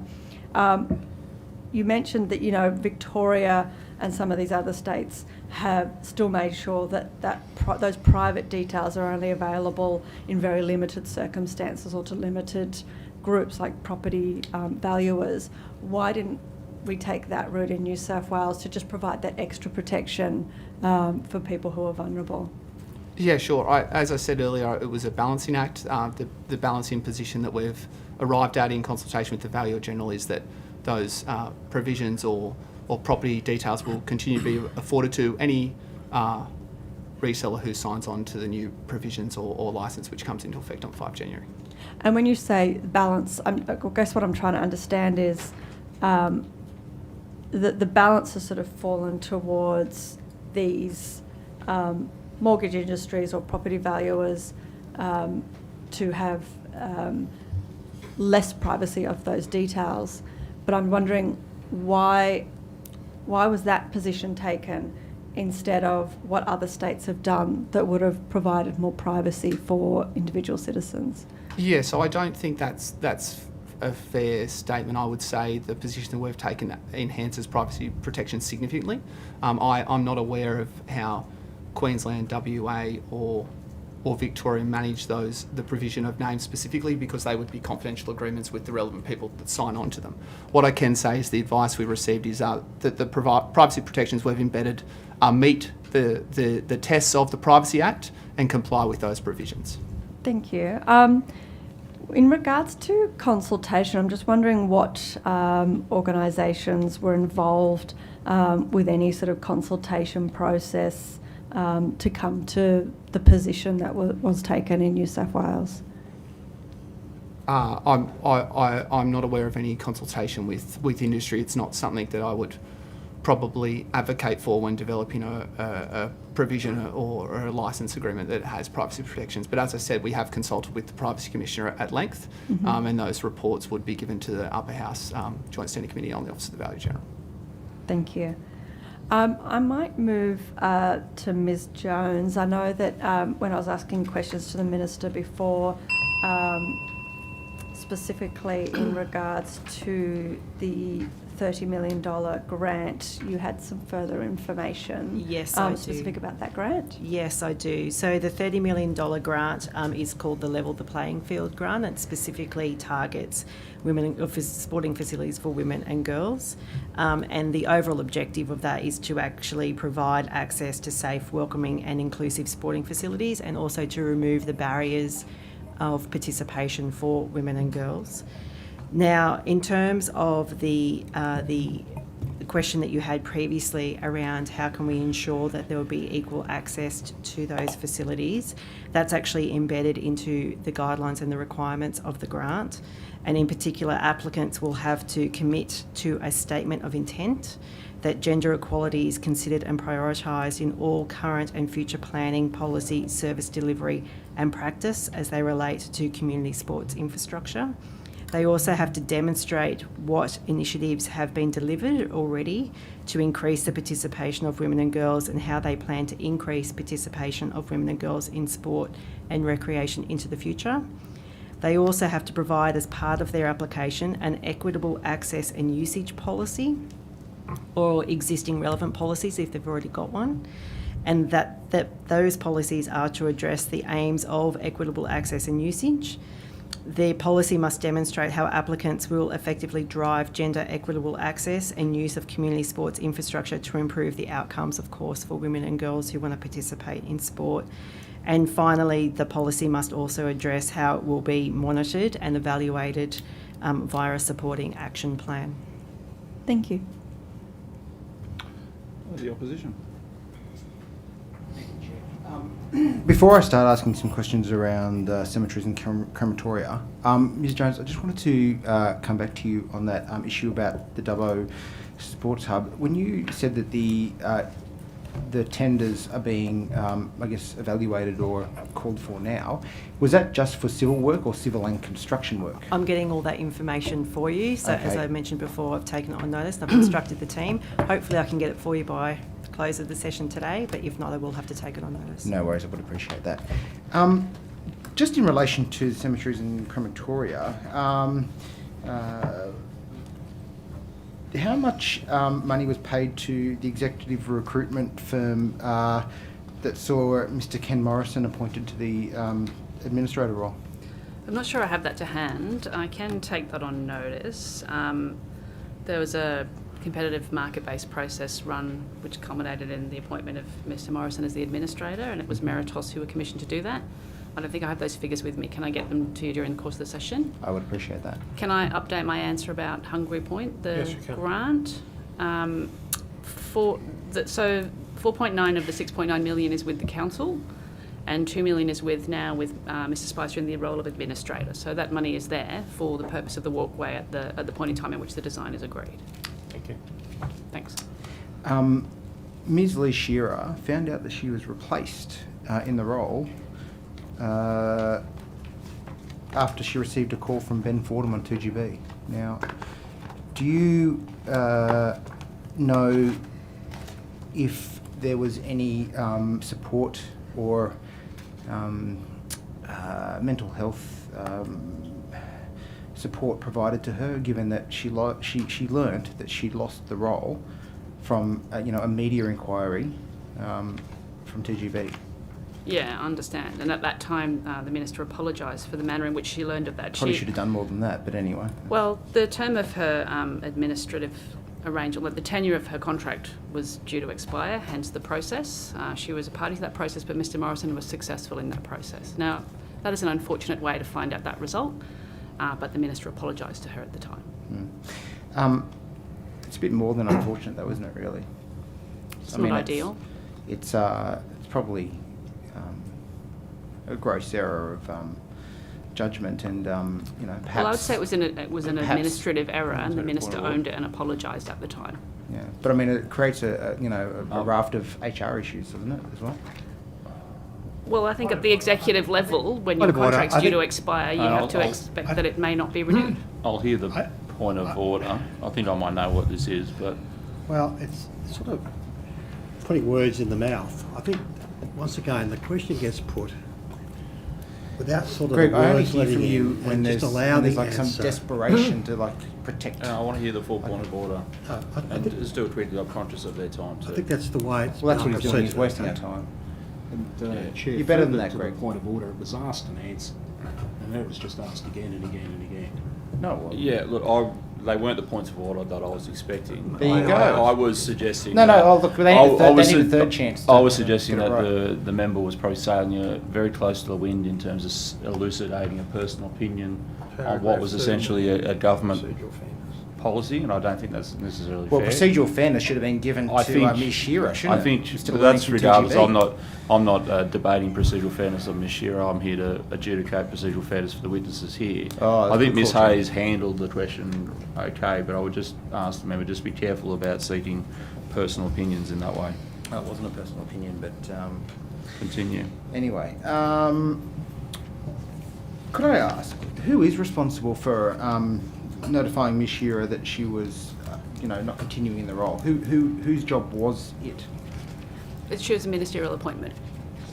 So the minister should have, in effect, been the person to let her know that she wasn't continuing? She was a ministerial appointment. I think perhaps you might have asked these questions when the Minister was here. The Minister We had so many the Minister questions for the contacted minister. Ms Shearer. Unfortunately, we're going to have to bring him back now for a supplementary My, so that we can ask those my questions, understanding but is the Minister contacted Ms Shearer on that day. I'm not party to the conversations they had, obviously. After she found out from 2GB? My understanding is that he contacted her. Right, okay. So, has a process been put in place to make sure this doesn't happen again? Well, there is an established process for recruitment. So it and shouldn't have happened in the first place. It should have. It was something went wrong. at the time. It was acknowledged as a mistake. I don't know what else you'd like me to add to that. Oh well, it seems like a bit more than a mistake, but I'll pass to Mr. Fowler. Just with respect to this, so up to 7 board members are expected to be appointed, including a chair of the Metropolitan Memorial Parks for an initial period of 3 years. Have any board members been appointed to date? No, we're in the middle of the recruitment process. I'm the chair of that panel. Okay, and what's the anticipated cost of those 7 board members over the 3 years? I may need to get that for you on notice. The remuneration of boards is conducted by the Public Service Commission, so that is on the public record. But I can get you the breakdown. It's consistent with the Public Service Commission guidelines. Thank you. And with respect to the media release that was put out on the 19th of May, it mentioned the amalgamation of 3 Crown Cemetery managers being Rookwood General, Northern Metropolitan and Southern Metropolitan, which was later confirmed on the 23rd of June in another media release, would be called Metropolitan Memorial Parks. Why was Rookwood and Necropolis not amalgamated at the end? Yeah, so Rookwood Necropolis, so the other entities are operators that conduct burials. The Necropolis is more like a strata manager. So because they are not conducting the same service, that's been retained as a separate entity with its future to be determined as the final end state operating model for the CMCT is also determined. It's a little bit different to the other trusts. It does a completely different function. The others actually conduct burial and interment services. If I might add to that, Mel. Yep, sure. It looks after the roads and walkways jointly with the CMCT. So it wasn't considered. A new model needs to be to be developed that will satisfy that going forward. Okay, thank you. And approximately how much money will it cost the government to deliver the new 136,000 plot Crown Land Cemetery near Bowraville?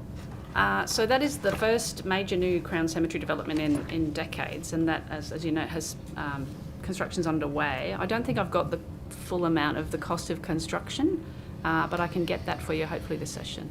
Thank you very much. And how many more plots is the government expecting to make available in metropolitan areas? So future supply is obviously Bowraville coming online is a very welcome development from the point of view of certainty of future supply. It's 136,000. 136. Yeah, 136,000 plots. Opportunities to bring new space online is under consideration. We've looked at various sites, and there are options to be put to government in the near future. Okay. And is the government working with any Crown Cemetery Crown Cemetery managers in regional New South Wales in order to find more available space? The focus has been on the metro area for obvious reasons, because that's where, particularly for some, the constraints are, and particularly for faith-based groups that are reliant on burial for cultural and religious reasons. So the focus has really been there. But there are regional areas where there are cemeteries with space available. Could I ask you about the backlog of Crown land disputes? Do you acknowledge that there is quite a large backlog of Crown land disputes? What do you mean by Crown land disputes? Sorry. So disputes around, say, Indigenous land claims. Okay, Aboriginal land claims. Yeah. So I think it's important to understand what the land rights legislation is and does. It was established as to compensate Aboriginal people for dispossession. It was established in 1983, and since that time, something like 55,000 claims have been lodged since that time. We are working through them. It's not as simple as there are 38,000 claims over 38,000 parcels of land. That's not how it works. I have multiple overlapping claims. They overlap in terms of space and time. For example, there's one single claim for the whole of the South Coast, and then numerous claims for parcels of land on the South Coast. And that does complicate people's understanding of what people call the backlog, but there are a large number of claims on foot, yes. Okay. So, in relation to how many are unresolved, what do you have as an unresolved figure? 38,515. Can I confirm that? I'm just looking through my notes. Approximately 38,500. 38,500-ish, I'll put down. Okay. So what's the average length of time to resolve it? And I understand your part of your answer before where you said it was complex. Yeah, so we administer this part of the Land Rights Act, and to assess a claim, the premise of the legislation is that it enables land councils to claim unused and occupied land. Part of our assessment process is to gather evidence and determine whether that land was used and occupied on the date of the claim. It very much hinges on what was going on that land, its use and occupation on the date of the claim. Referencing out is obviously something that we need to do, and we contact people who have an interest in that land and look for documented evidence as to what was going on that land, and that can take some time. Okay. So how do you triage the claims? Do you have a process of prioritising? We do, and we're actually consulting with the Land Council network at the moment on a more contemporary prioritisation framework. But some of it is common sense. For example, if there's a claim that is really important to a particular land council, we will prioritise that. We ask them, what are the most important claims to you? Similarly, if we have a government agency that needs certainty of tenure over a piece of land in order to construct a hospital or a road, then we'll prioritise that. So there's an element of common sense. Okay. Have you established a plan in order to be able to tackle the 38,000 odd number of unresolved claims? We have done a lot of work and are seeing the results of that work now. We've cleared more land claims in the last 2 years, as in resolved and determined and granted land back, done more land handbacks in the last couple of years than have been done in the preceding decades. In the last year, we transferred, 726 claims were successfully granted to land councils, and that's a record for an annual year. Sorry, so 726 is the period from... In the last year. Is that from today? The last financial year. Oh, so in 2022, Yep. 23 financial year. Okay. I'll get you the breakdown of the last 2 years. Yep. We have also we've made a number of business improvements to the process. We've built far more positive relationships with land councils. We've introduced what we call the LAUP 20 project, which is, as I talked about before, an opportunity to work with land councils to understand the claims that are most important to them and prioritise those. And we've doubled the size of the team that does assessments. So we've made progress in the last couple of years to speed up the pace of claims processing itself. Okay. So since July 4, do you have a figure of how many have been, to date, to now, do you have a figure of what's been, processed? So land claims assessed in 22-23, 776 were resolved. Yep. And in the current financial year, 23-24, do you have any? The current financial year, I might have to get you that one on notice because I can't readily see it. So 22-23, 776 claims resolved, 545 lands granted. Okay. And the figure for total on the books is 38,518. 18, thank you. What's the average length of time taken to resolve a claim? It depends on the complexity of use and occupation on the land. So for some, particularly where there are also native title interests, it can take a lot of time to resolve the different interests at play on that piece of land. Mm-hmm. Some are more straightforward. For example, there's absolutely no use and occupation of the land. It's a bit easier to make that assessment. Yeah, but on I guess the figures that you have available, I imagine that you've got an average time? An average? Yeah. I'll have to get you that on notice. Okay, on notice. All right. So, how many full-time equivalent staff do you have working on this issue? In the land claims team overall, 20, and working exclusively on assessments, 15, which is an increase from the 6 that were in that role when I became the Deputy Secretary. Okay, and how many do you have working for Crown Lands in total? Total staff? Yes. Total staff. I think it's 479. Hang on a sec. I think it's 479 FTE. And that's as of today? Yeah, just let me confirm that if you will, because I don't want to get it wrong on the record.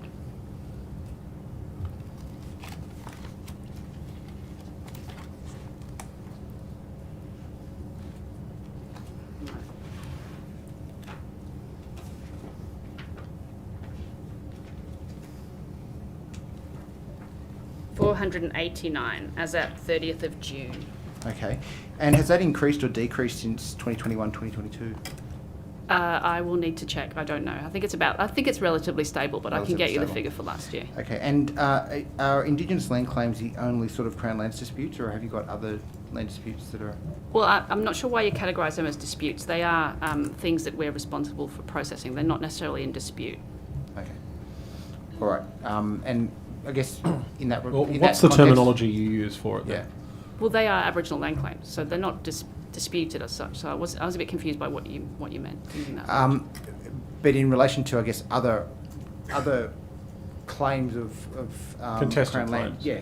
Is there any other that you oversee? We administer land claims under the Land Rights Act, even though the Act belongs to Minister Harris. Yes. We also work in the native title space. Yep. There are claims and interests in land, and there's numerous native title claims emerging across the state too. But we're not the lead agency in that. Okay. I might just turn to some questions with respect to were prospective rent increases issued to tenants that were coming to early effect as of January 2024? Yep. For Crown Lands. For Crown Lands, yeah. Sorry, what was your question?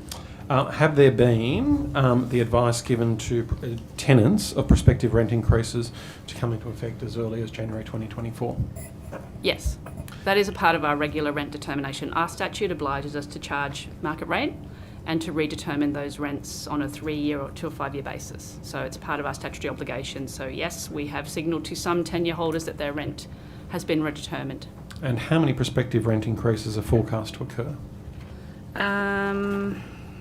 So out of, I think we had about 11,000 tenures total, but out of those, I think it was around 1,800 had their rent redetermined. Okay. And in that group, there are different categories of tenure holders, and some of those tenure holders have had a rent increase.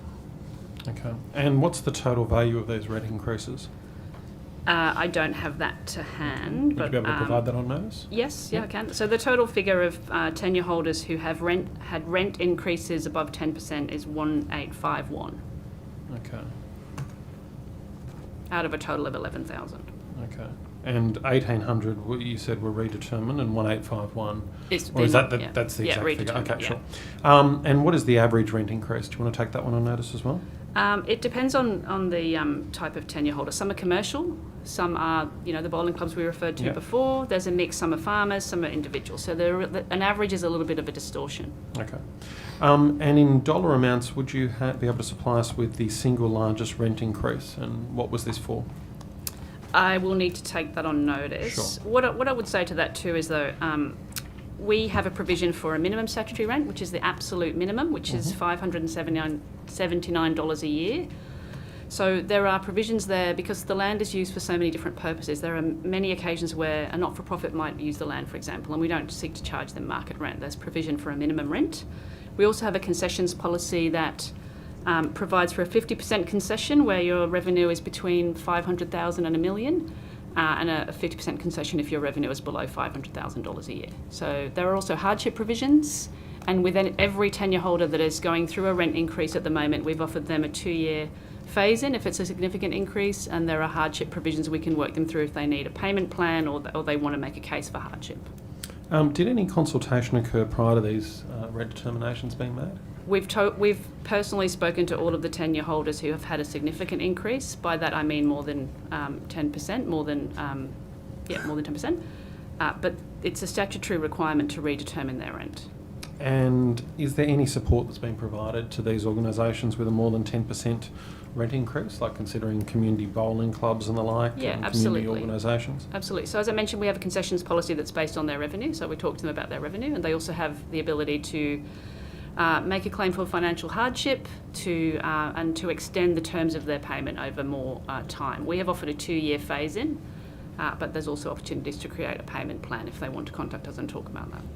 Okay, thank you very much. I think that from our perspective at least, that is all the questions we've got on land and property. I don't know if the crossbench have any questions to ask. I've probably just got a couple of follow-up questions. Sure, Mr. but from our Fangs. perspective there, we don't need land and property witnesses any further. Well, I'll probably be done after my next round, so sure. Because we're being nice. Right. Okay. Just following up on Mr. Fang's questioning. Great questioning, Mr. Secretary. I won't go that far. Okay.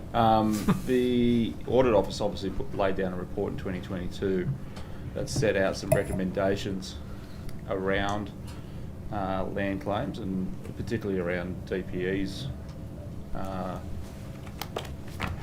guess, recommendations for DPE. I just want to go through them, and if you could just give us an update as to where you are at with them. Yeah, no worries. So it said DPE should implement a resourced 10-year plan that increases the rate of claim processing and includes an initial focus on land grants. Do we have a 10-year plan?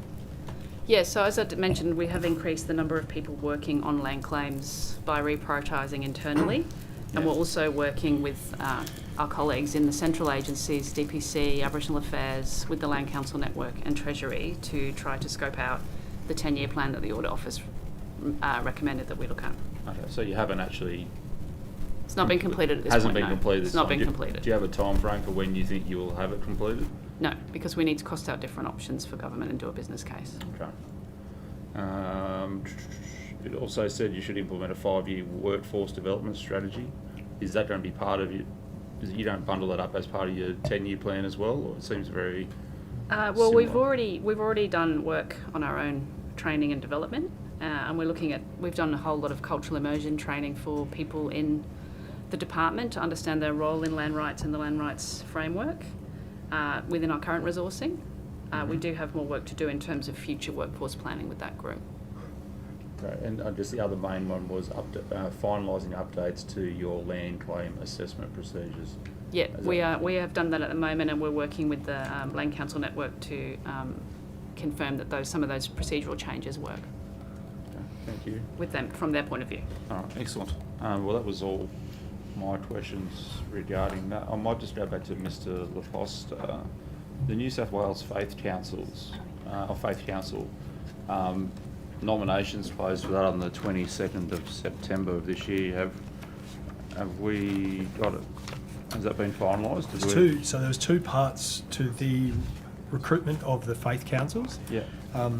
The first part was, and noting this was a commitment of the new government, so it was pretty binary in terms of how the government wanted to structure this, and it was quite transparent in terms of its processes in the lead up to the election. The first 12 members of the Faith Council are from our largest faith denominations in New South Wales by the 2020 census data.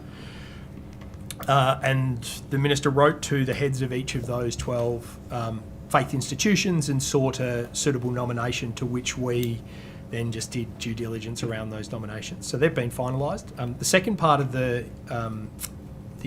nomination process was an open expression of interest process, as you quite rightly said before, which closed at the end of last month. We're at the final point now. We have 20 expressions of interest for that process, and a decision around that is imminent from the Minister around announcing the new members that will complement the existing 12 on the Faith Affairs Council.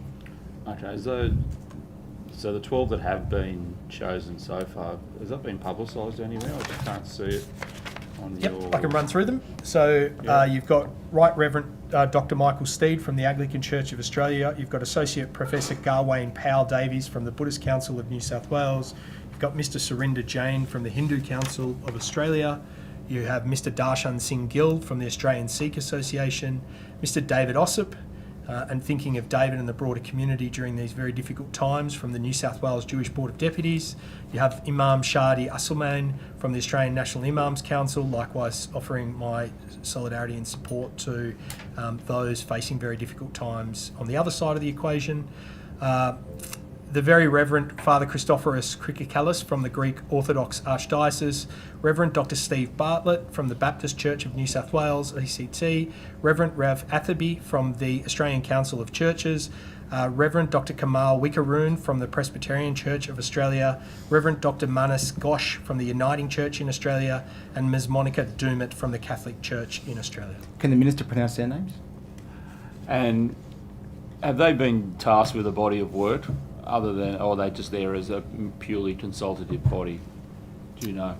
So look, at this stage they've had an initial meeting with the Minister in Parliament. We're still finalising the terms of reference for that group, and also the code of conduct in terms of the behavioural framework upon which they'll operate. So I think it's an excellent question, but I still think it's just, whilst we finalise the terms of reference, then we can probably provide a clear answer. Yeah. Do you have a timeline on when you're going to have the terms of reference finalised? Yes, probably.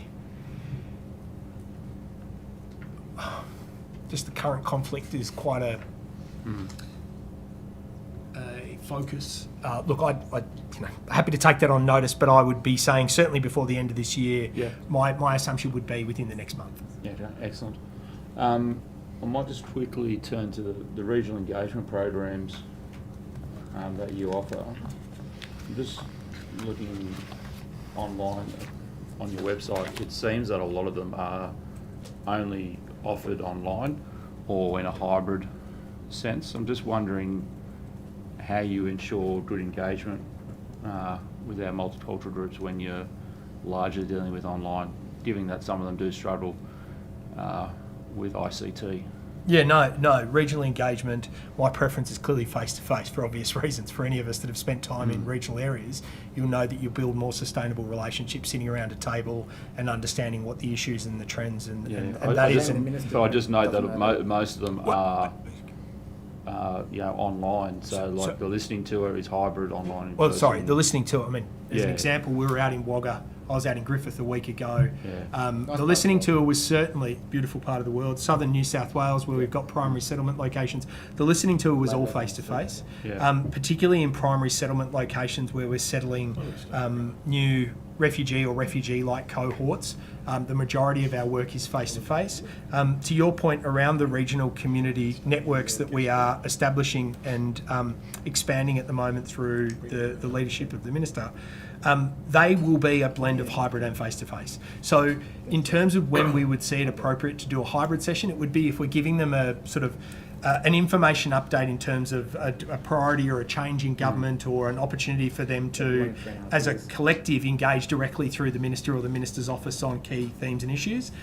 My strong preference will be that our engagement will be face-to-face wherever possible, so it'll be a hybrid approach. And are you reaching out to them through multiple modes of communication too? That's obviously another issue with consultation with communities, is that you need multiple modes of communication. Yeah, and we also know that there's leaders out there in community that position themselves as the leader of the community, and then you get out to the communities and you realise that they're a part of the leadership within the community. Yeah. So it's not just about having 10 people sit around a table and they're the 10 authoritative voices that need to guide us. It's more around how do we leverage off their skills and networks and relationships. How do we bring other government departments to the table? How do we bring police to the table, Service New South Wales and others, to come and sit there and listen to, we're a pretty small, humble agency listening to Mel's workforce. I'm envious. We've got 105 at Multicultural New South Wales. We've got about 25, 30 in our community engagement and resilience teams.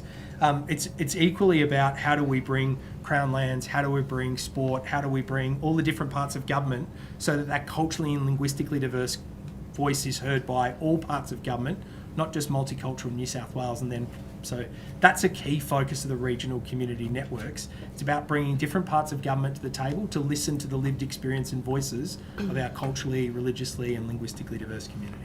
Just on the staffing now that you mentioned it, how many of your 105? Full-timers. Full-timers. How many of them are in our region, so outside of Newcastle, Sydney, Wollongong? None. So all of our staff are based in at Parramatta. Based in Parramatta. So if they need to do work... jump in the car, jump on the plane, car share, ride share, whatever they need to. Yeah. Is there a view to try and expand your workforce out into the regions, given the lessons we've learnt from COVID, that you can actually do a bit of work from home? It's a really good question. Hoping for a really good answer. Yeah. Well, I'm open-minded is the short answer. And I think the Minister's not here. We're likely to get one.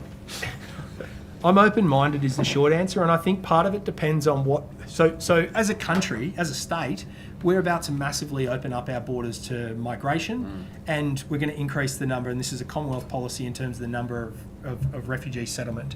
Under previous iterations of different governments, former governments, there was a position around 50% of those refugee or refugee-like communities settling in regional areas and 50 in the city. If the current Commonwealth government says similarly that we've got to focus on regional areas for migration growth and those things, I think it's apt for our staff to be based there. But equally, we've got a really strong partnership with our ethnic communities councils based in Wagga, based in Illawarra, based in the South Coast, based in the Hunter and regions beyond, strong relationships with Northern Settlement Services. So it's equally about those stakeholder relationships and the management exercise as it is having multicultural offices in the regional areas. I can at least pronounce my name. Miss Hurst. Thank you. Mr. McLaughlin, you said before that industry groups like the mortgage industry weren't consulted. I'm just wondering how the impact on these groups was determined in regards to the effect of no longer providing names if they weren't consulted. Yeah, sure. So within Valuation New South Wales, sorry Joe, we have about 200 FTE, and of those... Does the Minister hate multiculturalism? Is that what we're hearing here? So within Valuation New South Wales, we have, of that staff base, we have about 100 valuers internally. Those valuers have significant experience both within the mortgage industry and across the valuation sector, and have worked, in fact, for a variety of valuation firms that provide those services, as well as the Valuer General, who's obviously significantly experienced in how valuation practices work across New South Wales, as well as across Australia and international jurisdictions. So that's how we've garnered that experience. Okay, thank you. Ms Jones, I just want to go back to the $30 million grant, and thank you for your additional information. I think some of the concern around the grants for lighting have come about because there is a concern that often women are given non-popular times to play sport on the fields. Correct. And the concern then is that the lighting is just provided to keep them at those non-popular times. But I know that you said that there needs to be equitable access and usage. Will there still be then a push to share popular times? Absolutely. Yeah. Absolutely. So part of equitable access means that not just the hourly rate, if you like, divided up between men and women participating in sport, but it is also around those prime times and making sure that they're sharing those prime times. So the addition of lighting, like the Minister alluded to earlier this morning, does actually extend the availability of a playing field, for instance. So instead of having to stop play when it gets dark, they can actually continue playing on into the night time. But that's not to say that women will be then delegated to 10 o'clock at night playing. Under the level the playing field requirements, there will be a just sharing of available time across both men and women. Great, thank you so much for that. I'll go to Mr. Leposta.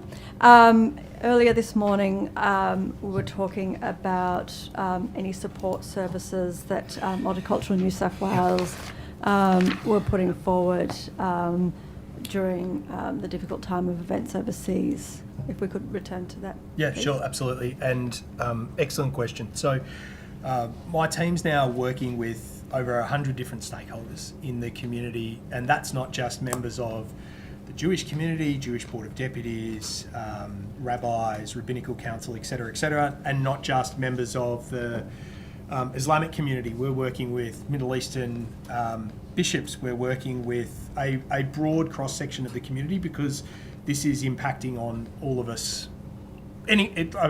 More than 1 in 2 of us now in New South Wales was born overseas or has a parent born overseas, and nearly 30% of us is born overseas.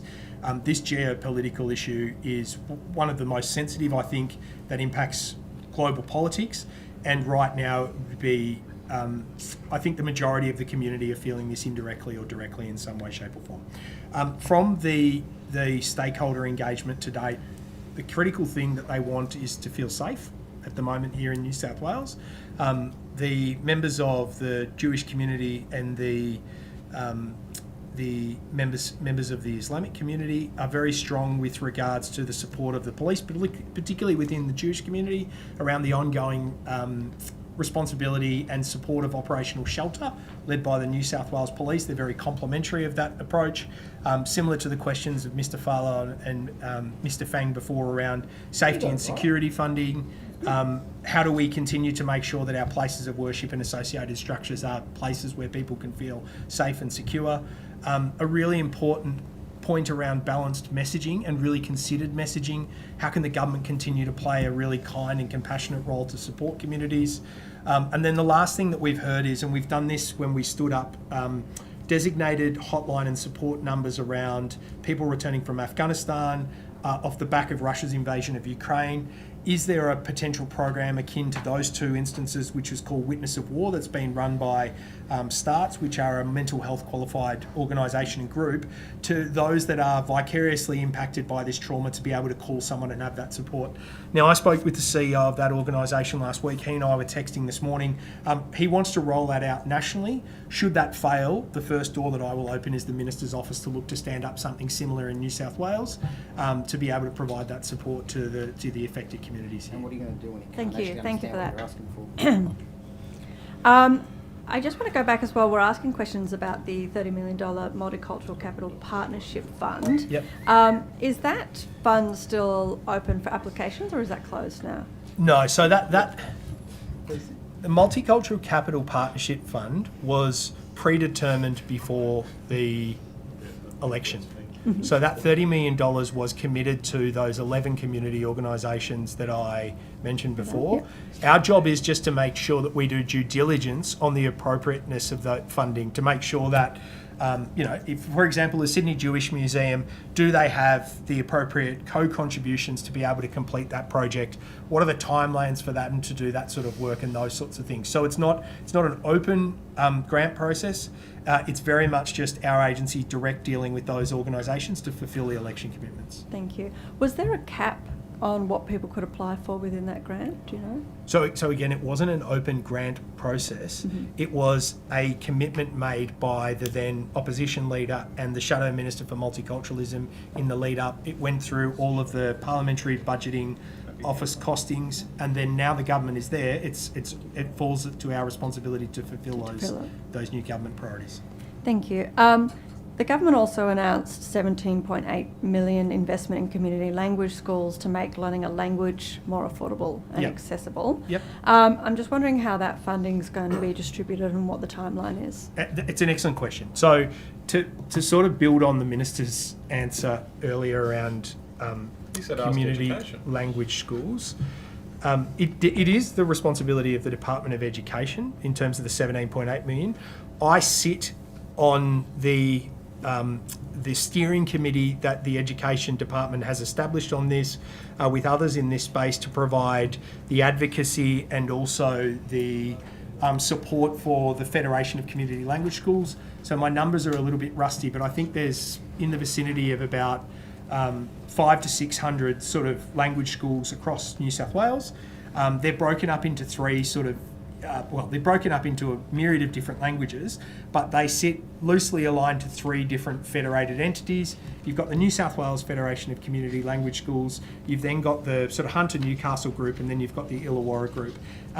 We have funding at the moment to provide capacity building exercises with those three different federations around shared language learning, shared experiences, how to find efficiencies, what's their membership costings and all of those sorts of things, ongoing financial sustainability of those organisations. So we give them a grant at the moment to help support them for the coming year, but that sits separate to the New South Wales government election commitment, which was about trying to bring New South Wales with parity to other states around and the Minister answered this before, around the amount that each child effectively is supported with to help them with their language learning.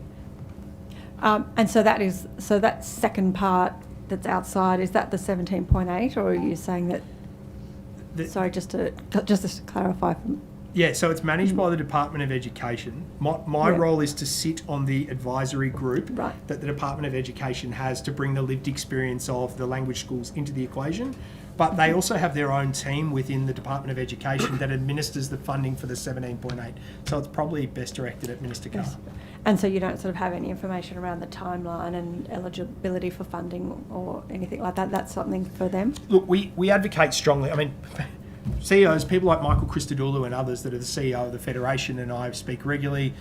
When he's not even in the country, he finds a way to contact me from Cyprus or wherever in the world he is. So I can advocate on things like, as Mr. Farlow was saying before, the memorandums of understandings with schools. If there's breakdowns or there's issues to school access points or the community language schools feel like they're being unfairly treated, I can advocate on their behalf, but the direct responsibility sits with the Department of Education. We're more of an advocacy and a brokerage to help mediate issues where required. Thank you. Throw to the opposition for approximately 7 minutes. 7 minutes. Well, let's continue on in multiculturalism for a minute then, shall we? Just with respect to the Faith Affairs Council and the questions that were being asked previously, how different is the Faith Affairs Council to the former Religious Communities Advisory Council? So they both link to our legislation in the Multicultural New South Wales Act of 2000. This council, the Faith Affairs Council, reports directly through to the Minister on matters pertaining to faith affairs.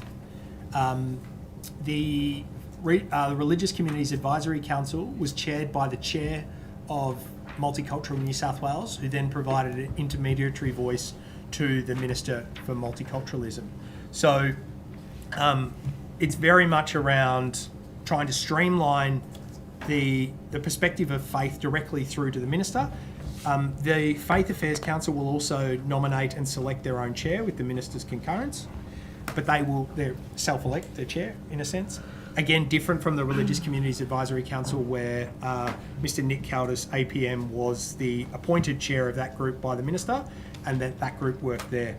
The membership will be different. We're still finalising the membership numbers, but there'll be slightly more on the Faith Affairs Council than on the Religious Communities Advisory Council. The minister has made it very clear that he wants to have a greater level of female representation on the Faith Affairs Council than on the Religious Communities Advisory Council. So these are some of the sort of the nuanced differences between the two groups.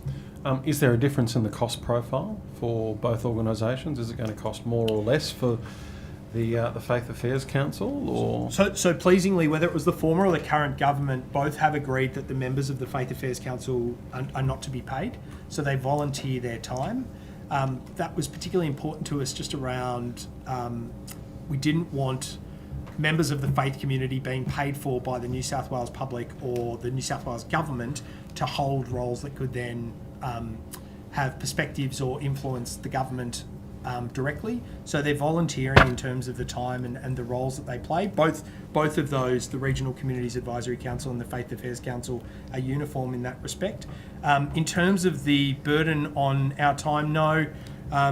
They're apples with apples, Mr. Farlow. They both require secretariat support from my agency, and I sat on the Religious Communities Advisory Council, and I will sit on the Faith Affairs Council as an ex officio. So considering there were people who were already appointed to the Religious Communities Advisory Council who were in place and then effectively have been in limbo while the Faith Affairs Council is established, what's been their role, those people who were originally appointed? What interaction have you had with them in that period? So the Religious Communities Advisory Council came from the, again, under the previous government, it came from the perspective of how do we streamline. So remembering we practice over 140 different faith traditions in New South Wales.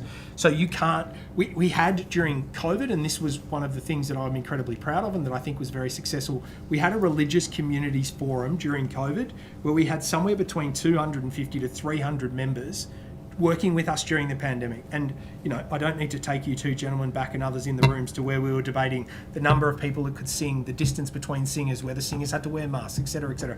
The faith communities and the faith leaders were one of our greatest assets to help us get people vaccinated, keep people safe, and also keep them housed and fed and sheltered and so forth during the pandemic. I think both the former and the current government realised that the voice of faith communities needed to be elevated, and so that's pretty much what we've done. So whether it's the Religious Communities Advisory Council, which was a priority of the previous government, or now formalising that through the Faith Affairs Council and streamlining that voice directly through to the minister, which is the priority of the current government.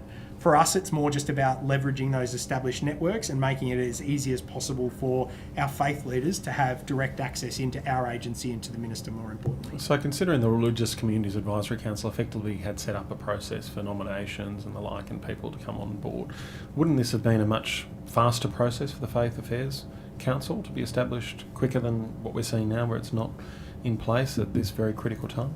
Oh, not necessarily. I think one of the advantages and the minister's thinking around the Faith Affairs Council has to be how do we only had 2 females on the Religious Communities Advisory Council out of a membership of 15. In addition to that, there was some questions around the process to have those people put onto the Religious Communities Advisory Council. Were they actually, in fact, the spokespeople on behalf of those religions? And that was contested in a number of different faith traditions. The minister sought to streamline that process. He's spoken with the peaks within the various 12 biggest faith institutions, empowered them to put forward nominations as long as they're not incongruent with government processes or priorities or any of those things, to give them that voice around the table. And I can see a lot of logic in it, and for us, it's more just about getting on with it and making sure that that voice is heard around the government. And all of you as elected officials, you hear this when government makes big decisions around voluntary assisted dying, religious discrimination, religious freedoms, conversion therapies. It's more around formalising that vehicle so that it's there and it feels like that it can engage in two-way dialogue more frequently with government. Mr. Laposta, you spoke earlier when the Minister was here about grants that went to a number of organisations, one of which was a Greek church. Now, I questioned the Minister around his disclosures on that issue. Yep. And he gave varying answers, one which he attended at certain times. No, look, don't interrupt. Point of order. Point of order's been called. I have to hear it. I will allow the question. It's a misrepresentation of what the minister did. You said varying answers. Well, I'm coming to the answers that he gave, which were varying. He said that he wasn't. He said that he attended at certain times as for a funeral, and then he indicated that he had been a parishioner there from time to time, particularly during Greek Christmas. Greek Easter services. Now, did the minister provide at all any disclosure that he had?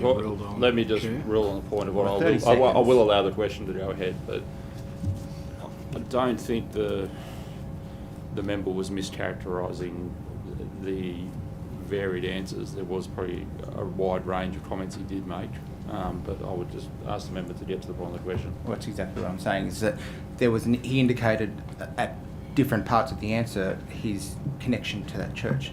Did the minister at all provide you with a disclosure as to his connection with that organisation, and was he aware of the grant or the short list of that grant process before the grants were issued?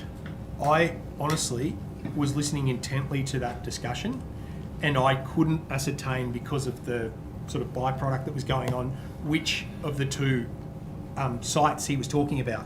So one of the sites he hasn't been briefed on, and he hasn't signed off or offered concurrence with me in terms of the agreement. Which one was that one? The other site, and I can take the specifics on this on notice. The other site, I will need to take on notice as to whether he has approved that proposal or whether I approved that proposal under the cabinet guidelines around which sites were to be authorised. So happy to take the specifics of that on notice, but I was trying to pick up which one of the sites you were referencing. So given that you're taking some of those details on notice, are you able to provide by, and I don't know if it's possible, by the end of the session today, some of those details around what disclosures were made and whether he was made aware of those projects, just so that we can follow up some things with questions? Yeah, I'll do my best. I can't commit to that time frame, but I know you've only got 105 staff. I mean, it's not like you're, Crown Lands. Point of order. I mean, genuinely, It's like, sarcasm. you've got 200 plus, and you've got 400 and something. On that note, Ms Hayes was signalling that she may have something for us. I would like to augment a number of my answers, if that's okay, Chair. I'm Yeah. happy to do it after the break or whenever's convenient for the committee. Now's good? Let's just do it now quickly. Okay.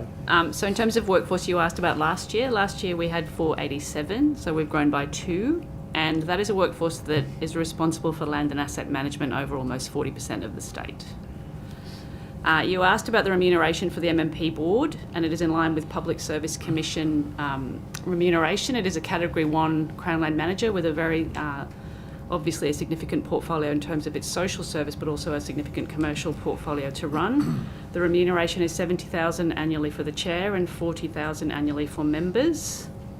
And you asked about number of land claims resolved this year. This year so far 60, with 23 granted. There is no average time to determine a land claim, given the nature of referencing out, but it generally takes us between 6 to 9 months, which also allows for a period of appeal in the Land and Environment Court. And last but not least, if I may, the rent redetermination. The reason that a number of tenures have had rents redetermined this year is that we have been working through a legacy backlog of undetermined rents that have been that way for many years. Some of these tenures, and we are now up to date, but some of the tenures had previously not had their rent redetermined for sometimes 20 to 28 years. So out of that group, we have just done the final group of tenures that had not had their rents redetermined. That's the 1851 I mentioned, and of those, 360 have had an increase greater than $2,000.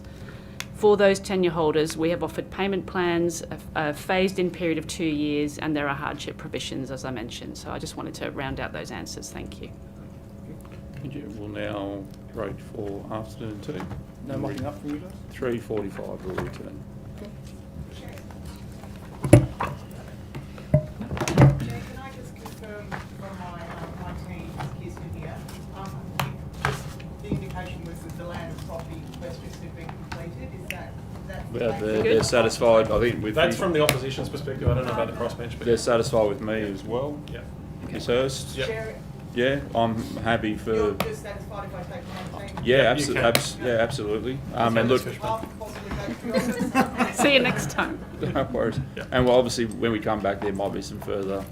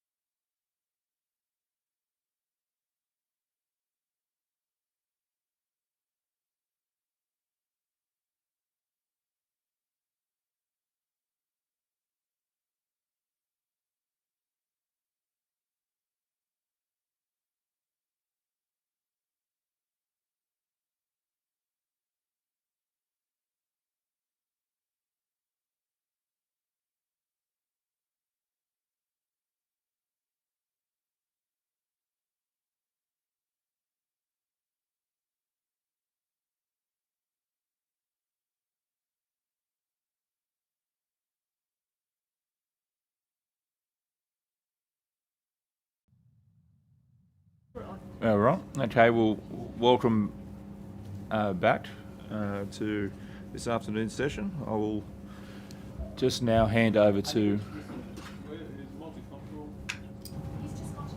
Okay, yeah, great. Thanks, Emma. We'll just hand over to the opposition before I do indicate that the crossbench don't have any further questions. So no need to count time. Will just be the... Did you want to work out who can leave now while you're still waiting for witnesses to return?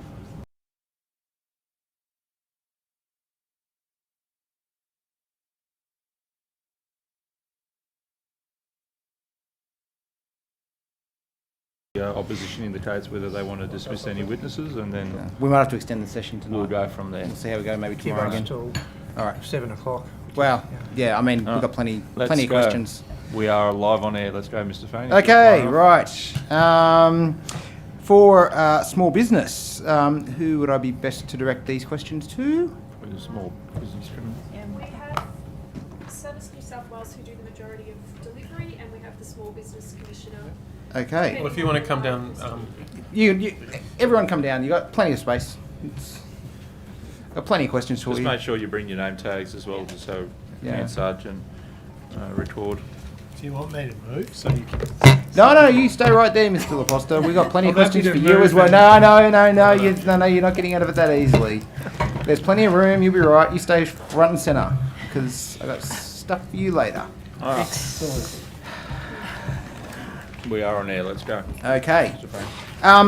So I want to find out when will the New South Wales Business Bureau be established? Who'd be responsible for that? So Ms. Hogan.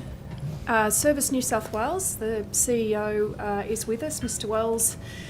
Service New South Wales is providing support on that, but I wouldn't want to share anything the Minister wouldn't want to share, so I'll just check with... I'll go ahead. Doesn't matter. Like, I'm sure he won't know. In the meantime, we'll Mr. get Wells. some other additional microphones as well. I'll share with Joe. We're in the process, Mr. Fang, of just doing consultation on the makeup of that, so the announcement of that is pretty much imminent. Okay. It was an election commitment though, wasn't it? Yep. Yeah, it was. Yeah. Okay. Yeah, so the election commitments around small business was establishing the Bureau. Yep. Putting together a charter for small business that goes with that. Yep. And a range of those things which we're actively working on and doing consultation around. Okay. Will there be transitional arrangements for the services that will be moved into the New South Wales Business Bureau? So the services provided by the Business Bureau will be delivered by Service New South Wales on behalf of the Bureau. I think they're just adjusting the microphone, so we might just repeat that for the people at home, if you wouldn't mind. So the services provided for the Bureau will be provided by Service New South Wales on behalf of the Bureau. Okay, so in relation to the existing services, there's nothing going to be moved into that bureau? There's no transition? So the functions of the Bureau are still being worked through. Okay. Service New South Wales will be delivering those functions. We have core focus areas that we're working towards and working with the Minister. So how much of this plan has actually been developed? It was an election commitment from the Premier. So I believe the Minister is very close to announcing some information on the Business Bureau. Okay. When you say announcing some information, what are we talking about? The plan, the structure, the people, the delivery, or that we're going to start making a plan? No. He's close to announcing a plan. Okay, close to. So everything seems to be close to in this place. How does this impact New South Wales Small Business Commissioner?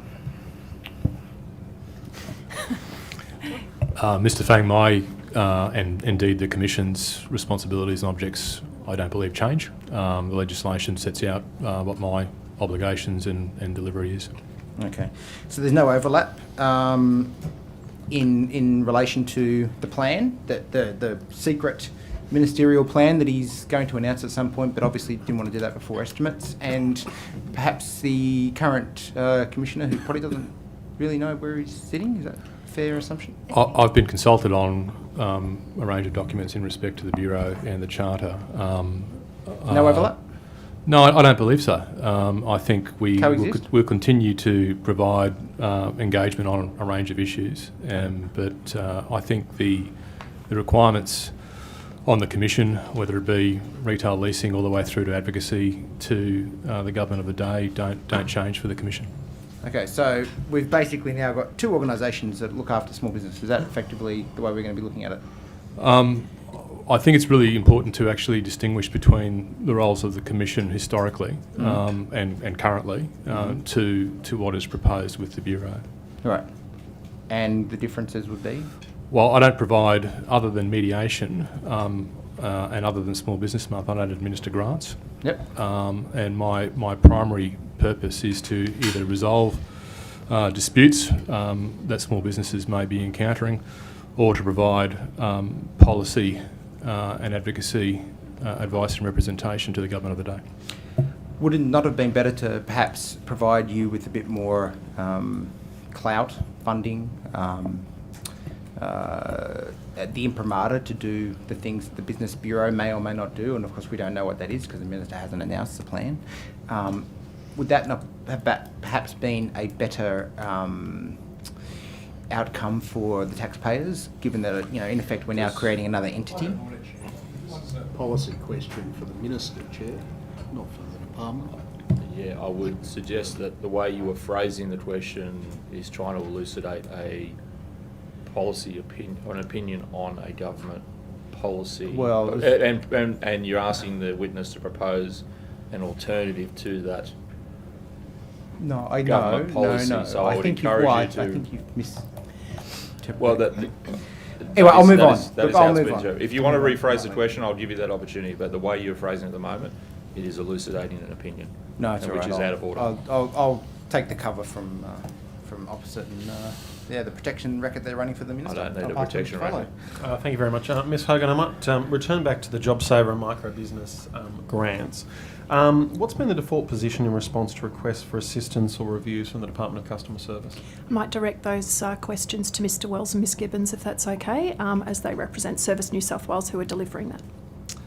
Yeah, I might start again with just reminding you that, again, we're administering these grants on behalf of policy owners. In this case, I think both of these were owned by Treasury, so we're bound by the eligibility rules, the compliance and audit processes and numbers that go with those grants. So we've been following that in terms of a position. So those, Mr Farlow, rules are set at the commencement of the programs, and we work through those things. So we're still seeking those actual numbers on the amount of businesses that have been asked to pay back some of that money. So we'll try and get that by the end of today, and if we can, we'll get that to you. But as we said before, what we've done particularly on micro business grants is that the compliance exercise started, I think it was late last year. We paused that in about March this year to consider some of the hardship and other issues you'd raised. What that's meant is we've removed, for example, businesses that now earn less than $30,000. We've removed businesses that are now insolvent. We've taken hardship into consideration, and that's considerably reduced the cohort of the compliance activity from about 50,000 people to about 22,000 people we're looking at under the guidelines of the grant. But as we also said this morning, taking customers' situations into account is paramount for all that Service does, and in particular this as well. There are processes and procedures for appeal through the process. We always speak to customers to understand the situation and work through those issues.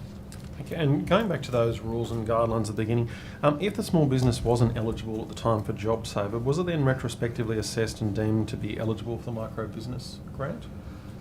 I'd have to take that on notice in terms of the detail, but I think each of those grants were assessed on merit and as we went. Okay. Now I've got some questions around the Retail Leases Act review. Mr Lamont, these might be for you. In terms of the Retail Leases Act review, how many recommendations were made? Are you aware of that? 32 recommendations. Yep. And how many would require legislative amendment?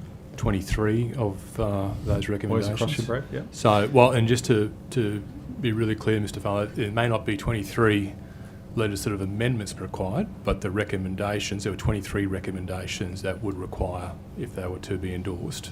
And are you aware of any timeline of legislation to enact those changes at all? No, Mr Farlow, I'm not. Okay, nothing's been communicated to you on that. Have you had any discussions about that at all? Or? I've had discussions with the Minister. I think the The Retail Leases Act review was, I would argue, a comprehensive review.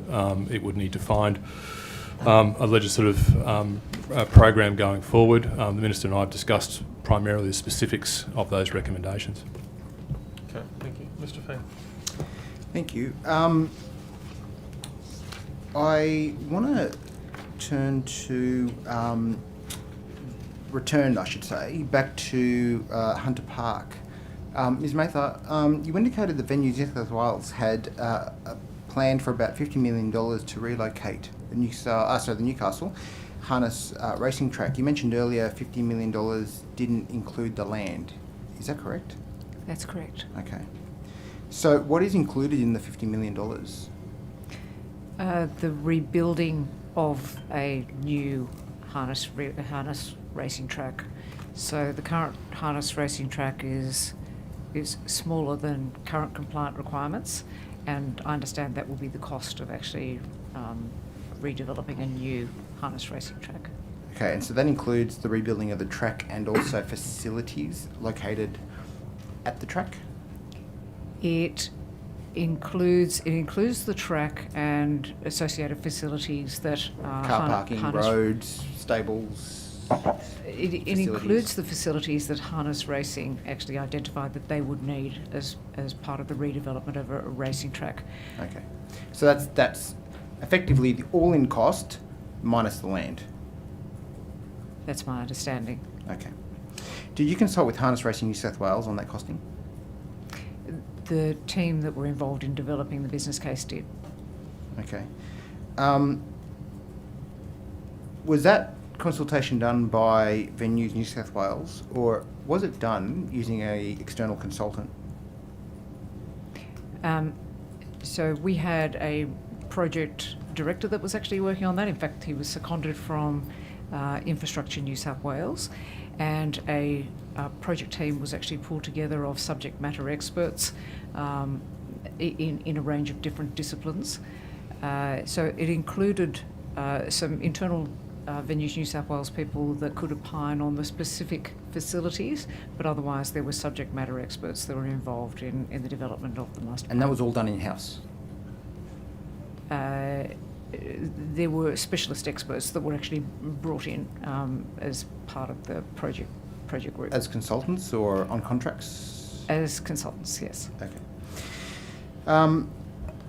Do you have any budget allocated towards further planning and delivery of the master plan for Hunter Park?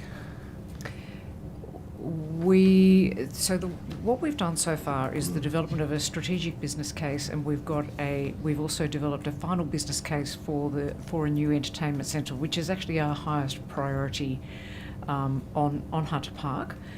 We don't have any funding allocated for the development of the entertainment centre. We of course have McDonald Jones Stadium. McDonald Jones Stadium it has a relatively new western stand, but the eastern stand actually needs some work. We are doing some work on McDonald Jones to actually ensure that it remains fit for purpose at the moment, and that includes upgrading about 9,000 odd seats. We're putting in 2 new screens, putting in some new LED. There have been some other small works to actually keep the facilities upgraded as well. Okay. Mr. Gillibrand, this morning you said that Penrith Paceway was priced at $150 million. Can you give us some insight as to why there's such a difference between what's proposed at Newcastle and what's proposed at Penrith? Thank you for the question. When I gave the answer this morning, it was in relation to relocating the Penrith Paceway in Penrith on a like-for-like basis. So we sat down with the Penrith Paceway Club and spent time with them to understand what they currently had on site. So that's registered club, commercial kitchen, bar, boardrooms, racetrack, lights, car parks, other space, member facilities, stabling, lighting. But those things are all included in the Newcastle. That's why I was quite specific as to ask if it's an all-in price. I'm not sure if they are, but effectively we asked the Paceway for a return brief on what they would require. And then once we understood what a like-for-like basis would look like, We then got a cost planner to say, well, how much would it cost to build a registered club, to build a racetrack, to meet current standards for lighting, all of those facilities. And we generated an order of cost of $150 million to do that. Okay. That's just for the facilities, the like-for-like facilities. And that $150 million included all of the things that you've identified in that previous answer, the commercial kitchen, the stables, car parks, the facilities itself? Yeah, we invited the Paceway to actually tell us what they had, and we used that as the basis for undertaking the cost plan, which came out at an order of cost of $150 million. Okay. How much was allocated to land and how much was allocated to building and facilities?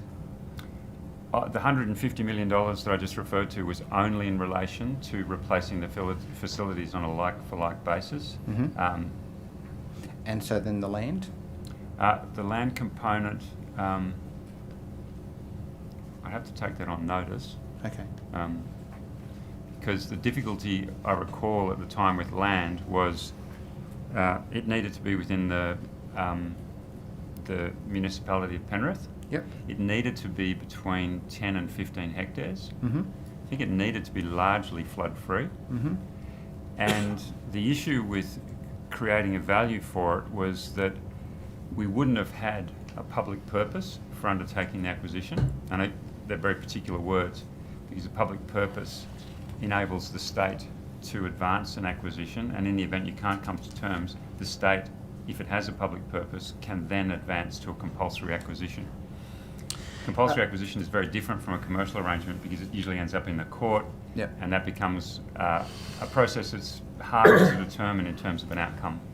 Well, let's see what Transgrid does in relation to some other things. But anyway, I'll move on. Did Infrastructure New South Wales speak with the Commonwealth Government or the Department of Defence about their intent to dispose of the former Air Force transmission site at Londonderry? I've certainly not been privy to any discussions in that relation. Do you think you could take that on notice and provide an answer if it has? Certainly. Thank you. Did you know that Valuer General has valued the land at $14 million and it's 6 times the size of the current Penrith Paceway? You're referring to the Londonderry site? Mm-hmm. I'm not aware of that. I'm actually not aware of the Londonderry site either. Okay.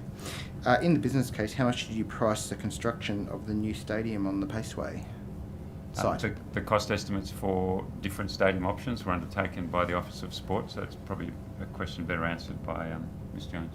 Okay. Yeah, thank you, Mr Gellibrand. Yes, so as part of the process, we went through a business case for Penrith Stadium that canvassed a number of options. Those options obviously were individually costed for consideration by the former government, and the business case is actually cabinet in confidence, so I can't go into any more detail. Okay. Could you provide then, instead of, I guess, the details of the cabinet in confidence, can you provide, given that the Minister has publicly stated a project cost, which he says precludes the completion of that commitment by the former government, what was indicated, what did the Minister indicate by providing that, I guess, $900 million figure? Absolutely, we can take on notice what the scope was that informed that figure. Okay. Thank you.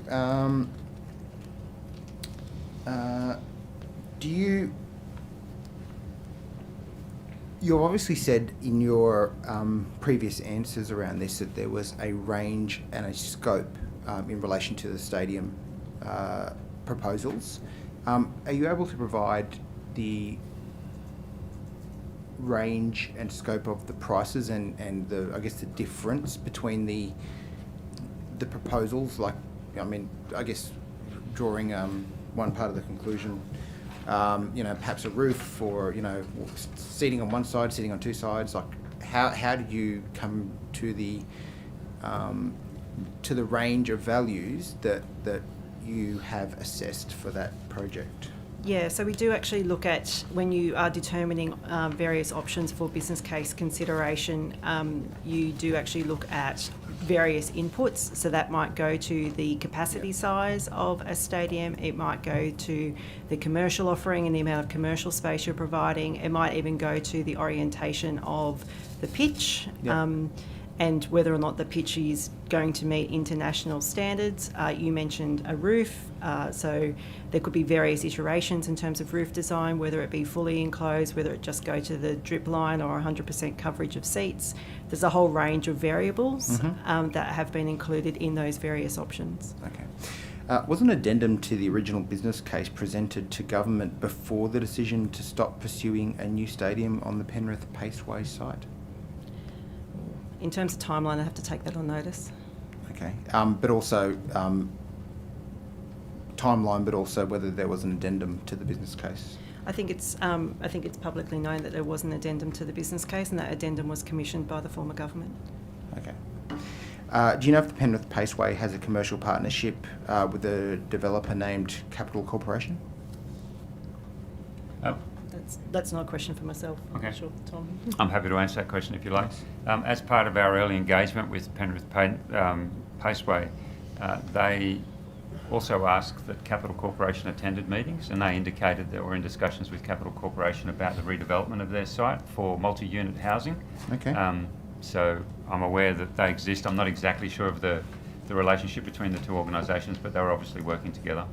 Okay, have you met one-on-one, or sorry, not one-on-one, but has Infrastructure New South Wales met with Capital Corporation? Yep, absolutely. A couple of times. Okay. Do you believe that Capital Corporation influenced the Paceway engagement with government?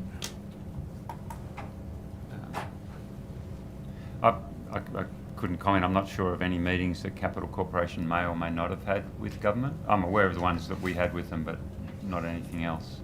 You also said that you were in attendance when Capital Corporation that Capital Corporation were in attendance when Infrastructure New South Wales and the Paceway were in conversation. Correct. Was there any indication that they influenced the Paceway in relation to the engagement that they had with you or your organisation? I think the best way to portray the meetings that we had with the Paceway when Capital Corporation were in attendance was that Capital Corporation were making it clear to us that the Paceway was really concerned about the acquisition. Yep. That they made it clear to us that there was going to be a potential impact on their operations as a Paceway, which we were sensitive to, of course. That was the main... But they're engaging with unit builders that may also impact on their... I think Paceway and the Capital Corporation obviously had a commercial... They had a shared commercial interest in terms of that site. Interesting. We weren't privy to the arrangements between the two. Okay. The Minister confirmed that the cost of the new Penrith Stadium and relocating the Penrith Paceway was over $900 million. So even if we account for, in full, the $150 million, which may be somewhat inflated if we're to look at the relevant Newcastle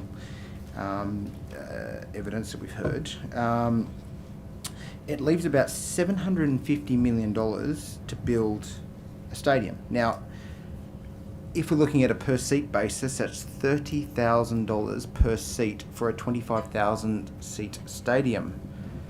Is that what the business case costed the new stadium at? Ms. Jones has already taken on notice that she would provide a basis on which that figure was informed and a breakdown as I understand it. So I think the question's already been asked and taken on notice. I agree with that. And you have no further current information? No, I do believe that me taking that question on notice previously in terms of the scope that would inform that cost would help satisfy the answer to that question. Yeah. Well, are you happy look, to... I just do. I think we need to push the point because there's... Well, will you take the specifics of Mr. Fang's question there on notice as part of that answer? Yeah, absolutely. So, earlier in evidence today, we spoke about Allianz, which is obviously, built in close proximity to Sydney CBD, and the costing for that was $19,000 per seat. Is it, in effect, you're saying that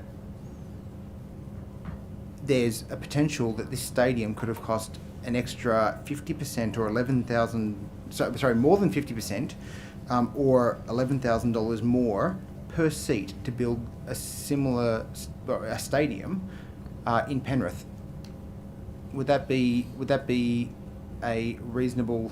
Do you think that's a reasonable costing in relation to the current business or the current cost of construction, to have a 50% over increase in a per seat cost for a smaller stadium built in Penrith as opposed to here in the proximity of the CBD? Mr. Gillibrand?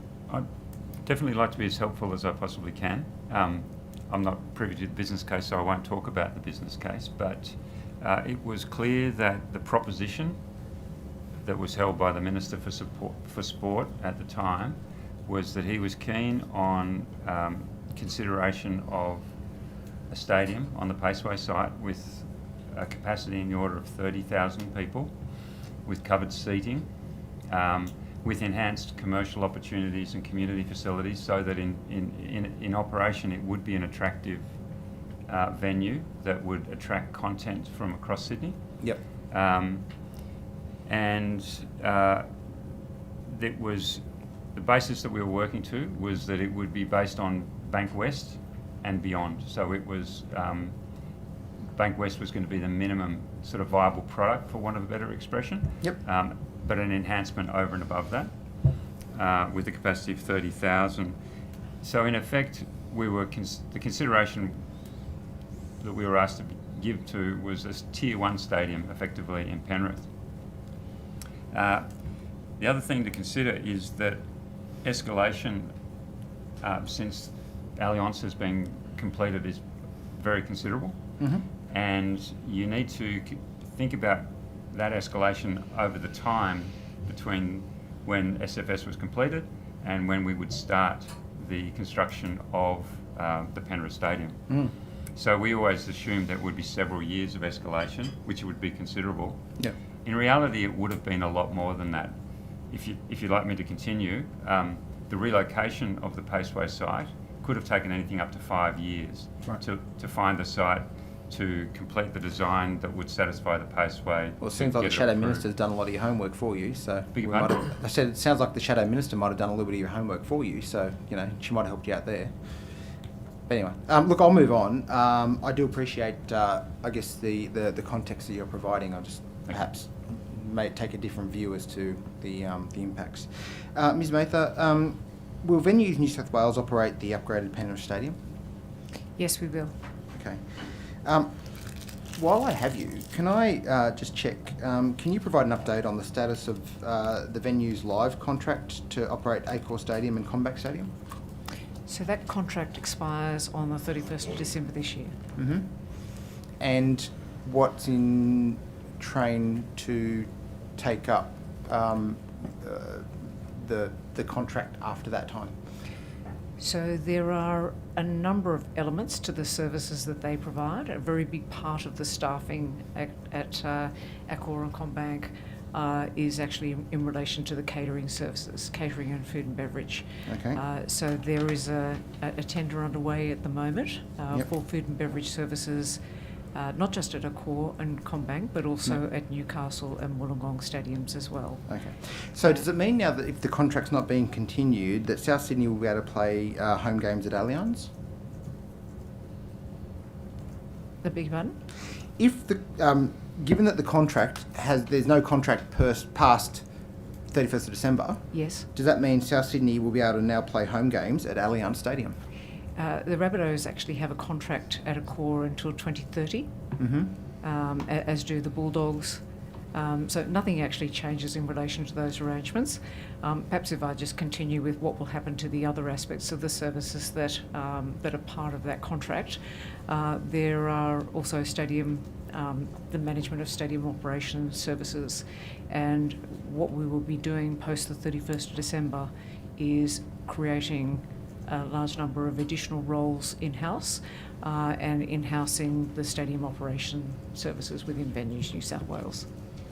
Okay, Mr. Fowler. Thank you. Might just return to you, Mr. Lamont, and then I'll seek to give you an early mark if I'm sure you'll be willing to take that. So just looking at, in terms of the small business charter, have you been consulted by the government about the implementation of the small business charter? Not the implementation, but the content of the charter, what it's intending to do. Okay, so you've been consulted on the content. Have you been consulted about any design as to whether it'll be legislated, introduced by regulation, or a government statement of intent? Okay, No. So no discussions on that front. And why don't we start with what feedback have you had in terms of the small business charter and what it should include? So I'm not conducting the consultation process. That's being conducted by Ms Gibbons and Mr Wells. So I was consulted as a stakeholder. Okay. So, Ms Gibbons and Mr Wells, Mr Wells and Ms Gibbons, is there anything you'd like to add in regards to the small business charter and some information? Yes, we've started consultation on the small business charter.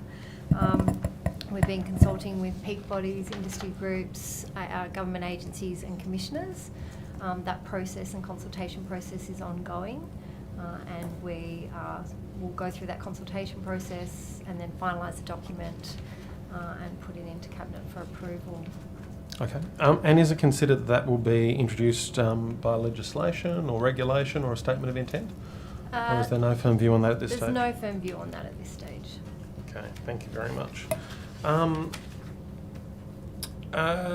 Just Mr Lamont, I'll just ask, I can probably deal with all of the small business questions in this part.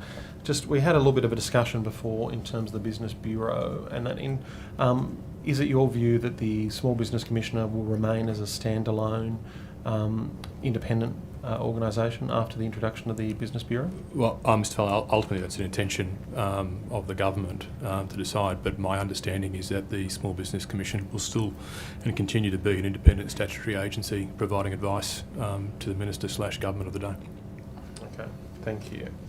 And Ms Hogan, just turning to you in terms of the Department of Customer Service and with the small business hat on, how many days each week do DCS employees attend the office on average?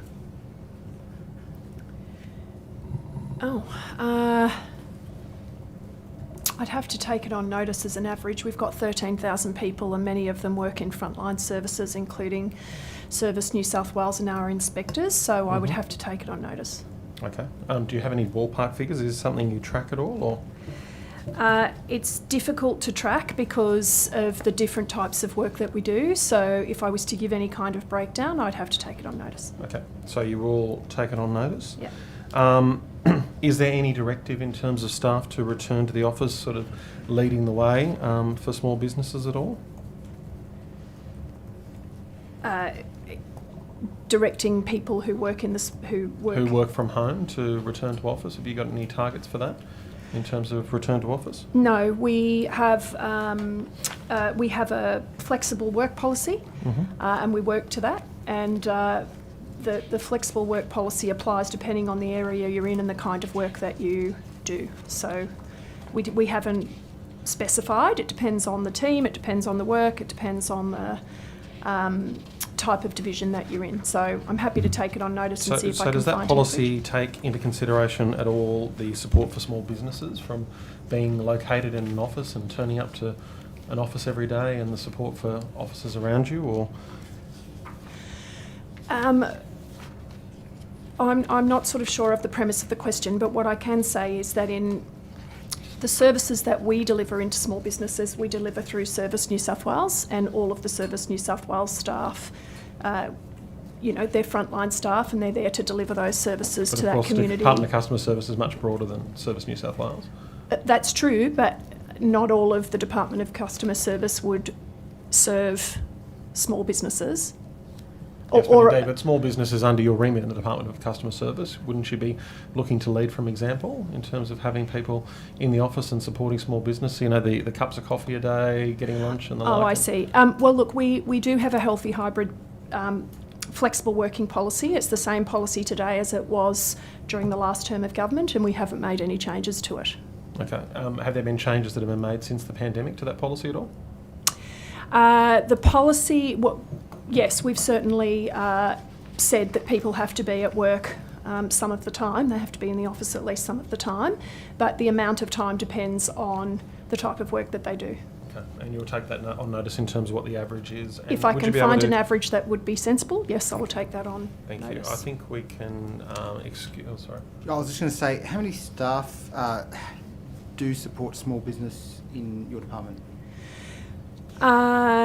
If we include the small business commissioners and overall part of the department, I think there's 42.5 there. We have a small business policy team, which I think is around 7 or 8, and then we have a number of staff who form part of the Service New South Wales workforce who service businesses as well. So I couldn't give you a specific number. Yep. So if we exclude the commissioners' staff, yep, because it's a statutory officer, how many do you have? I'd have to take it on notice because a lot of them work in Service New South Wales, so they might perform multiple functions. Okay.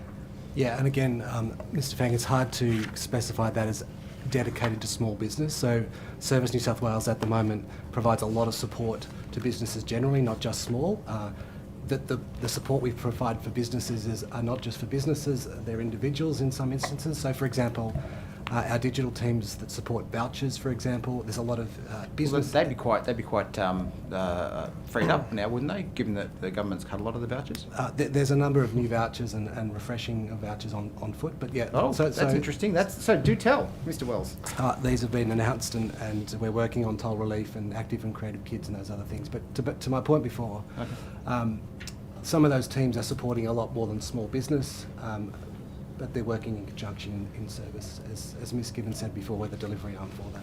Okay, well I'm sure you can use a Ouija board or something and come up with a sort of vibe of a figure and maybe provide that on notice. We'll take that on Might notice. be, yeah, Sure. But yeah. I think we're now in a position to excuse the witnesses from the Small Business Commission and from the Department of Customer Service. Thank you. Thank you. I wish you the best of luck with your Ouija board.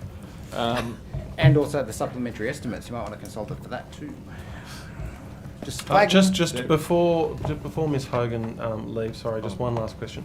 How many representations were received from businesses or business groups asking for assistance or reviews from the Department of Customer Service when asked to repay the money from the micro business grants? That would be a question for Mr. Wells. We'll try and come back on notice. Okay, thank you. No, can be excused, thank you. Okay. See you again soon. Thank you very much. Yeah. Did you want me to invite the remaining witnesses up? Saves them. Yes, sure. Come on up. Come on down. You're the next contestant on the question is right. I don't think they've been sworn in. They're here to assist us. Oh, okay. Well, of course, anyone who has been sworn in who'd like to take this space at the table, otherwise, yeah. Mr. Laposter, I might turn to you in terms of, and we've already discussed Multicultural New South Wales staffing profile, but in terms of the budget for Multicultural New South Wales, what's your overall budget in the 23-24 financial year? 23-24? Yep. It is... I was just looking at that one a second ago when you were asking one of the others. It is 23-24, $76.9 million. Do you want a breakdown? Yeah, if you could, sure. Actually, if you could break it down into grants-related, employee-related, other depreciation, amortisation expenses, I'd be very grateful. Mr. Farlow, it would be my pleasure. Overall budget is $76.9 million, of which $76.4 is for operating expenses, so I assume the other $500,000 is CapEx. $45.3 million is for grant-related expenses, $25.9 is for the hard-working Multicultural New South Wales team, 4.6, and that also includes our interpreters and translators as well. Okay. So, whether they're in court, 1,106, Mr. Fang. 4.6 million is also for other operating expenses, so lease, yada, yada, yada, yada. And 0.6 is for the depreciation and amortisation. Looking forward to hands up on yada, yada, yada. Thank you. Oh, briefly the remarked... capital is... Yeah, the capital. 0.5 is for capital expenditure. 0.2 is for the digitalisation of Multicultural New South Wales language interpreting service to improve accessibility in remote areas. Giddy up. And 0.3 is for the purchase of computer software and property and plant equipment. Okay, excellent. Thank you very much, Mr. Laposta, right across your brief. And Shane, with Minister's respect right. to that capital expenditure, could you Yes. provide us a breakdown of what that's for, that $500,000?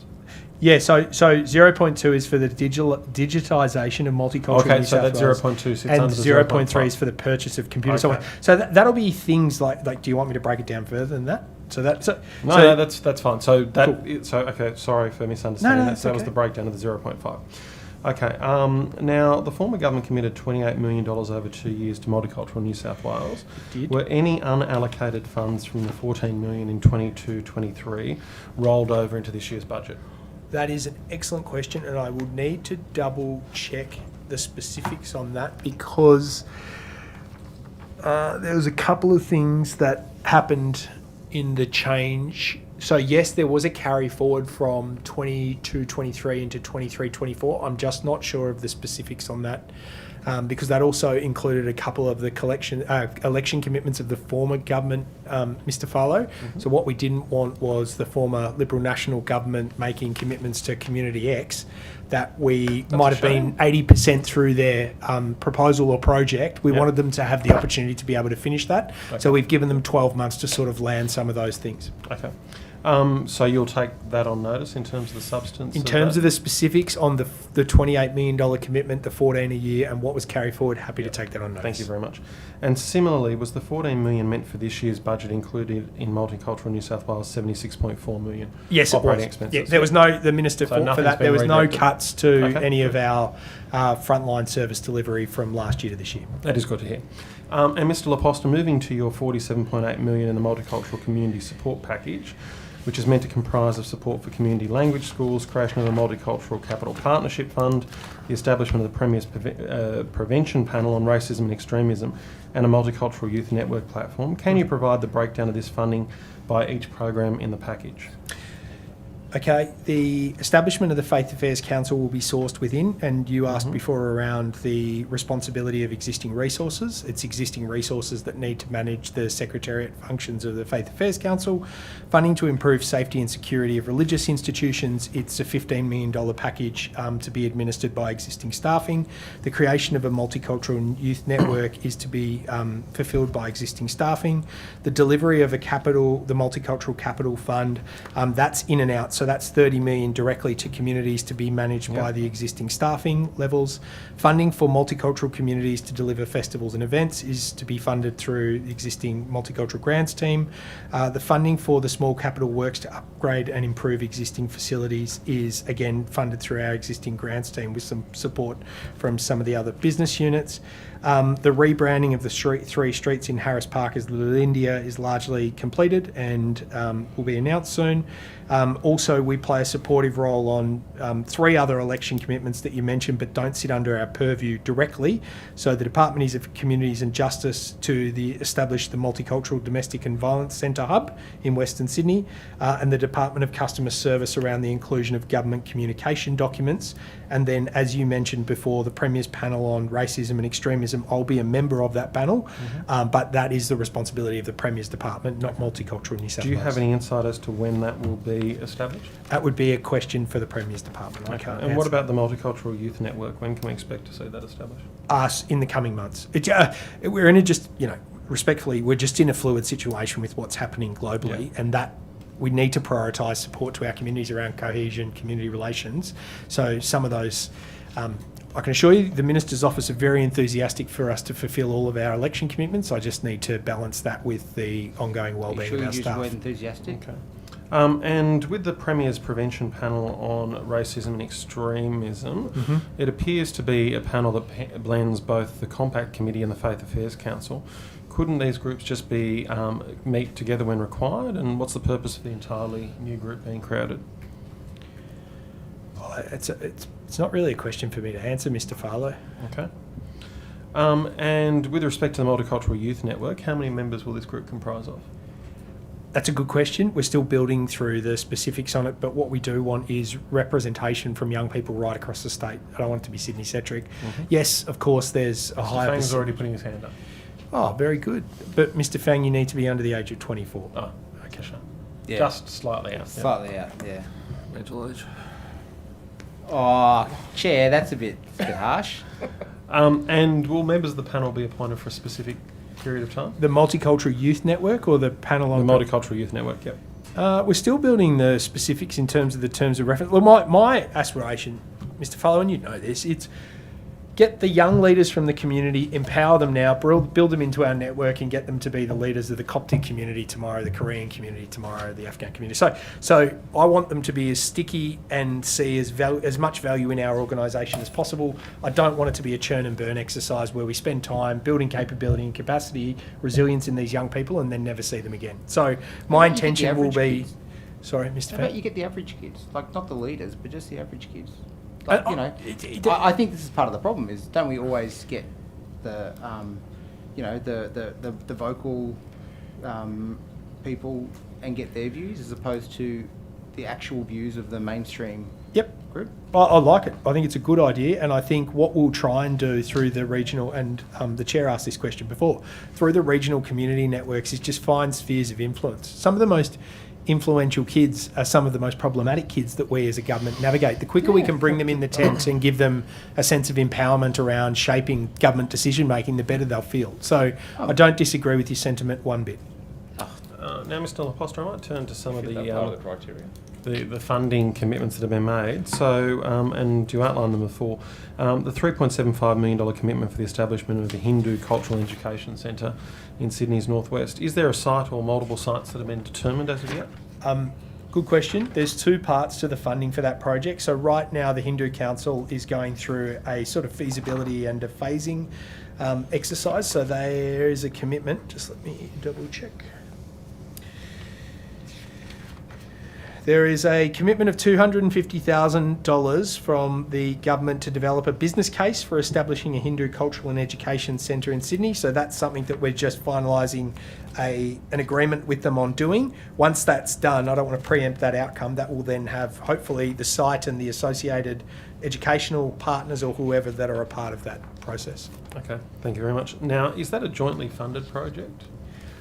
Oh, is there like a co-commitment requirement? Or it's a good question. It's going to depend on actually what their vision for that precinct is, because it would be difficult to build something in its entirety for 2.5.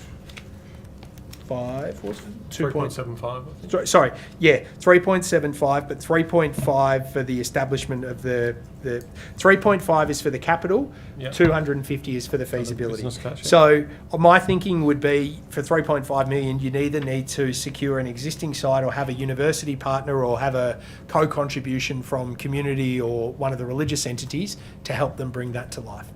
And are there any proposals on foot with that? In that regard, like from a university or the like? Is this all part of the business case? It's part of the business case for establishing what the precinct could and should look like. And to be honest, that's really a matter for the community. So we're just an enabler. We just want to make sure that taxpayer funding is acquitted as promptly and as ethically in line with our best practice guidelines as possible. And it's really up to the community in terms of what their vision is for that facility. And if the Minister signs a disclosure or not, I guess. Just to that point, happy to loop back on that. So the Minister advises that with respect to the... the Minister advises, you're saying? That he's neither a parishioner or on the parish committee of either of the churches mentioned. He has attended both on a number of occasions for events such as funerals and weddings, as well as major events as the Orthodox Easter in his capacity as a Member of Parliament and now the Minister. In my opinion, if that is the extent of his involvement with the two projects associated, then I would not see that he would have any conflict to declare, if that's the extent of his involvement. But that's really beyond that. Mr. Fang, it's a question for the Minister. Let's say, is that for you to determine though, or is that not for perhaps DPC or, the Premier's department to make that determination. So because he's Greek and he goes to Greek churches, but he's not on the board and he's not got any formal position, he has a requirement to declare because he's Greek, or? No. What I'm asking is that if the extent, if he has attended as a parishioner previously, given, and I'm using, I guess, other examples in not so much this jurisdiction, but federally, for example. Yep. A sports minister who was had a membership extended to her, Yep. lost her ministerial position because of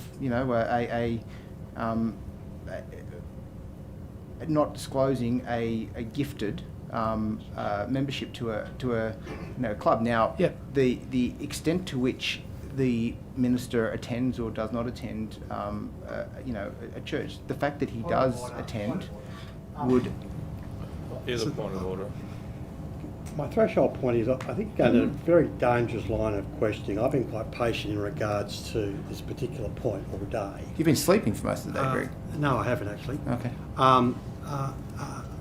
I think the witness has provided a response from a communication. And I'm teasing out the response. From the minister. I think it's been very clear. Nothing's clear from that minister. Let me hear the answer's been prosecuted. You've got the answer that you were seeking. That you might not like it, but you've received it. And now I'm teasing it out.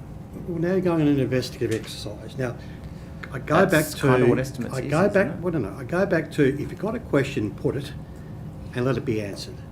But that's the way we proceed, not to sort of just have this discursive discussion and editorialise and say, what's your view? That's not the way in which we conduct these hearings. I'm sorry, Mr. Donnelly, you are right. I should keep my questions concise.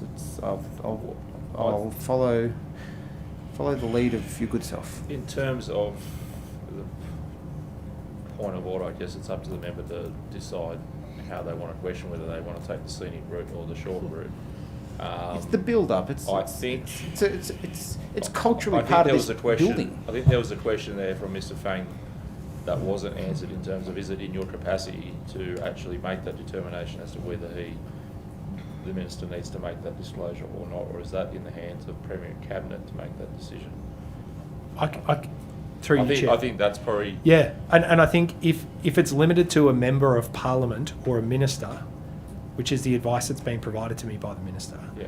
If he's either a member of Parliament and he's a parishioner, he's no fiducial responsibility on either of the groups, nor does he have a membership of the groups, then I would not perceive there to be a requirement to declare anything. And the minister, to be frank, this question is best directed at the minister. The minister's faith and the minister's cultural ancestry are really a matter for the minister.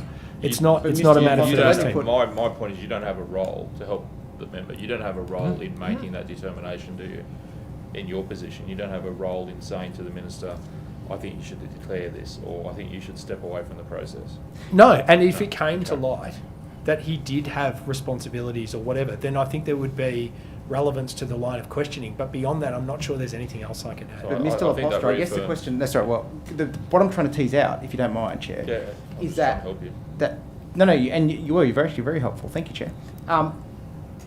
We're talking about the minister here, but disclosure doesn't just relate to the minister, does it?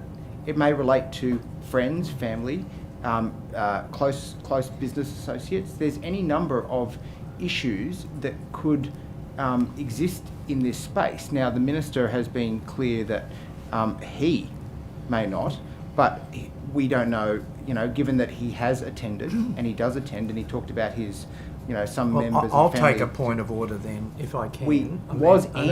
Thank you. I'll hear the point of order. Yeah, well, look, the Honourable Wes Fang is seeking to both, again, ask a question and answer it by making a whole series of imputations. My point of order is related to two things. Firstly, the procedural fairness resolution number 13, seeking evidence that may damage the reputation of a third party, and the witness for whom I would, and the second part is, I don't think this is a matter over which this particular witness should be questioned. I mean, it doesn't come within his purview. Well, that was perhaps what I was getting to, is that the witness professed a view about the minister, but what I was saying was that it's not actually up to the witness to Witnesses, therefore, provide. should not be questioned about matters over which he has no I responsibility. think the witness already indicated that it's not within his purview, and it's probably best directed at the minister. So perhaps in the I'm happy to move on, and yeah, we'll the supplementary hearings, yes. which we're all looking forward to. I cannot I'm sure wait. That'll be a feature. I won't take a point of order on that. So, Mr. Laposta, I'll move back to. Boy, I'm let out early. No, we want to keep you to the end, Joe. Thank you. Move back to the Hindu Cultural and Education Centre. Certainly. So, in terms of that funding, is that coming from the Multicultural Capital Partnership Fund? Or It is. Yeah. Okay. And I'll move on to the 2.75 million that was allocated for the Glenwood Sikh Centre, Yes. the Gurdwara. Yep. Is that similarly broken up into a business case cost and a capital delivery cost? That's a little bit clearer because they have their site. So Yep, as you okay, said, yep. that's at the Glenwood Gurdwara. What they're trying to do is just navigate the phasing around how they want to deliver that project. And I was out there the other day with the amazing volunteers that are a part of the Gurdwara the other day, seeing and being presented their vision on that. They've got their site, they own their site outright. They're just looking at what elements they deliver now and what the sequencing is for the phasing. My hope is through them that they can do some internal refurbishments and deliver on the first part of that without requiring council approval, but that's ultimately a matter for Blacktown City Council. And then the second part will need to go through council approval, so it'll be a project that hopefully we'll be dealing towards the end of this 23-27 period. And is that the total cost of the project, or is it jointly funded? Or It is additional? jointly funded. So Okay. they're fundraising. Whether they've got a future fund or a seeking fund or volunteer funds or those things, and they're still fundraising for it at the moment. Okay, and that's coming out of the Multicultural Capital Partnership Fund as well? is it? Correct. Yeah, okay, great. Okay, Mr. Fang. I'll leave you alone for a minute, Mr. Laposta. I'm going to move to Ms. Jones. Ms. Jones, we know about the small community grants program that Labor candidates had during the lead up to the election, and obviously there's been a lot of questions asked by us in the House, and we've got some more questions around that. In relation to some of the programs that were, the projects that were promised by Labor candidates, have you been asked to do any work on the take costing? a point of order on this, and it's this, that as I understand from the exchanges in the House, the Honourable John Graham is the Minister responsible for that program, and in fact all aspects, as I understand, associated with it. Now, that being the case, I don't, unless I misunderstand, Ms Jones does not report to or have direct remit back to the Honourable John Graham, so I just don't see that it's appropriate to be raising questions about what were these small grants under a program that's basically supervised by the Honourable John Graham. Any comments on that point of order? Or do you have an Well, I opportunity? think I'm trying to find that very issue out by asking the question as to what work the department has done around some of the grants, which I know are mostly sporting. Well, sorry, I know all of the sporting grants that will likely have to be administered by Ms Jones's department. I'm wondering if there's been any work done on that in relation to the program up to now. Okay, well, given that you framed it in the sense of you're after specifically the sporting grants? Yes. Ones that are related to sport, then I will allow that line of questioning. Yeah. Got you, Greg. That's right. Okay, you get me later. It's all good. Ms Jones. Can I ask, around all of that, can I ask you to repeat the question? Small community grants? Yeah, sorry. So in the lead up to the election, Labor had a bit of a, well, I'll call it a slush fund, and I'll probably hear a point of order for taking it from over there. But listen, there you go. There it is. Well, slush fund. I know what you're going to It was say. slush. Can I just ask the member to keep the arguments in his question to a minimum, if Okay. any at all. There was a grants program that was Grants administered program. by ALP head office that nobody else knew about until after the election, which provided $400,000 to each of the. Yeah, you're going to need those. And I've got some worders if that's like more your jam. But Let's get to the question. Proceed with the question. Yeah. So in relation to the unannounced, uncosted program that gave Labor. Point of order again. Oh. Honourable members. You guys are so really soft. Honestly, just flouting let me the ask the previous question. ruling, and the question is just field. It's a slush fund. I'm trying to find a good word for it. I don't know what you And he want. ought to be called to order and put a proper question if he wants one answered. Once again, the question should. Well, it wasn't a grants program. Once again, 'cause- the question should not have argument. You've insinuated that it wasn't costed when it went through the parliamentary budgetary offices. So Well- that implies that it was costed. So I would just ask, can you get to the point of the question? The grants program that Labor candidates were able to provide to their electorates of $400,000 per candidate included some sporting projects. Has your office been asked to do any work around the delivery of those projects? The answer to your question is no. That program's not administered by the Office of Sport. Okay, so there are, my understanding, commitments that were made to those organisations that were to receive grants under that program from Labor candidates that were given advice that those projects would be funded sooner rather than later. Yet, I imagine that sports grants would have to be done by your office, or are they being done by the Department of Premier through the Special Minister of State? Not necessarily. So the Office of Sport, whilst our remit is sport and recreation across the state, we're not the sole administrator of grants that go to sporting organisations. You can have a look at Regional New South Wales, for instance, that runs their own programs that sometimes target community sporting organisations. You can also look at emergency services, particularly in relation to surf club facilities. Yep. So I can't answer your question, I'm sorry. It's No, that's all right. it's not something that's administered by the Office of Sport. Okay, so in relation to an organisation that received a commitment from a Labor candidate for these, in relation to this grants program, where the Minister, who's the responsible Special Minister of State, has now said that those programs are all undergoing assessment and business cases, and where there was perhaps a conflict of interest that was disclosed but not assessed, that's all happening now. Where those organisations may have been in the running for grants through your department previously, but had received indication that they would receive the funding through this other program by the candidate, should Labor win, and Labor have obviously won, and now they were expecting that grant. Where they miss out, what will be the process in relation to their grant status if the program that they alternately could have applied for has closed? Point of order, Chair. Look, there are a series of hypotheticals in there, but seriously, well, actually, it actually is pointed to two. Intently to the question, and I don't think there was actually a question in there that was comprehensible. And Well, could be Chair, answered. I'm going to make this point, right?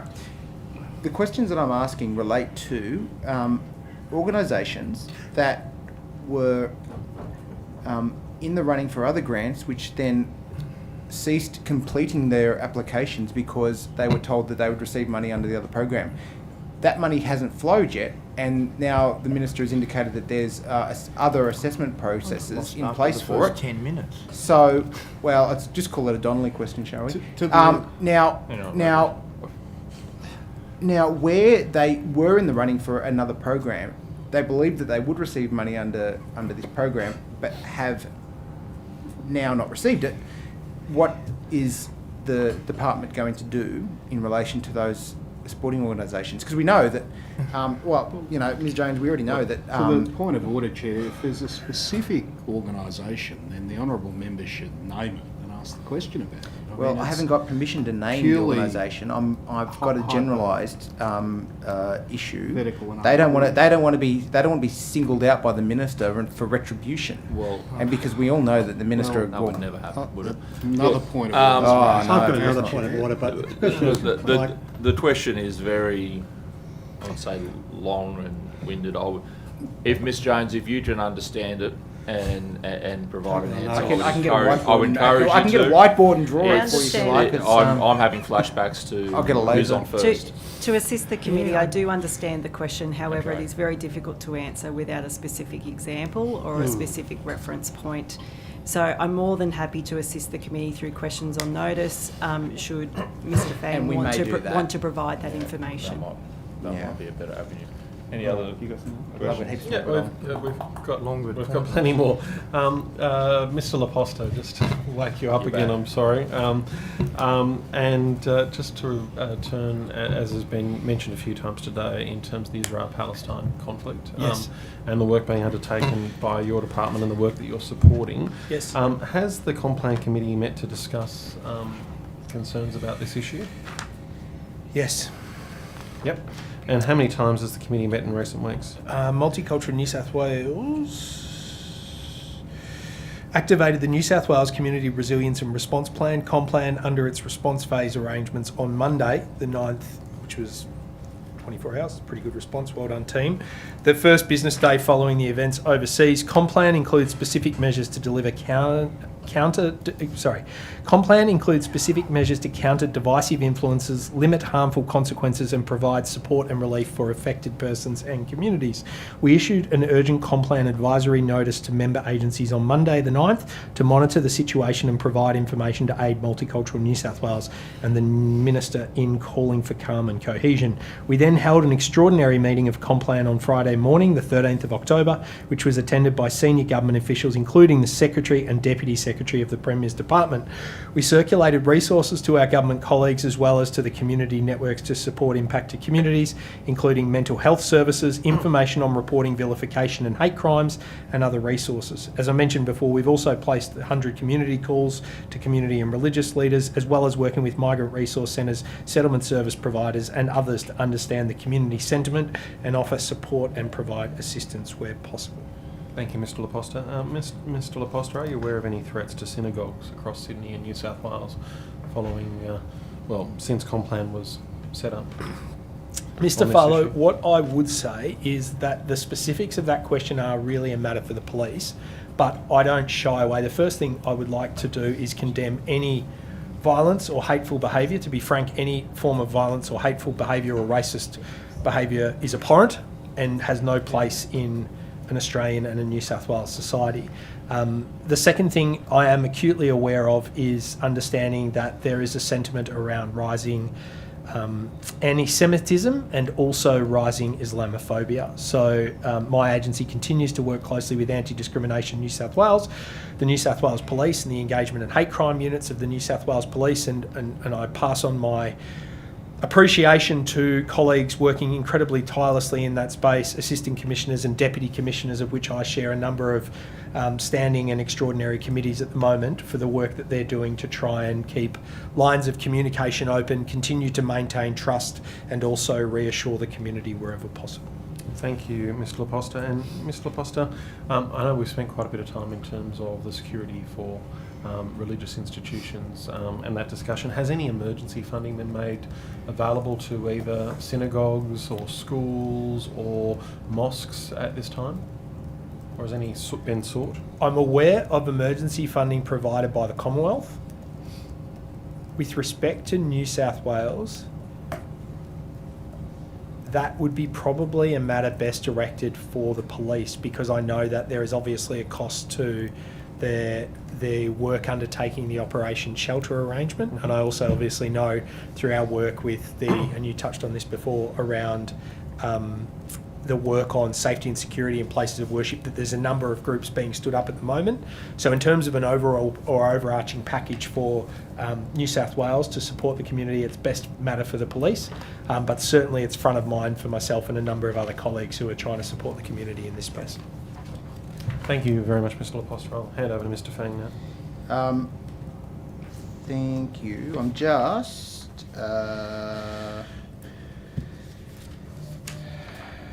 wanting to go to...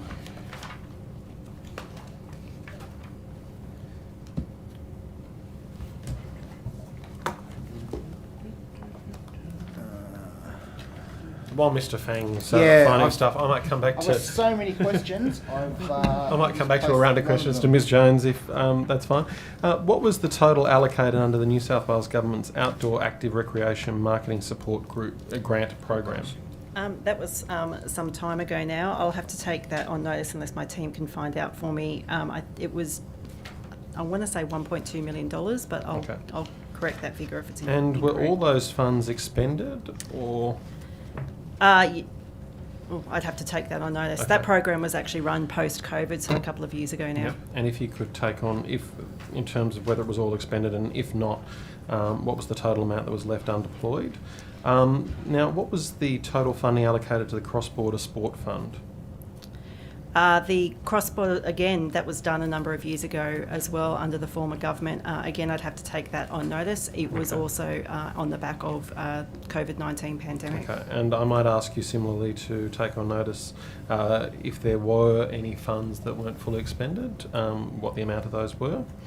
Ms. Jones, what was the total funding allocated to the Centre of Excellence Round 1 funding round?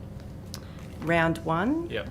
Again, I'll take that on notice, but I will have that figure, I'm sure, to me shortly. And were those funds fully deployed, or? Yeah, so no, I know for instance that was not the case, but I think in terms of underspends from the other grant programs that you mentioned, if there were underspends in the Outdoor Recreation Marketing Fund and then also the Cross-Border Fund, they were also carried forward to assist in the community sport recovery package in response to COVID-19 under the former government. Okay. So any underspends of grant programs around the pandemic were repurposed to go back into community sport to assist them with pandemic recovery. Thank you, Ms. Jones. And with respect to the Centre of Excellence program, as you indicated, there was an amount that was underspent. I believe it might have been around $9.85 million. Were these funds redirected at all? I think you'll find under the Centres of Excellence Fund, Round 1 underspend, it was then rolled into Round 2. Yep. And in carried terms forward of that, into Round 2. Were they reallocated at all, or? I'll have to take that on notice in terms of the actual expenditure in Round 2. Okay. And with respect to the Centre for Excellence program, which sporting organisations interacted with the Office of Sport around the Centre of Excellence program before it was cut by the government? What do you mean by interacted? Well, like expressed interest in continuing or applying for? I can say well and truly both rounds of the Centre of Excellence program were oversubscribed. So there was interest in the Centres of Excellence program from a variety of sports. Yep. Unfortunately, there are limited funds, and there are also pretty strict criteria around making sure that the projects that were funded met the government outcomes of the time. Could you provide us on notice which organisations had applied for those grants or those funds under the Centre of Excellence program that weren't successful? Yeah, absolutely. We'll take Thank you very those. much. Mr. Fang. I'm going to hold my questions over for that. So if you've got further questions, then I'm happy for you to do. There's continue. lots, but yep. Okay. With respect to the local sport defib program. Defib is much easier than saying defibrillator, which I can do now, but couldn't before. The Minister can't pronounce my name. Why should you pronounce defibrillator? How many lives have been saved by using an automated external defibrillator at a sporting event in New South Wales last year? We don't actually keep statistics in relation to how many lives were saved. I can absolutely provide the committee with how many were successful as part of that program. Yep. But then the actual use of those defibrillators in emergency situations or medical situations at community sport events is something that's not reported back to the Office of Sport. Okay. So you were able to take on notice how much of the $2 million allocated over the 4 years is still available through the program? I think you'll find that it's all been it's all gone? all been allocated. Okay. Yep. So all $2 million has been allocated. Now, as of yesterday, the website states that the program opens on the 29th of November 2022 and closes on the 19th of December 2022. Is there any view of extending this program at all? So there is another round of that program that will be opened this financial year. And how much is allocated for that round? I will find that out for you. Give me two.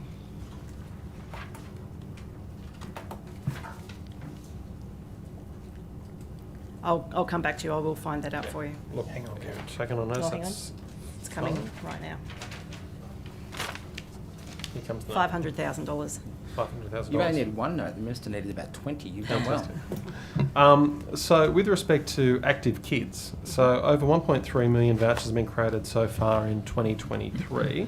How many of these vouchers were created before the 30th of June 2023 when the vouchers were still worth $100?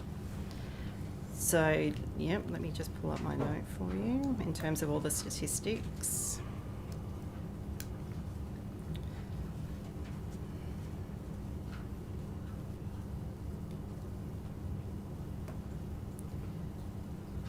I am getting there.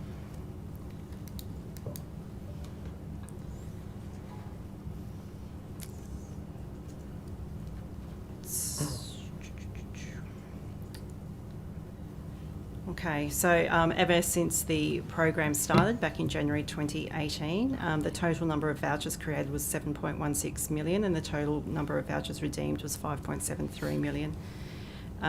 So the total value of the vouchers redeemed since the program commenced was $554 million, Yep. roughly. But in terms of the 1.3 million vouchers that have been created so far in 2023, do you have information on how many of these vouchers were created before 30th of June 2023 when they were still $100?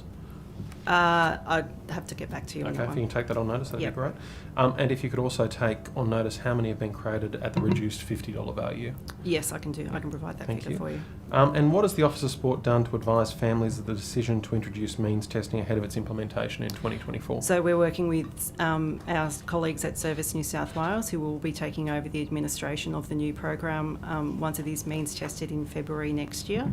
And as part of that transition, there is communication material currently being developed and a communications plan currently being developed about how to disseminate information not just to families around the means testing of the program, but also the onboarding of providers for the program as well. And have you undertaken any analysis on the potential impact of withdrawing active kids support for over 750,000 children? So the Active Kids program, as it stood previously or currently, was independently evaluated by the Sprinter Group of Sydney University that actually outlined, and that's publicly available, that information, and that actually outlined the costs and the benefits of the Active Kids program. The evaluation of the take-up under the means testing is yet to be seen until the program actually runs, and then of course evaluated after it's been started. So there was no analysis that was done. There was no. There was analysis. There was analysis done, obviously for government's consideration around the impact of means testing the program, in particular the number of children that would be eligible and number of families that would be eligible. Did it undertake any assessment as to the impact on certain sports or the like, or the impact on sport participation in New South Wales? I think that's that information around that was provided again for consideration, but again, that information is you could easily draw that information out from our website. So on our website we have a dashboard that actually outlines the number of vouchers created by location and also a number of vouchers used in various sports. But does that information outline how many children you expect to withdraw from sport as a result of not being eligible for necessarily, active because kids? it all depends on the eligibility of families under Family Tax Benefit A.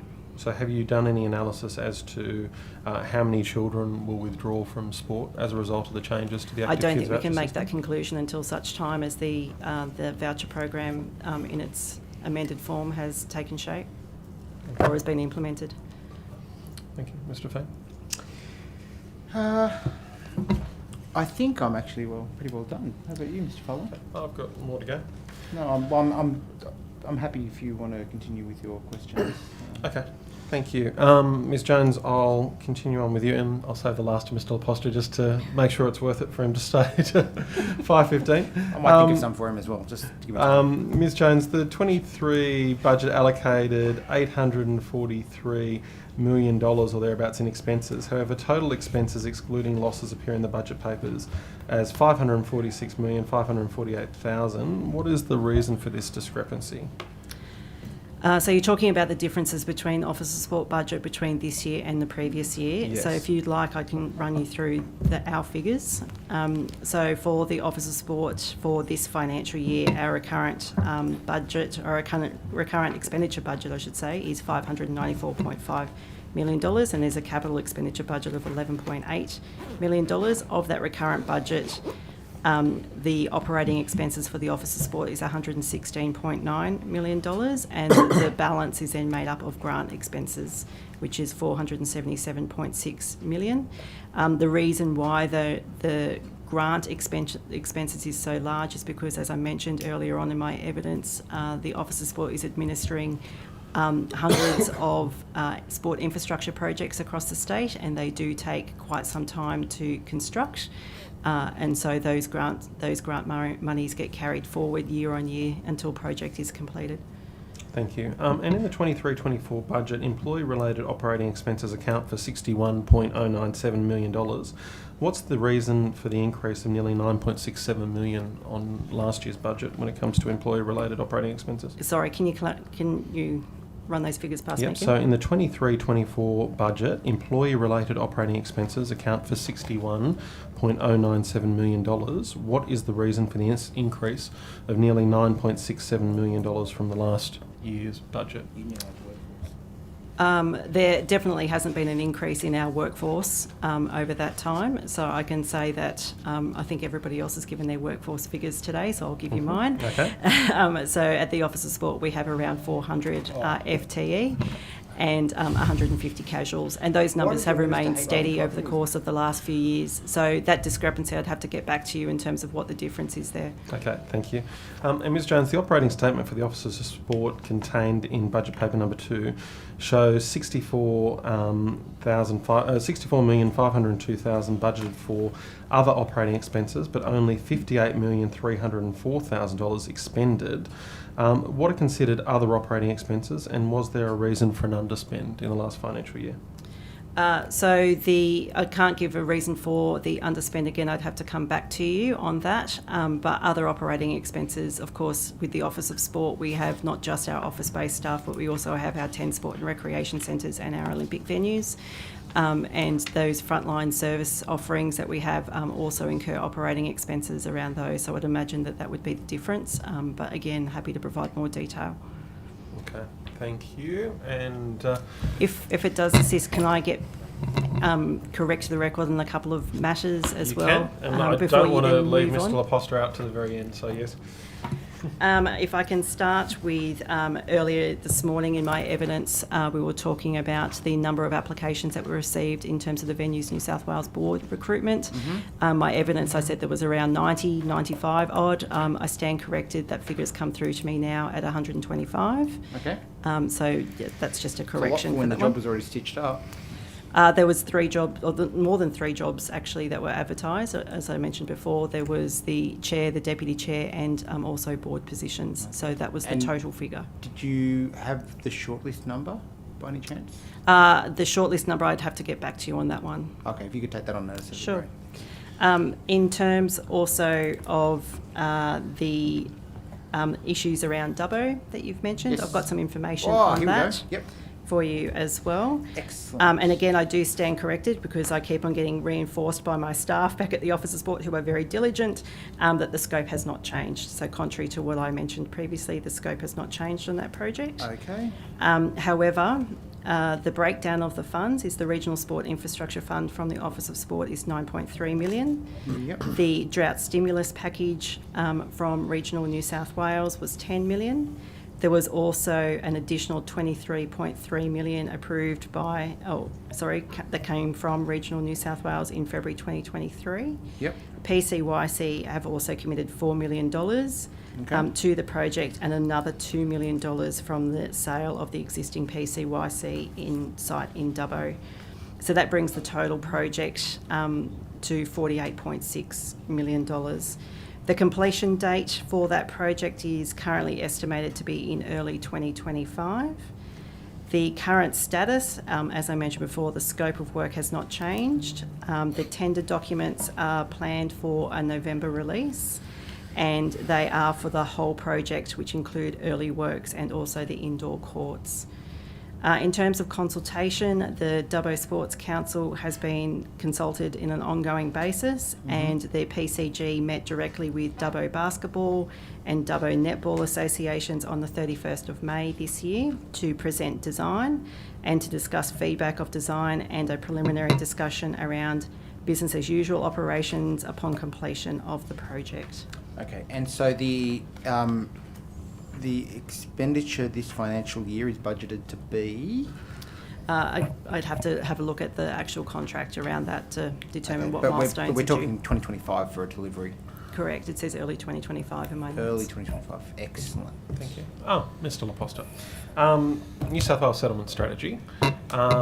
So in the settlement strategy, there were, of course, 100 action items that were to be completed. Yep. Several that were planned to have been completed by the 30th of June 2023.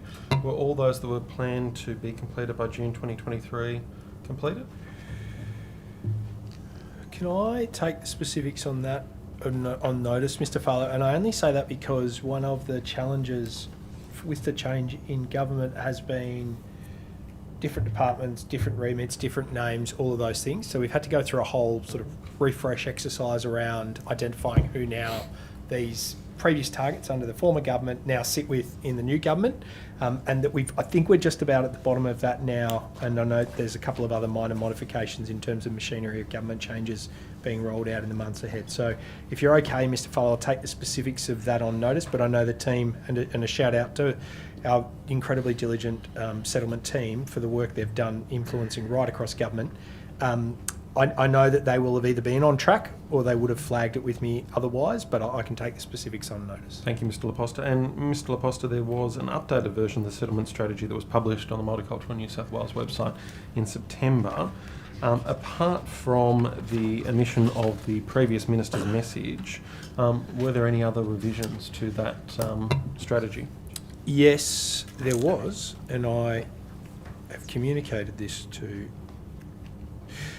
the strategy was updated in August 23 to capture the revised action items which were added by departments, and also some of the changes in government department responsibilities from the original 23 February version.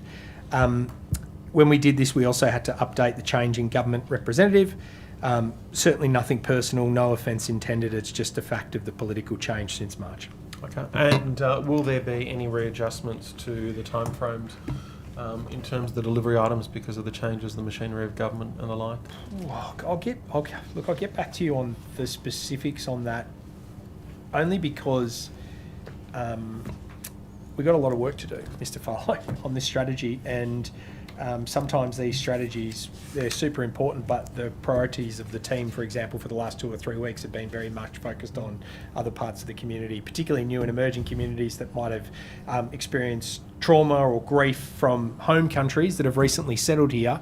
What's happening overseas is really triggering for them. So let me just reconnect with the team and get an update on that and take the specifics on notice for you. Thank you, Mr. Laposta. With 13 seconds left, I think we can wrap up. Oh, maybe we've got no one. I'll be kind. I, My nature. It's how I roll. I throw to Mr. Donnelly for government questions. Yep, finished. Can I thank the witnesses for very comprehensive and thorough evidence this afternoon. I've just got 2 questions to Ms. Jones. I know colleagues to my left and right have got further questions, but I've just got 2. So Ms. Jones, just returning, can I clarify, so this relates back to evidence earlier today, can I clarify, were you advised prior to the government making a decision about the Moore Park Golf Course lease? Yes, I was advised in my capacity as the Chief Executive of the Office of Sport, with golf being a key stakeholder. I was advised that there was an announcement pending. Thank you. Did they tell you what that announcement was? And secondly, regarding individual leases for sport facilities more generally, would you expect to be consulted regarding decisions around each individual lease? No, I would not. Thank you. I've got one. If I... Just as a follow-up to that, Ms. Jones, would you have been expected to be consulted around individual leases under the arrangements with the former government? Has anything changed there? No, I would not. It's consistent across both. Mr. Primrose, do you have a question? Thank you. Look, Mr. Laposta, earlier on, I've jotted a note down here. We were talking about multicultural New South Wales staff living outside of Sydney, Wollongong, Newcastle. Can I ask, do you live outside of those three areas? Mr. Primrose, I do live in regional New South Wales and outside of those three areas that are aforementioned, and always try and bring a regional perspective to the table when working with my team. I think we gathered that from your answers. Thank you very much. Sir. Thank you very much. Good man. Leading by example. Yeah. Where's the rest of the Thank you to all our witnesses. You have taken some questions on notice, so the committee secretary will be in touch, and you'll have 21 days to get back to you. Also extend my thanks to the witnesses that have stayed for the full length. Well you done. now have bragging rights against all other public service that left early. But once again, thank you very